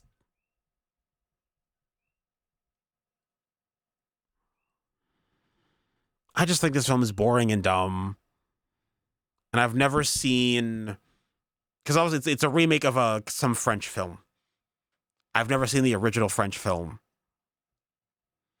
When I really miss, well, I go hard. Phoebe Bridgers, now's not the time. Now's the time to go to a trailer. Phoebe Bridgers is always bringing her sad girl music when I'm just trying to watch a trailer.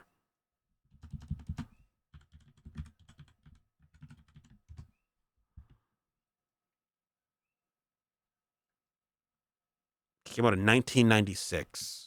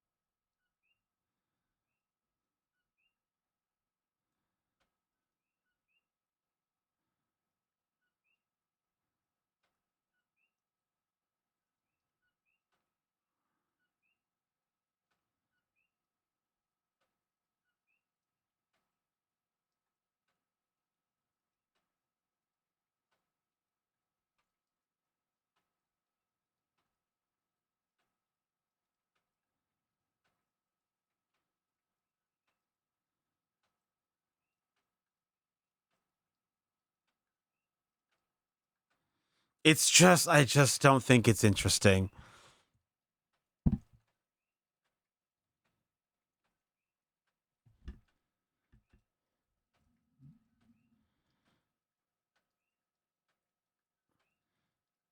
Look, some people are really into this sort of thing.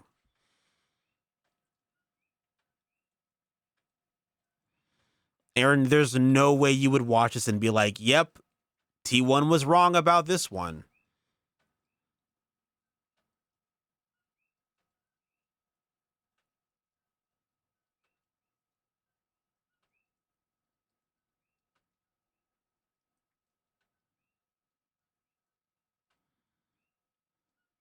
I mean, the bar is low. Scary Movie 6 is literally the worst film of the whole year.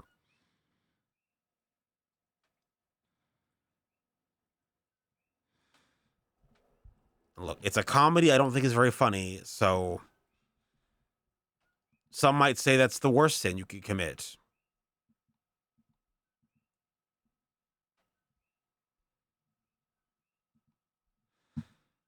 I just think it's bad. It's not very funny or interesting. I think it's just bad. I just think it's bad. I'm sorry. That's where I'm putting it on my tier list. It's just bad.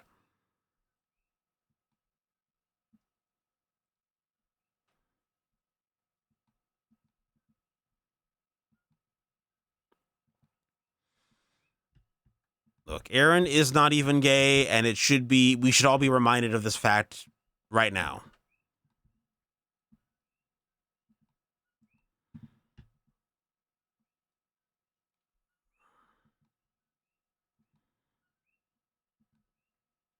Poll is live. Where are we putting The Birdcage with Robin Williams and Nathan Lane?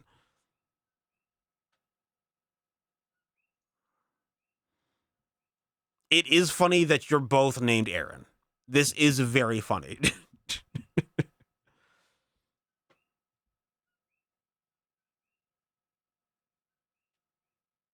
Please put a gold star on the stream that says Aaron's not gay. Do people really like The Birdcage? Is this really going to be the film everyone comes out of the woodwork to be like, no, T1. It's actually great. I mean, do what you want. You guys have put like a... Okay. When a sponge walks in, four corners in his pants like he got phone book implants, the crowd shouts. Ads are coming up. If you guys are curious of when ads are going to happen again, they're coming up. I don't know what it is that tells me the ads are incoming. Burger King wants me to seal the deal. 99-cent, get a toy and a kid's meal. Booty is booty. Buy an adult value meal and get a BK Kids meal with a SpongeBob toy for 99 cents.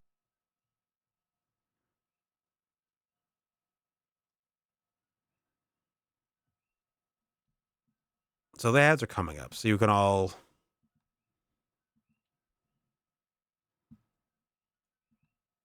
Okay, and I guess enough of you are just saying the gay agenda cooked, I guess.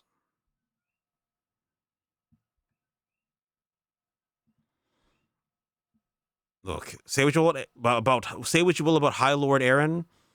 We sat through that entire gay BDSM film. Got real pissed off at Alexander Skarsgård. Was shaking, he was so angry. You did it, chat. Is that what you wanted? The birdcage.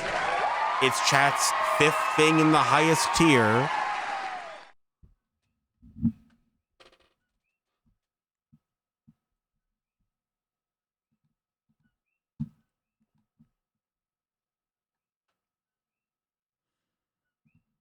Okay, next up. Yeah, we're just going to clear out the queue, and again, we will do a part 2 of this sometime next week. So anyone who's like, damn, I needed to put a thing there. Well, you'll be able to in the future. So don't be mad at me about it.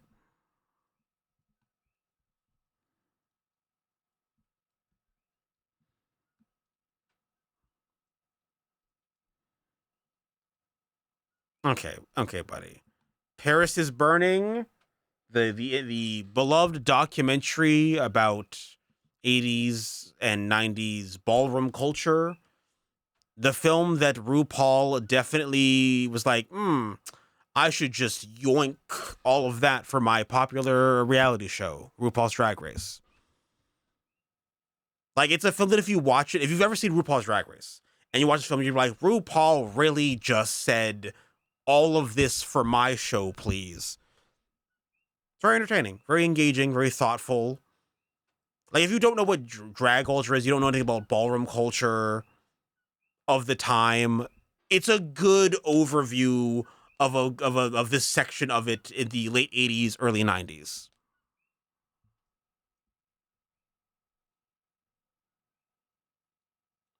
Yeah.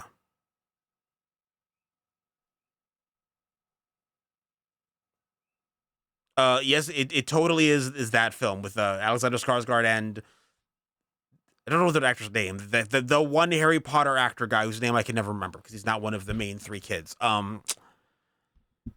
It's a great film. Maybe we'll talk about that in a future stream. But it's great, but it will, if you're someone like Aaron, you'll get so mad. You will get so mad watching Alexander Skarsgård be a complete asshole. You'll be shaking. You'll be so angry. Paris is Burning is a pretty solid film about drag culture at the time. A lot of very thoughtful, interesting interviews. And it's a documentary. It's kind of I think it's kind of like it's one of those like queer documentaries I think everyone should see. That feel like there's a sort of something fundamental about it. Same way that people feel about like the Celluloid Closet, which I guess it wasn't originally a documentary, but there is a documentary for that. Would recommend a banger. Some have been saying. Very, very, very entertaining, very insightful, and we're watching a trailer about it. We're watching a trailer for Paris is Burning. I made it through True Blood. I don't look. True Blood is one of my favorite like bad shows. It's so bad. I love it. It's very great. It's fun. Like I'll say this about True Blood. For the most part, it remains fun. It's not a very smart show. It's just really wacky, which works. You know, it works. So it's maybe the only TV show I've ever watched being like, This is what so bad it's good television is.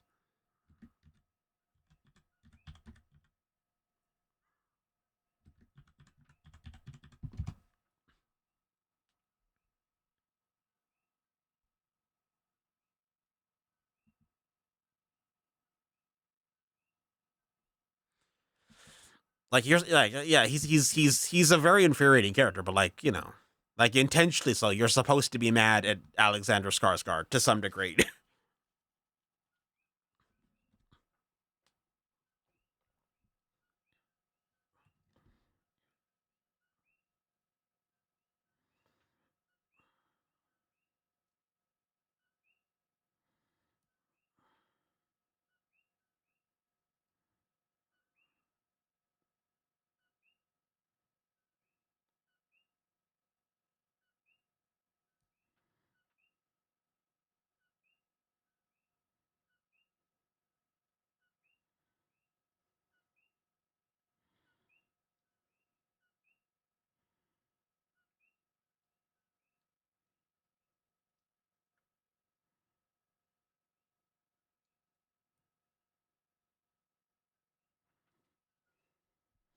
Yeah, it's very eye opening.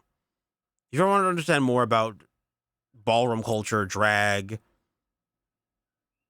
just the general queer culture, honestly, it's a good entry point into that. Well, I guess like, you know, obviously like this specific section of it, but it's, you know,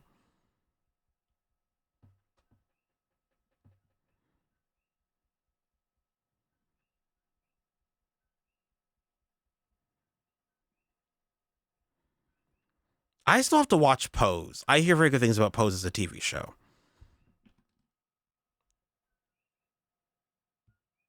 Yeah, like much like a lot of things, queer non-white culture influences a lot of things. I think again, I will say that for a documentary, it's very entertaining. Like, it's not just like, and here's a dry retelling of what these things are. It's like you really get very interesting interviews. Like it's fun and lively for the most part. You know, it's also still very insightful, very educational. But it's like it's a good watch. I would recommend this to pretty much anyone, assuming you're not homophobic or something or transphobic. Assuming that, would recommend it to them. And if you are homophobic or transphobic, I hope you accidentally see this film. I hope you accidentally see this film and go, "Wait, this could be my life," and then you just change your ways. You know, you just go, "Wow, this could be me."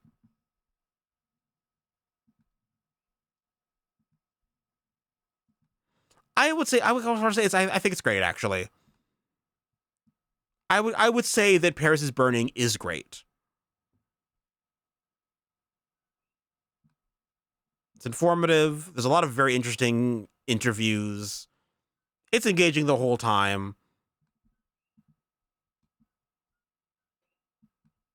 I enjoy it. I think it deserves to be in great minimum. Look, I have many redacted thoughts about the homophobes. They see me serving and they just can't handle it. That's a personal problem. That's a personal failing.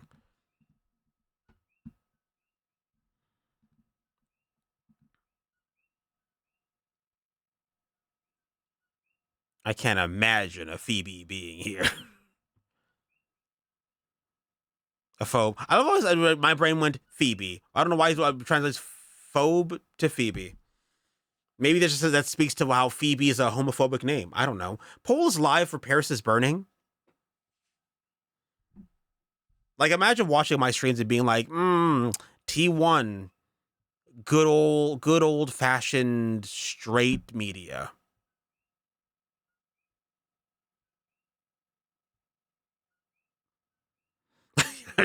I'm just thinking of Phoebe from Friends. It lives rent free in my mind.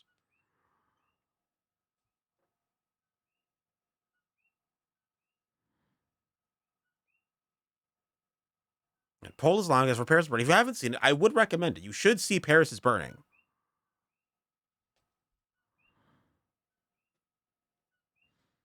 The only straight I am is straight edge. I don't know.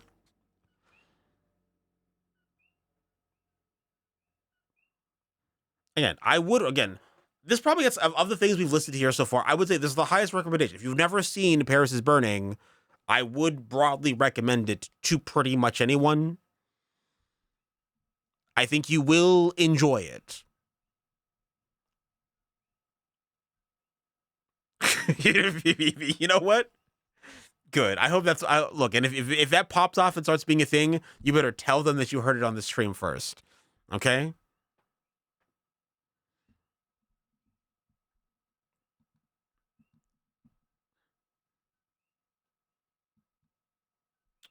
Look, haven't seen it, but you guys should. You should.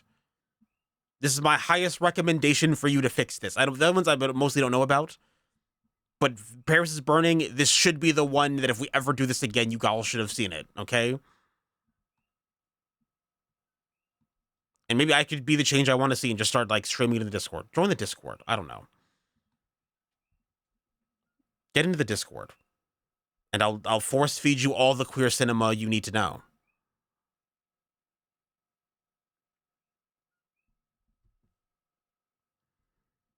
Okay, we're nearing the end of the queue. I'm just going to finish out the queue and that'll be the stream.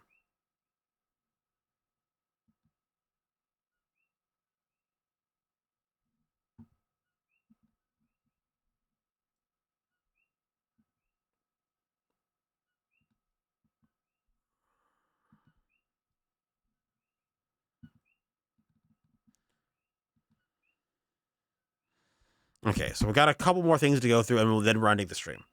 Okay, a couple more films left to go and then that'll be the stream.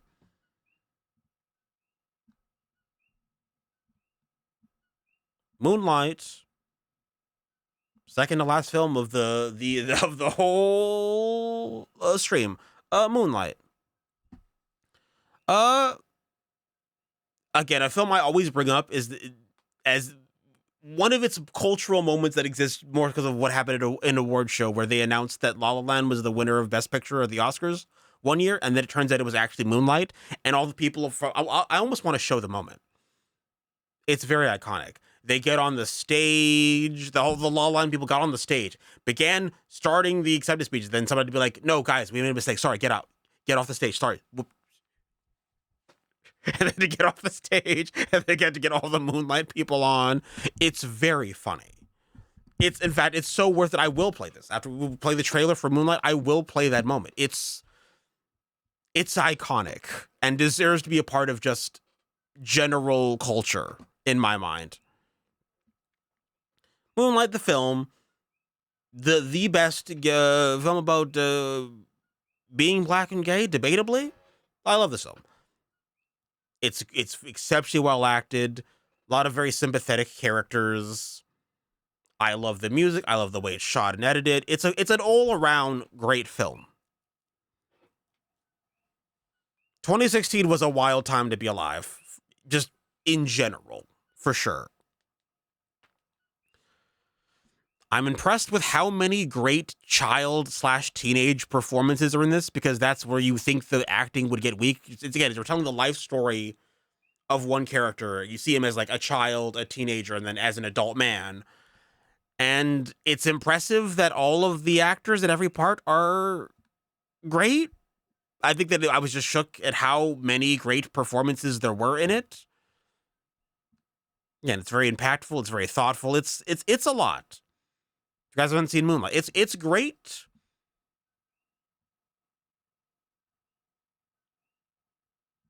A lot of elements in it are very tastefully done, and probably deserve to win Best Picture. I mean, look, we'll get into it in a future stream. What should have won Best Picture was The Handmaiden, but those cowards would never let that be in the Best Picture race, because we weren't hyped on Korean cinema until Parasite came out, I guess. Again, Moonlight is phenomenal. Genuinely a great film, and I also like how it subverted certain expectations I had for it going into it. It's great. Watch Moonlight. I don't know what to say. It's great. That's the statement. Let's watch a trailer about it.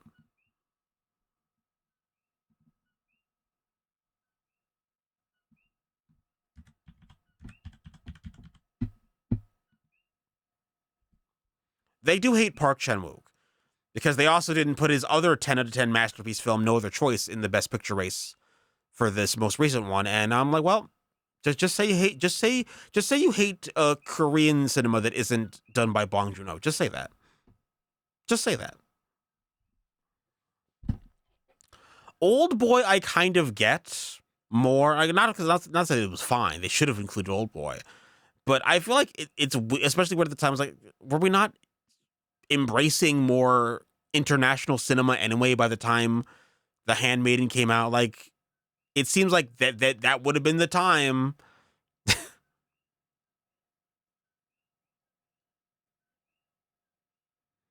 I will agree that, but not for the lack of Korean cinema representation, even best international cinema is crazy. Old Boy is my favorite film of all time. Phenomenal.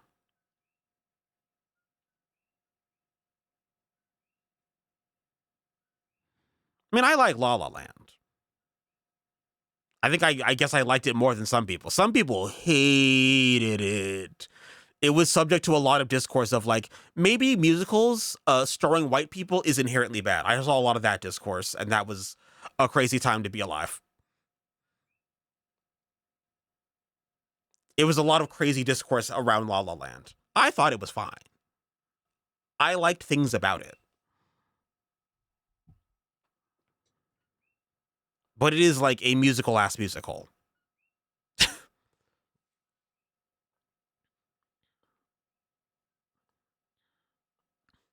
And okay, side note tangent about not even side tangent, just side statement about La La Land. I will say it has one moment that I always think about when other pieces of media do it, and La La Land did it as a joke. There's the montage of Emma Stone's character, who's an actress in the context of the film. She's an actress who's like auditioning for a bunch of roles, and there's one like section of the montage of her auditioning for roles where all she says is, "No, Jamal, you be trippin'." And I think about that all the time and how like I know exactly what goddamn film that is. It's the I'm a teacher interacting with like the inner city youth. And it's like, there were a lot of those. And I think about that moment all the time. No, Jamal, you be tripping. Because you also even not only do I recognize what film that would have been a part of, I recognize at what part of the film it would have came in. It's very funny. No, Jamal, you be tripping. I'm like, yeah. She's having the heart to heart with the one kid who she believes in, who is kind of like let her down in some way. And it's crazy how it's a moment that's so quick. But I'm like, there are so many of those films. Like what's the Hilary Swank film? Like Freedom Writers. There were so many of those. Anyway.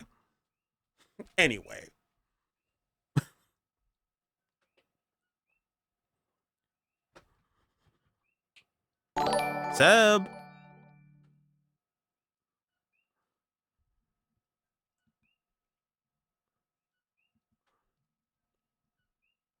Wow, we're at the end of the trailer.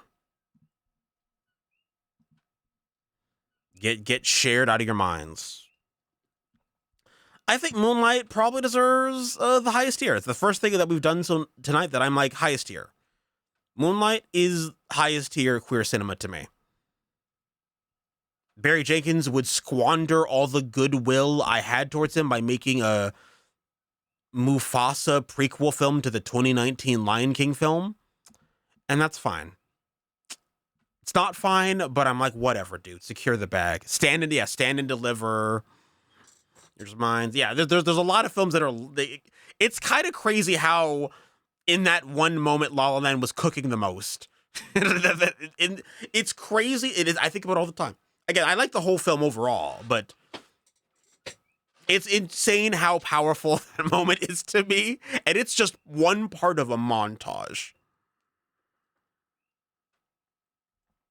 That being said, Barry Jenkins did Moonlight. Then he did If Beale Street Could Talk, which I thought was also like not as good as Moonlight, but it was pretty good. And then he's like, well, now it's time to make a Lion King universe film, I guess. Anyway, I think Moonlight deserves the highest tier.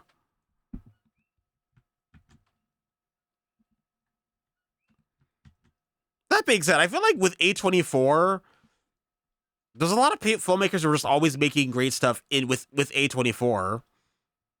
You know, like they kind of have at least some attention to like quality cinema with the people they regularly work with, you know.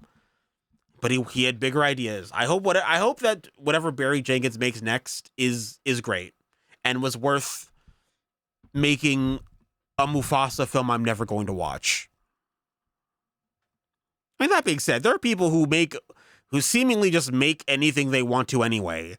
And just if you're just an artist they care about enough, they'll just do it. Like look at Ari Aster. They let Ari Aster make anything with seemingly any amount of budget. He just makes the films that he wants to make. I don't know if Ari Aster's special. Well, to be fair, Nolan is both a critical darling and a box office heavyweight at this point, you know? Nolan definitely like has both things going on. So it's like I can understand why they let Nolan do whatever he wants because his name is enough to generate to make a film a success. You know?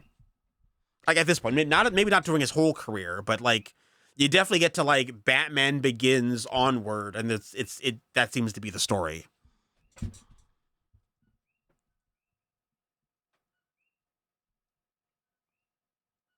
Okay, but now back to a poll. Where is chat putting Moonlight? The time for voting is now. Moonlight. 1 for the gay agenda, cooked with this one. 2 for great, 3 for good, 4 for mid, 5 for bad, 6 for gay rights revoked, 7 for haven't seen / heard of. Nolan made the worst Batmans? I don't know about that. I do not like the late 80s, early 90s, and I guess not even early, just 90s in general Batman. Like, I think Batman Begins and The Dark Knight are stronger films than Batman and Robin and Batman Forever, and debatably, hot take, better than the late 80s Batman and Batman Returns.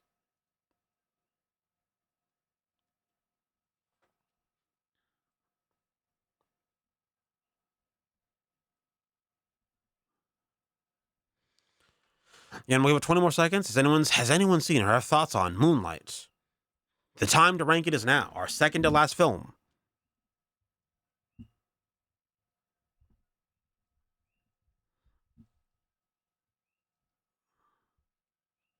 Maybe we should. Maybe they should use this as an opportunity to. I mean, I guess we're already watching things in Discord. I could just continue watching more things with people in the Discord. You know, like I could just continue doing it, but just also for things I want people to see. How do I reach these kids? I haven't seen Moonlight. That's fair, I guess.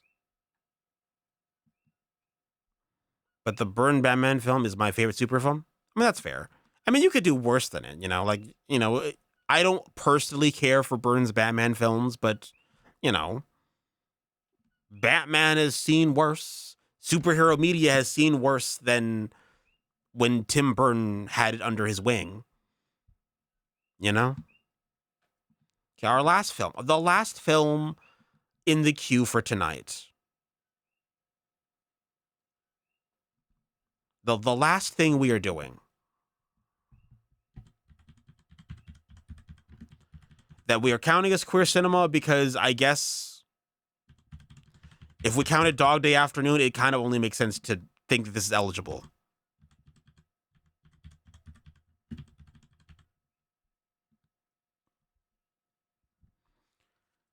There's no way you think that. There's no way that you're the Batman Forever supporter. There's no way that that's real. Sorry, not falling for the bait. Don't fall for the bait. I'm not falling for it. And the rest of chat also don't fall for it, okay? Don't fall for it. They will say anything in this chat. Everything, everywhere, all at once. I think at this point, a pretty beloved film. It was my favorite film. I mean, I rearrange its position in my mind all the time, but it was one of my favorite films of 2022. And the first film I saw when we were kind of winding down from the lockdowns, from COVID. I cried in the theater. Okay, turn that off. An alarm came on to tell me that it's time to do things. I did. I got to this. Look, for those who've seen, I get to the scene every time, and I cried in the theater, and I've cried seeing it outside of the context of it being in the theater. But there's a scene in the parking lot with Michelle Yeoh and Stephanie Sue's characters, where it kind of like slows down on the surreal multiverse stuff for a second, and like it just caught me off guard. It caught me off guard. They got me. I've cried. I don't know what it is. I'm definitely prone to crying at a film if it's in a theater. If you're gonna catch me crying at a film in the theater, the right time. I've cried at Everything Everywhere All at Once. I cried watching Barbie. I don't know if infamously, but I cried. They got me. If anyone's wondering, there's a list of films where T1 cried. You can add Everything Everywhere All at Once and Greta Gerwig's Barbie to the list.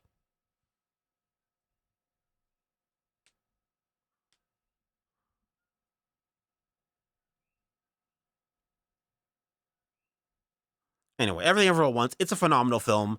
It does the multiverse stuff right. I love the performances. It's funny. It's engaging. It's a film that you get more out of by thinking about. I think it's probably the best film with a sort of like Matrix-like premise to come out of since The Matrix. It's very smart, very funny. Uses its premise to sort of do like free reign on a lot of like things. I don't know. It was engaging.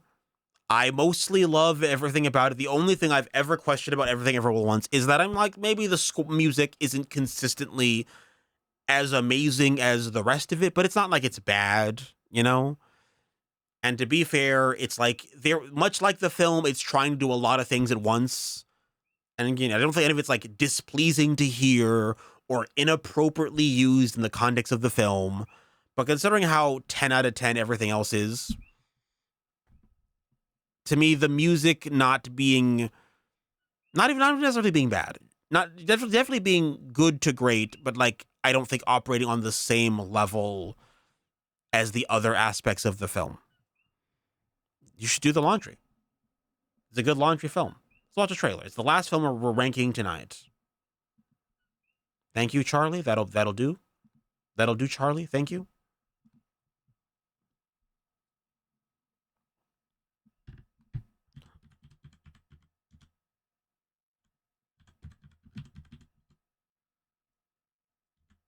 Everything Everywhere All at Once.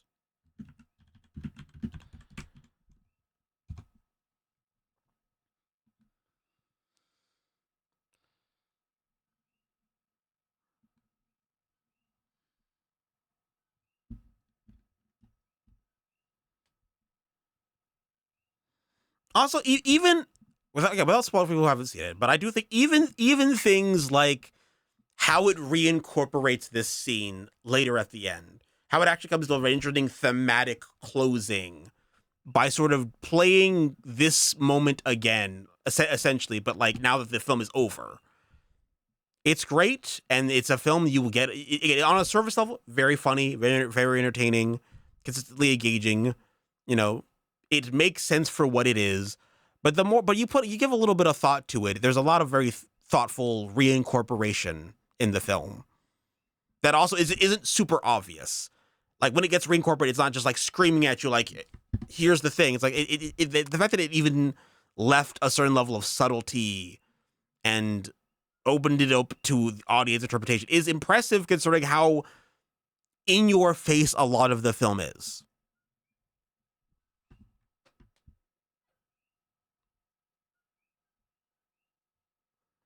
Also, I like Jamie Lee Curtis in this, but it's a little crazy we gave Jamie Lee Curtis the Oscar over this actress, in fact, pictured here, Stephanie Hsu.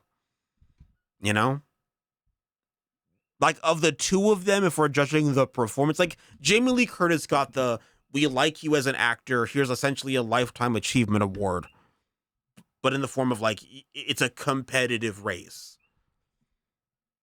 Because if it were me, I would have just given it to her and not Jamie Lee Curtis. But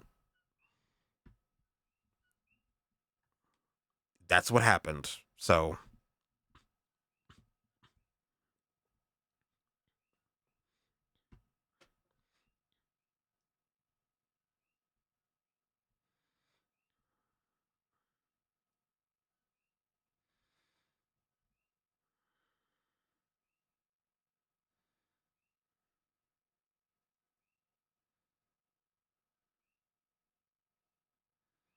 Ki Hu Kwan, also very entertaining.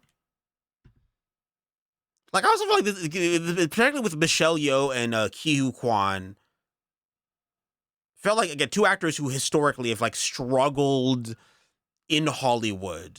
You know, in fact, Ki Hu Kwan going as far as like leaving Hollywood, getting into martial arts. This was just right for like Hollywood films just in general, and coming back into it in this.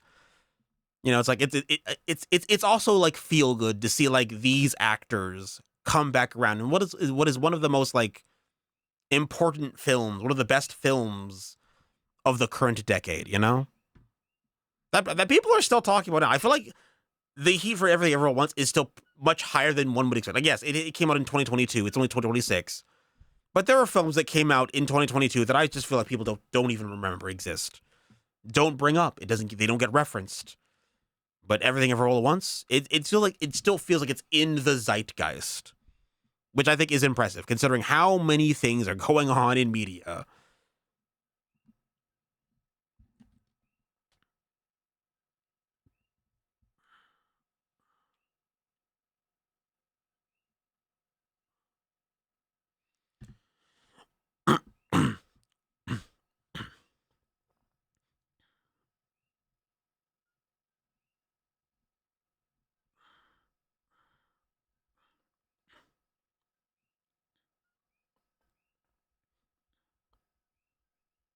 And I like Michelle Yeoh. And I'm glad she was recognized.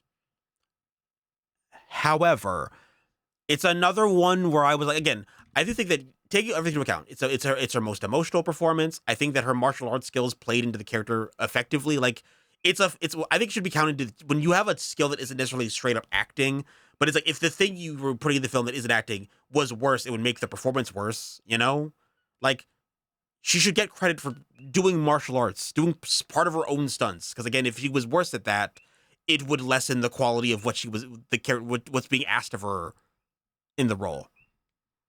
You know, I just feel as though enough time has passed. I don't know if Michelle Yeoh was the best choice. If we're strictly saying the best performance of an actress in a leading role, and I know that she has enough, but Cate Blanchett in Tar is phenomenal.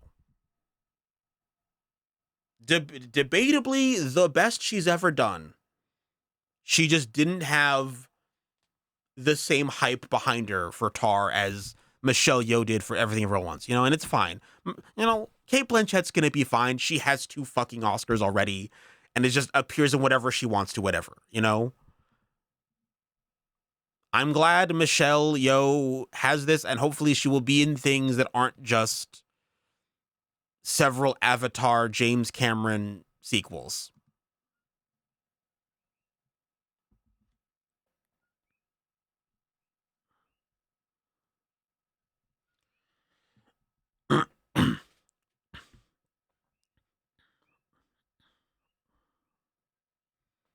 It would have been really funny. Academy Award winner Ki Hu Kwan for Indiana Jones and the Temple of Doom, which I maintain. Also, this is the scene I'm talking about where I cried in the theater. I cried watching this the first time. This moment when they're in the parking lot, that whole bit, they got me. I still maintain that Temple of Doom is my favorite Indiana Jones film.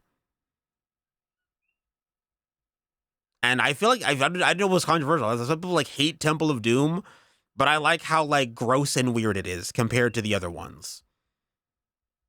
You know, I think it is the most entertaining of the ones that have come out, and I have the most fun watching it. But everyone tells me it's the worst one, and I'm like, I don't know. Again, this is like this film's very good. Again, watching it the first time, it's very good at surprising the audience. Like not to say that it's unheard of that a film's gonna have like an emotional scene towards the end, but the fact that it's like in the middle of it being crazy and chaotic, and then the switching between different realities. This film just comes in and just like just cuts through all of that. Its placement in the film is important and noteworthy, and it's effective. You know, reminding us that even as crazy as the events of the film are, it comes down to a very human story. This film is so relatable. You know, like in the middle of the crazy, it reminds you, and it's effective. It's not just that it tried to do this; it worked. It's effective where it is in the film and how they play this off in the moment.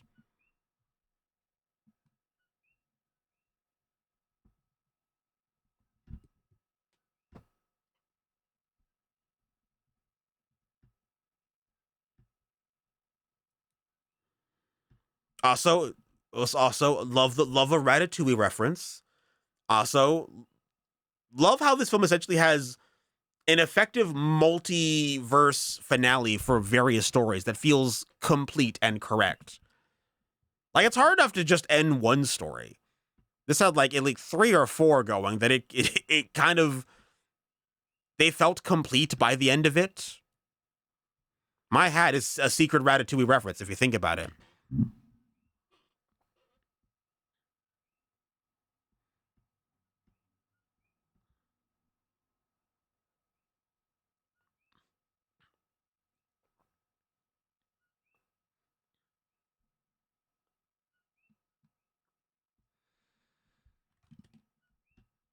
And phenomenal. I have no notes.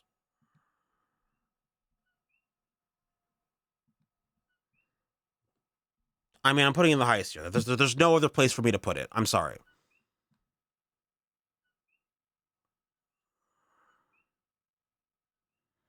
I will agree that the trailer does make it look like one type of film, but it's also like it's a hard film to turn into a trailer.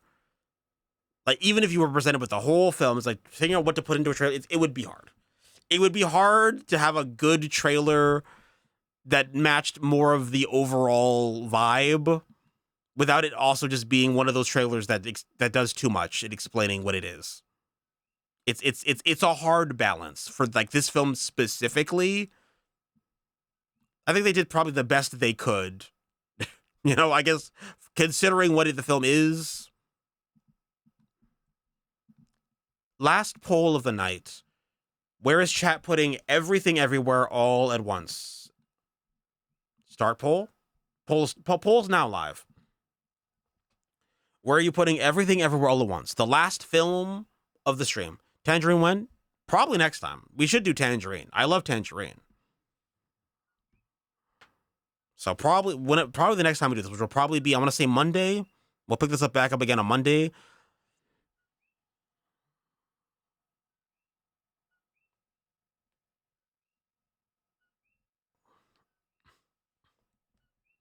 Join the Discord if your heart desires it. If you feel the whimsy within your heart. Again, we'll give it. Okay, well, starting from now, 15 more seconds, and then that'll be it. Yeah, chat's been real positive. You guys have put a lot of things in the gay agenda cooked with this one. You guys definitely, it is not gone unnoticed, your love of queer cinema.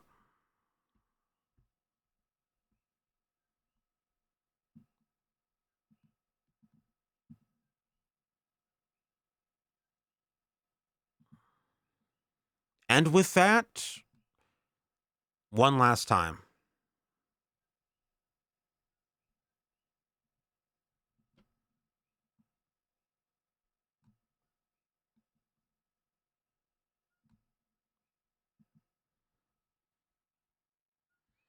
And there it is. The list as it stands now. Again, general plans. Now it's Thursday for everybody. It's general plans for the rest of the week. Friday, I am doing I'm probably gonna go live before I do this, but I'm gonna do something else, and then eventually in that stream, I'm going to be doing a collaborative effort with Neurodetergent, friend of the channel. We'll be doing a religion cult tier list, so that'll be a time to be alive. That's happening this Friday. Saturday, I'm doing my big dumb video game showcase analysis. I'm already going through the process of going through every single one of those recent gaming showcases and picking out all of the gems, or at least notable things I should think we should talk about. It was two buddies fishing, you know? That's the secret, you know? It's a nice, safe, uncontroversial topic. So we're gonna do that. That's the plan for Friday, which that should start around. They said we want to do it at 8 p.m. my time, which is 8 p.m. my time is 11 p.m. PST. My time's 8 p.m. But for PST people, which North Engine is PST, so it would be 11 p.m. for PST people. That's when we have agreed to start it. So hope to see you guys there. And I will be live on Friday doing that with Neurodetergent, and Saturday getting through all those goddamn. I'm literally sitting through every single gaming showcase thing, all of them, and there's a lot of them. I think there's some of them that people don't even know, so I feel I'm more obligated to like sit through them and be like, "Here's the gems, everybody." So more, yeah, that's the current plan. Appreciate you all. Gonna see who's live. In fact, you know what? I'm gonna do something that no one's doing anything crazy. I mean, Neurodetergent is on. I could just write into her. I also do like lesbian house. There's good options. But I just was in the middle of talking. I might as well just raid Neurodetergent. You can all get a feel for what I'm working with. You're my favorite? I better be. I better be your favorite. Anyway, I will see you all again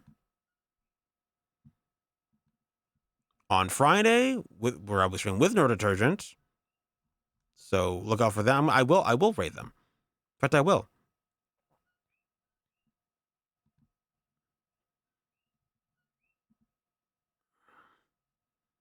Have a good night, all everybody. And again, show Neurodetergent some love. Give them the jump kicks. They're currently they're watching something with Moist Critical. They're watching stuff. They're commenting on stuff. And I appreciate you all. Kiss on the forehead. Say hi to Neurodetergent, and I will talk to you all soon. Mwah.